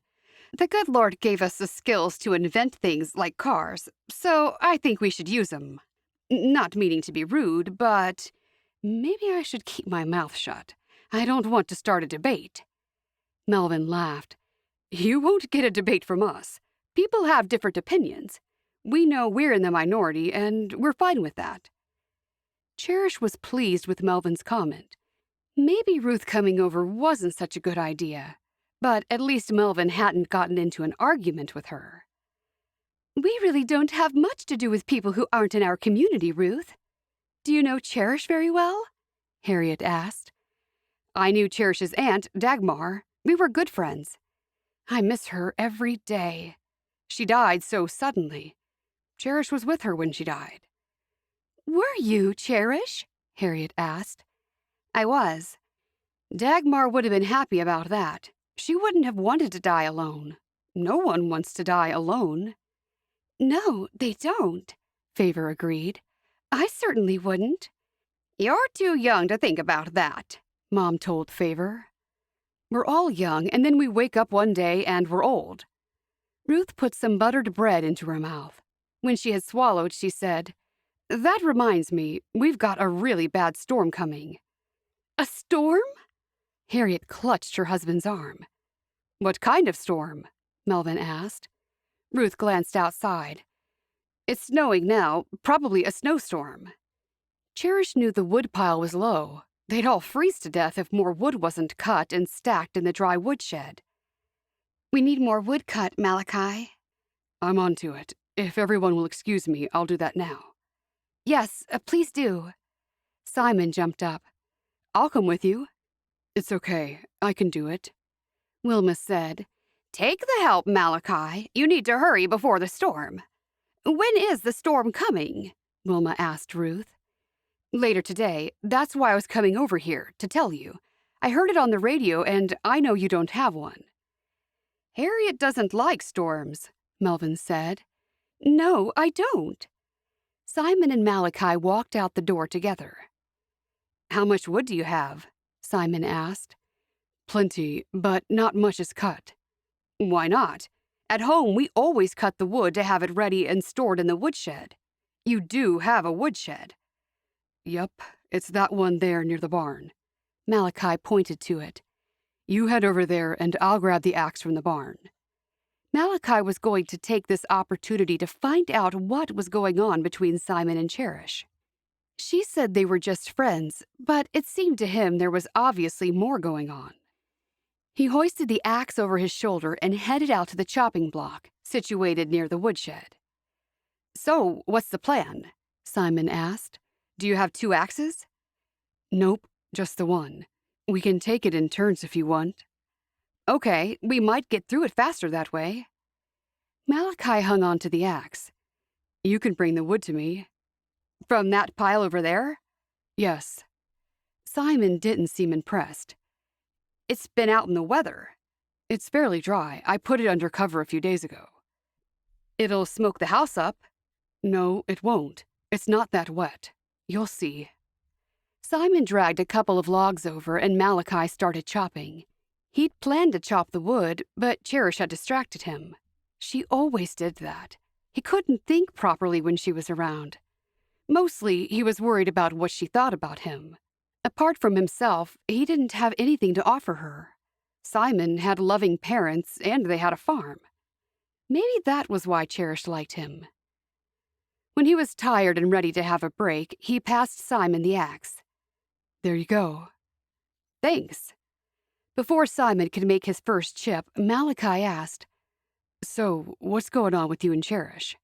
Simon stopped, put his foot up on the chopping block, and rested his elbow on his knee. "I was going to ask you the very same thing." "I'm just her farm manager. Nothing is going on between us." "That's exactly what she said." "And you didn't believe her?" Malachi asked. "I was dubious." Malachi nodded, making a mental note to find out what dubious meant. So, I answered your question. A smile hinted around Simon's mouth. I like Cherish, and I think she likes me. She wouldn't have invited me and my folks here if she didn't. I know she's young at the moment, but I'm willing to wait for a girl like that. Simon laughed. What's funny? Cherish. She's entertaining, and you never know what she'll say next. I think she's sensitive, creative, and lively. Malachi gulped. He didn't know what to say, so he didn't say anything else, and then Simon went about taking his turn at chopping the wood. Chapter 34. Apart from Simon and Malachi, everyone else was in the living room, drinking coffee. Ruth stood up and looked out the window. They're chopping wood. There's nothing like watching a man doing that. Sadly, I have to do my own without a man's help. Most of the time I don't mind, but it's nice when Malachi visits. I make him do it. I'm glad you're getting along better, Cherish said. Ruth sat down. I hated him when he first came here. Now, I can't think why. Ruth drained her coffee. I must get home before this storm hits. It's said to be a bad one. Cherish, be sure to put food and water down in your shelter. What do you mean? The underground tornado shelter. I have one? Don't be silly. Cherish stared at her. Was Ruth losing her mind? Ruth continued. Just outside the back door, there's a door leading down to it. Oh, that door? I thought it was just a place to store extra firewood. Cherish leaped to her feet. I must look at it. Maybe Favor can sleep down there so I can get a better night's sleep. Maybe you can sleep down there with the rats and the mice. Cherish ignored her and hurried out the back door to get a better look. I'll get a flashlight, Mom called out. Cherish and Favor got there first. Cherish flipped the door open and saw steps. You go down, Cherish told Favor. There's no way. Ruth came up behind them. It's just an empty room. There aren't any ghosts down there, Ruth chuckled. Then Mom switched on the flashlight and pointed it down the stairs. This is perfect, Favor said. It would have made a perfect place to play if we were kids again. Thank you for showing us this, Ruth. I never knew it was here. Ruth chuckled again. You would have found it eventually. Harriet and Melvin joined them in looking down in the shelter. Are the stairs in good condition? Melvin asked. Mom shone the light on the stairs. They seem to be. I'll be coming here if the wind blows too strong.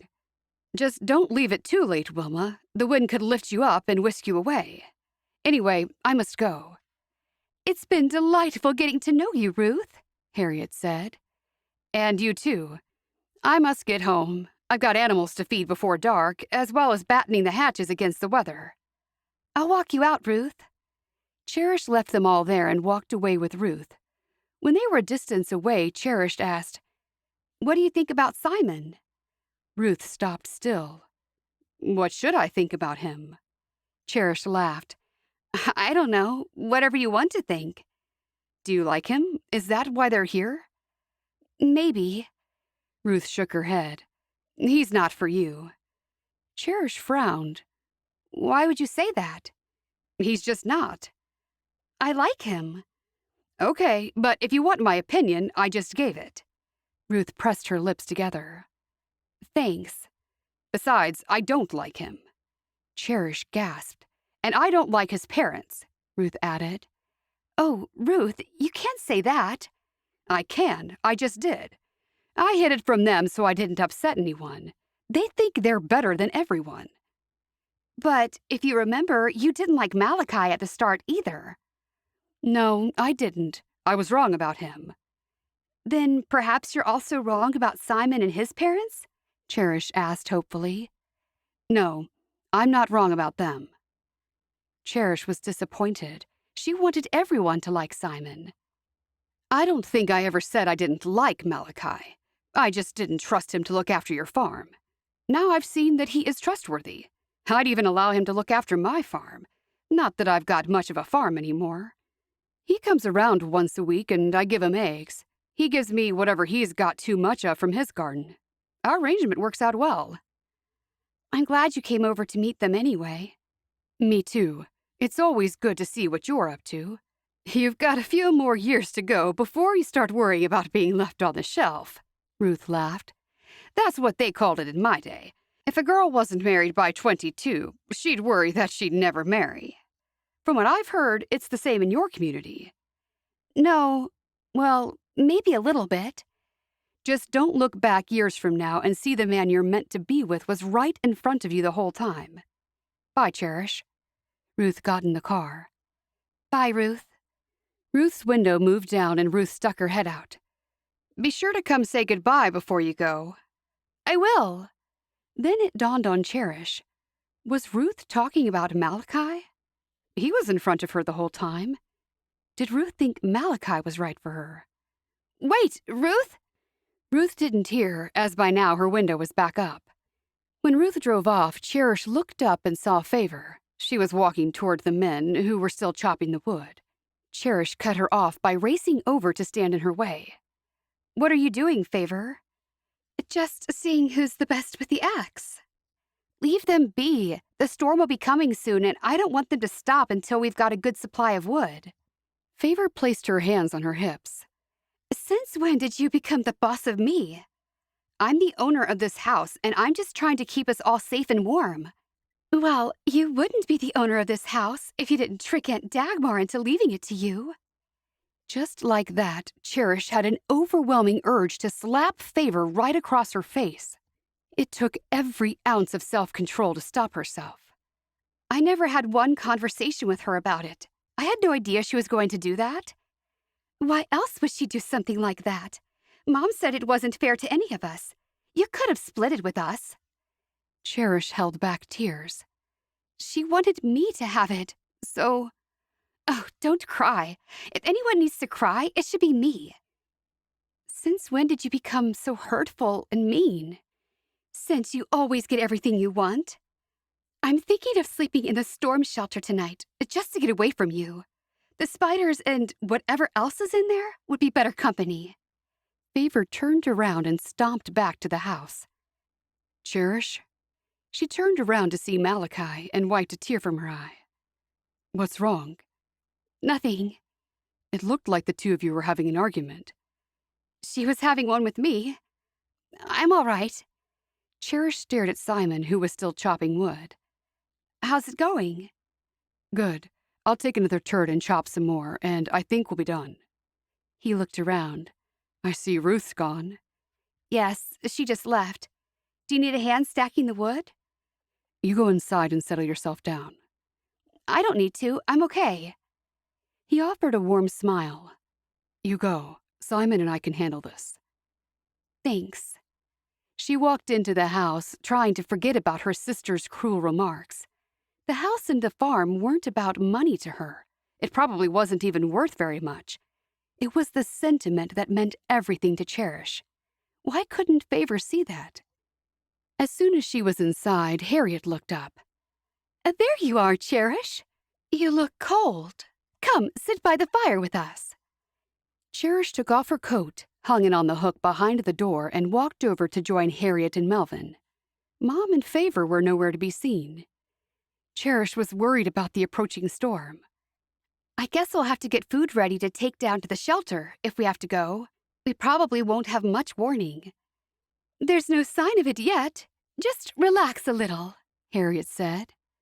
Cherish moved her chair a little closer to the fire and sat down. You have a lot of responsibilities for someone of your age, Melvin said. Cherish shrugged her shoulders. Not more than a lot of other people have. I have people to help. Have you ever thought of selling? Melvin knows a good realtor. He said things are selling quickly around here, and for good prices. Favor's conversation just now made sense. She must have overheard a conversation involving them thinking she should sell the farm. I'd never sell it. It has a lot of meaning for me. But is it practical? I'm sure your aunt wouldn't have wanted you to be disadvantaged by her farm. How would I be? It could hold you back. From what? Cherish knew her tone was revealing that she was annoyed, But after what she'd been through just now with Favor, she couldn't help it. From anything that might come up in the future. Then I'll figure it out in the future. But right now, I'm very happy. Thanks for thinking of me. And trying to run my life, Cherish thought. We just thought we'd mention it so it would give you some more options, Harriet said, smiling at her. It's always good to have choices, Melvin added. Chapter 35. That night, the wind was blowing. Things around the house were bashing and cracking so loud that Cherish wondered if the house would blow away. Then she hoped the animals were okay. Finally, Cherish must have drifted off to sleep because a loud crash woke her. Then she heard the screams. She jumped out of bed and ran to see what was going on. Melvin opened his bedroom door and called out, "The roof's fallen in." Cherish moved further into the room and looked up and saw the rain pouring in from the sky. In an instant, everyone was there in the hallway, staring upward while Harriet was sobbing on her husband's arm. "Are you all okay?" asked Wilma. "I think we're fine, aren't we, Harriet?" "Yes," Harriet responded through sobs. Malachi took charge. "I've got something in the barn that'll cover the hole. Simon, come help me." "Sure." Simon and Malachi ran out into the rain. Cherish watched out the window. All was darkness except for the flashlight Malachi carried. Then jagged lightning lit up the dark sky. "We won't know the damage until morning," Mom said as she gave Melvin and Harriet towels to dry themselves. "I'm glad neither of you were hurt," Favor said. Melvin said, "God's grace protected us." "Amen," Harriet uttered. "We could have been killed. We should leave as soon as we can, Melvin. All our clothes would have gotten wet." "We can dry them by the fire," Wilma suggested. "And you can borrow ours until yours dry." "Thank you, Wilma. But we've been here as long as we can. We'll leave in the morning." Somehow, Malachi and Simon managed to get a tarpaulin anchored down over the house to stop the rain from coming in. Mom gave up her bed for Harriet and Melvin, and she slept in the bedroom with Cherish and Favor. Cherish didn't come to bed for a long time because she was in the kitchen, crying over the roof. "It's just a roof, Cherish. It'll be fine," Malachi said, trying to console her. Simon had already gone to bed, and he hadn't even noticed how upset she was. "I don't have money to fix it."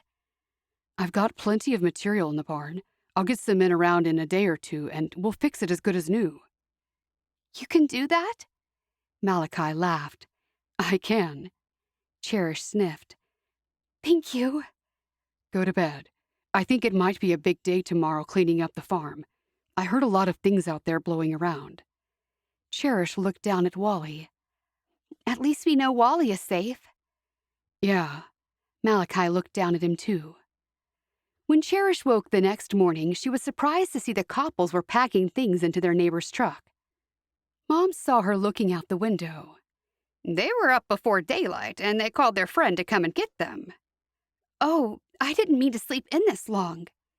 "You needed it after last night's upset." "I'm too sad to look in the bedroom." "Don't even look at it. Malachi said he'd fix it all."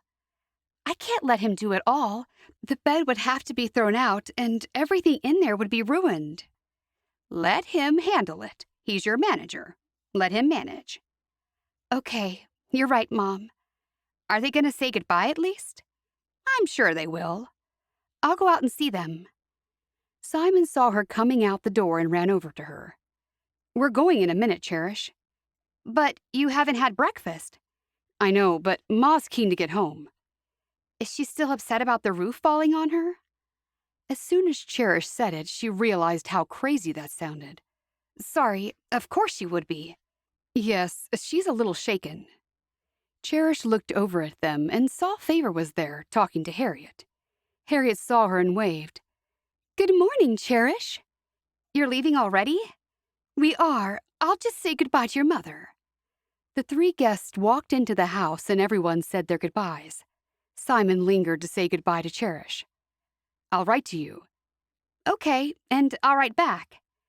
Favor snickered, but Cherish ignored her. Then Simon walked out the door. Now There were only the four of them.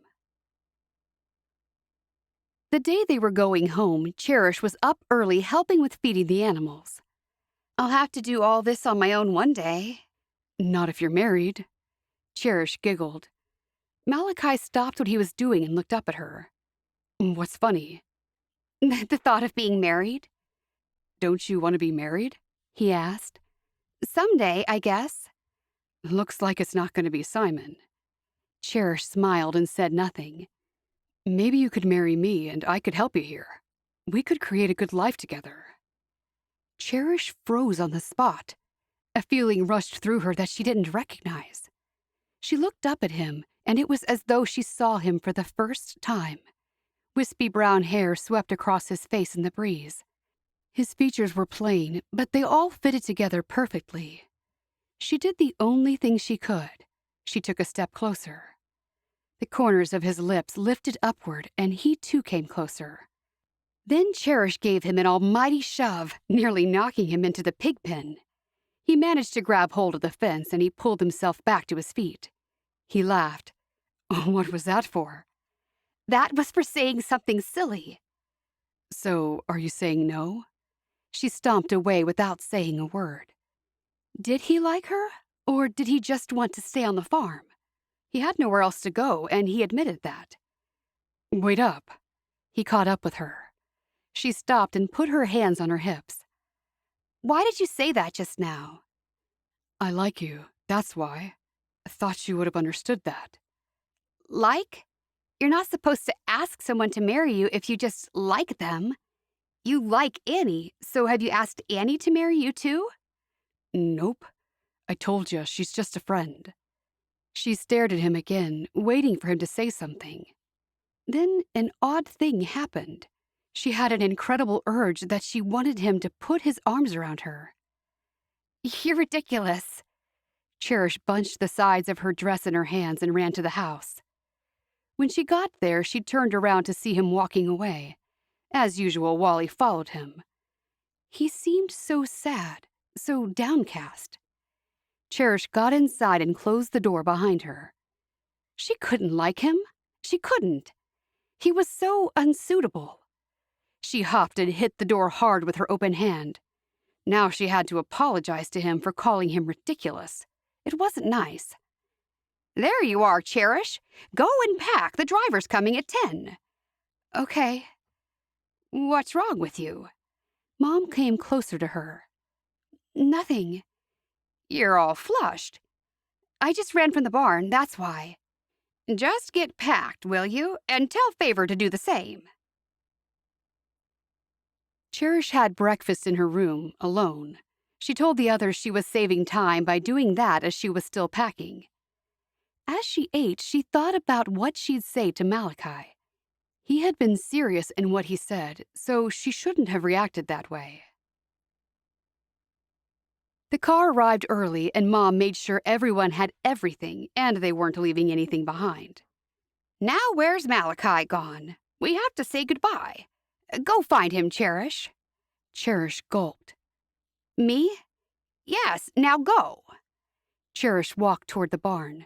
She'd been avoiding him ever since he'd mentioned marrying him. Run! Mom yelled out. Once Cherish opened the barn door, she saw Malachi polishing the brass bits of his horse's harness. We're going now. Already? Yes, the car's here early. He dropped the cloth onto the harness and wiped his hands on a damp cloth. I'm sorry for what I said to you before, Cherish said. He walked over to her. Sorry for which things you said. You say a lot of things.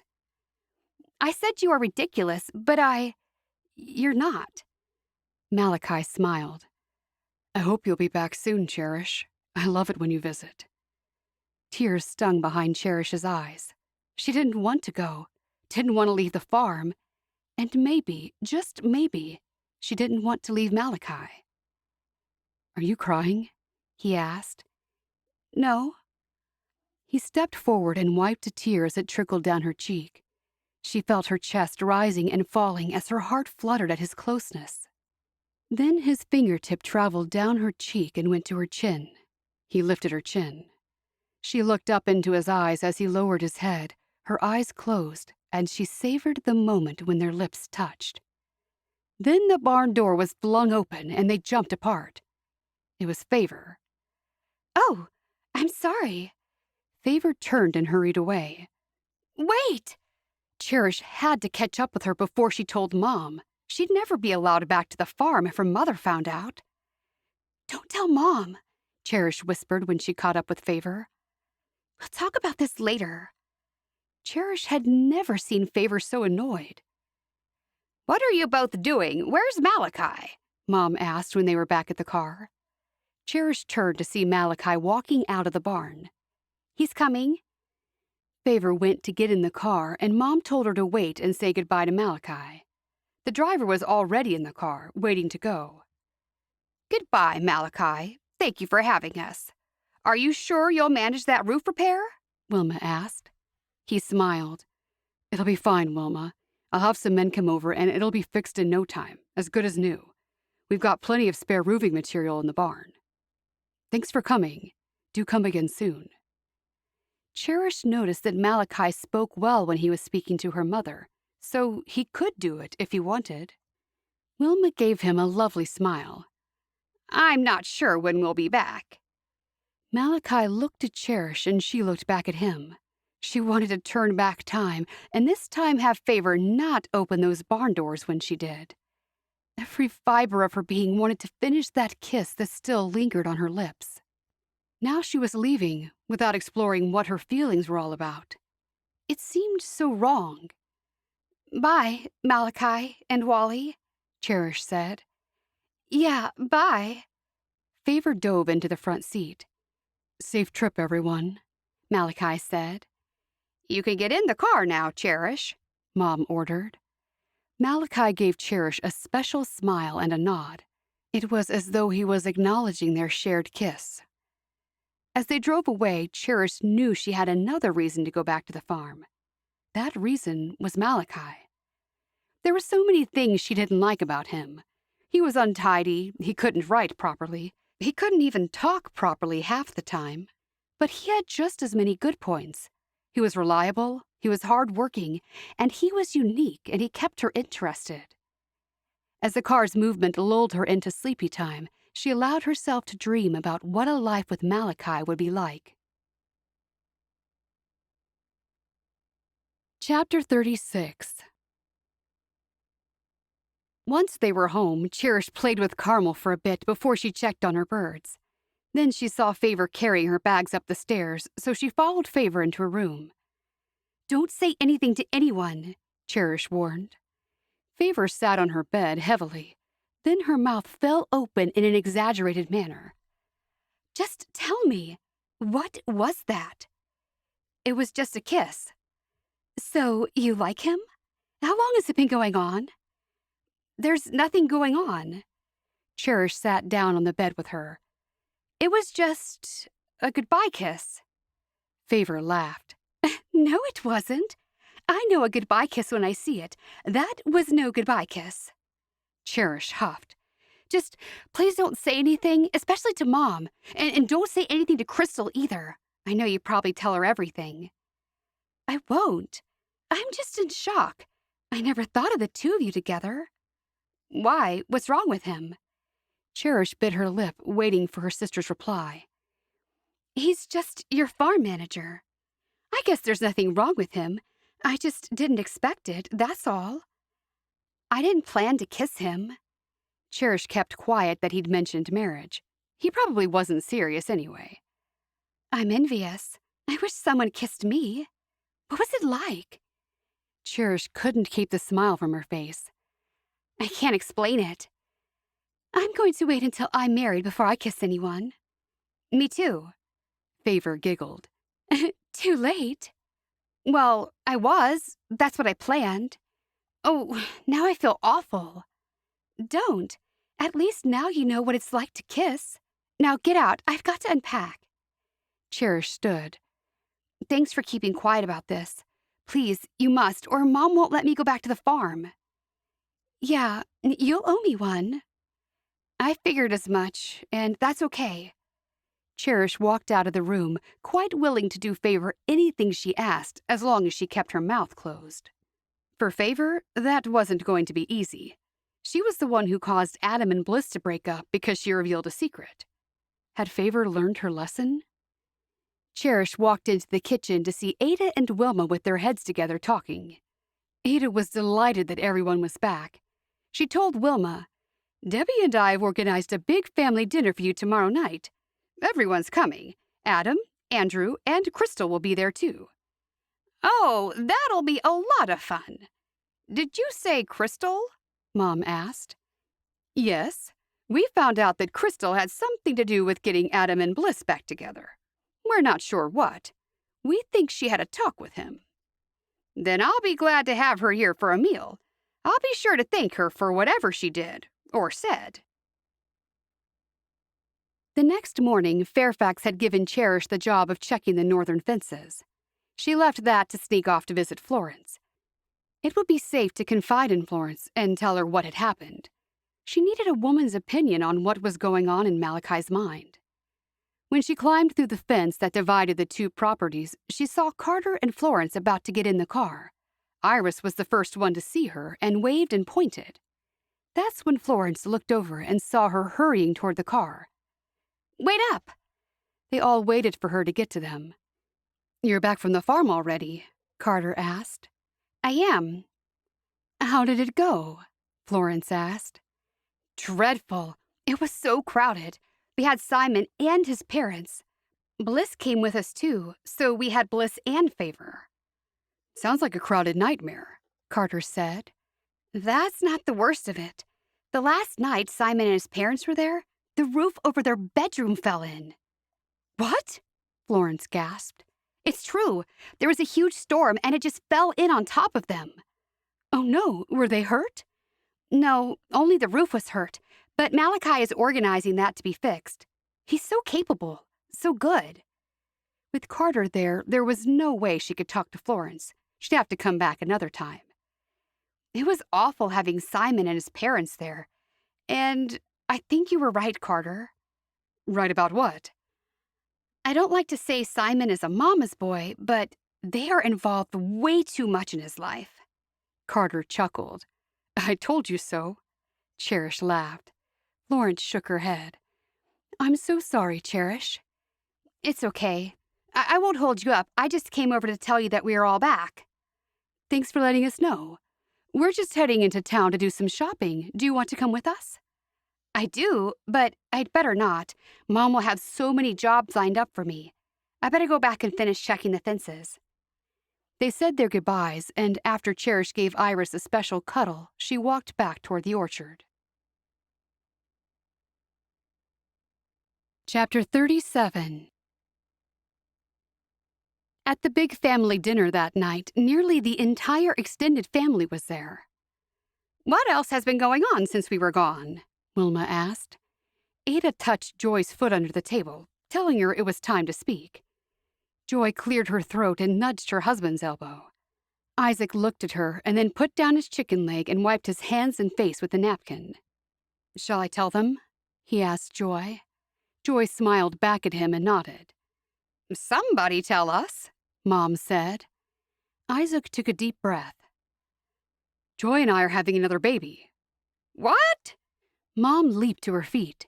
"That's great news! The best news I've heard so far this year!" Mom ran over to the other side of the table and hugged both Isaac and Joy. Then everyone else congratulated them too. When Wilma sat back down, she looked at Ada. "You don't seem very surprised." "I'm not." Ada sat there, looking satisfied with herself. "Did you know before me?" "Sorry, Mom," Joy blurted out. "I couldn't keep quiet about it. I wanted you to be first to know, but I couldn't keep it in." "It's fine, Joy. I know what it's like to have news that you can't hold in." Mom gave Joy a reassuring smile. "Well, since everyone's here at the table, Adam and I have some news." Bliss couldn't stop smiling. "Yes, we know you're back together. We're not stupid," Favor said. "Yes, we are back together," Adam said. "Thanks to me, I'm told," Crystal smirked. "It was the mule," Ada said. Everyone frowned at Ada, whose comparison with the story from the Bible was lost on them because she didn't fully explain it. Just as well because Crystal wouldn't take kindly to be likened to a mule. Ada then shook her head. Don't worry. Are you saying I'm stubborn, Ada? Stubborn as a mule? Crystal asked. No, I don't think you're stubborn. Then a mule is also someone who smuggles drugs, Crystal pouted. I've never done that. Ada gasped. I didn't know a mule meant that too. Yes. I'm sorry, just forget my comment. I don't know what I was saying. Ada hung her head. Bliss and I have news too, Adam blurted. Out with it. Levi stared expectantly at Bliss and Adam. Bliss has agreed to marry me. Both Wilma and Ada leaped up and squealed with delight. You didn't know this too? Wilma asked Ada. No, I didn't. They kept it from me. Are you happy, Mom and Dot? Bliss asked. Everyone got up and hugged Bliss and Adam. We most certainly are happy for both of you, Levi said. Then he shook Adam's hand. Welcome to the family. When's the wedding? Wilma asked. Is it going to be soon? Most weddings are held at the end of the year, but we won't mind if you break with that tradition. Adam said, We are planning on the end of the year. We'll have to see the bishop and work out an exact date. Mom sank into her chair. That's excellent. It gives us plenty of time to plan things. And plenty of time to finish some quilts, Debbie added. Oh, yes, we shall. Bliss said, I knew Joy's news and she knew mine. We kept each other's secrets until today. Wunderbar, Samuel said. Anyone got anything else to announce? Matthew just sat there, scratching his thumb. What about you, Matthew? Ada asked. Matthew looked up. No, nothing's going on with me. I'm not having a baby or getting married. Levi chuckled. That's good to know. No job news? Samuel asked. No, you all know my job news. Bliss giggled. Cherish, do you have news about Simon? Like what? Are you and he dating after you both had some time together? Levi asked. Cherish was shocked that Levi would ask such a thing. From the look on Mom's face, she was shocked too. No, we aren't. Nothing like that. That's too bad, Ada said. He's such a nice boy. I mean, a nice young man. I did hear whispered that he got along well with Annie. Who did you hear that from? Favor asked. Can't say. Ada gave a little chuckle. Probably just a rumor. Rumors aren't always true. Favor hung her head. Levi said, I'm just happy everyone's home. Fairfax agreed. And we're going to start the year with us all working hard on the orchard. Yes, I am the boss of you all, if any of you were wondering. You'll keep them on their toes, Wilma laughed. I want us to have a better season than last year, God willing. Cherish looked around at everyone. The people missing were Florence, Carter, and baby Iris. They never came to family events. Christina and Mark were missing too. They had been invited, but found it too hard to leave the house very often with their newborn twins. Fairfax and Hope, the newlyweds, looked delightfully happy, and so did Joy and Isaac. Bliss and Adam kept looking at each other with lovey-dovey eyes, and Cherish was so pleased they were back together. Favor sat there looking glum, even though her best friend Crystal was sitting next to her. Favor was obviously missing Simon, and she made no secret of her crush on him. As far as Cherish was concerned, she could have him. Her sister was welcome to Simon and his parents. All this love and togetherness forced Cherish to think about Malachi. It wasn't fair their kiss had been cut short, and then she had to leave right away. I'm so happy we have another wedding coming, and another Bopley is on the way, Mom said. Don't forget more twins are coming, Wilma, Ada reminded her. I'm not forgetting about Miriam and Earl's twins. How could I? I thank God every night for them having Kinner, with her being so old. It's a miracle. We'll have to visit them and help when the babies are born. Miriam has no family nearby, does she? I'm not sure. Earl doesn't. Ada pushed out her lips. I know that, Mom said. And they'll be born in the next few months. She won't give us an exact date, but I'm sure of it. I did the sums. A hush fell over the room as everyone wondered what sums Wilma was talking about. Cherish said the only thing she could. I'm coming too. Oh, no, Fairfax said. You're working on the orchard.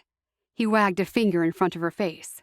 No getting out of work when I'm in charge. Everyone must do their share. Cherish's mouth fell open at her new boss's reaction.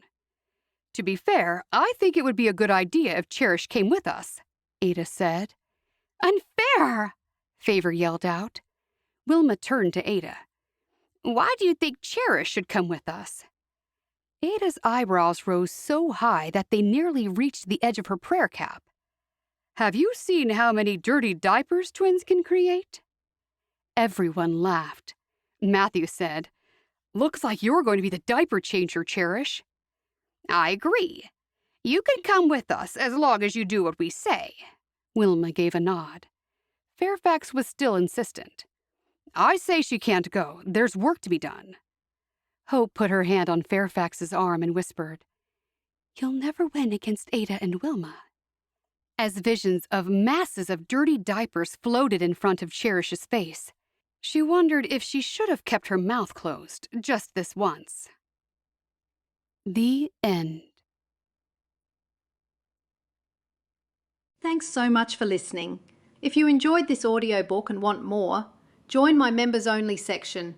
You'll get early access to all my audiobooks weeks before they're released here, monthly discounts to my store, and members-only polls where you help me choose characters and shape future books. Your support truly means the world to me and helps me keep creating these stories for you. You'll find the link to join in the bio. You can also find all my audiobooks, paperbacks, and large print editions directly at samanthapriceauthor.com. Until next time, thanks for listening. Amish Farm Mayhem, Book 26 of the Amish Bonnet Sisters by Samantha Price. Read for you by Andy Garcia Roos. Copyright 2022 by Samantha Price. Production copyright 2022 by Samantha Price.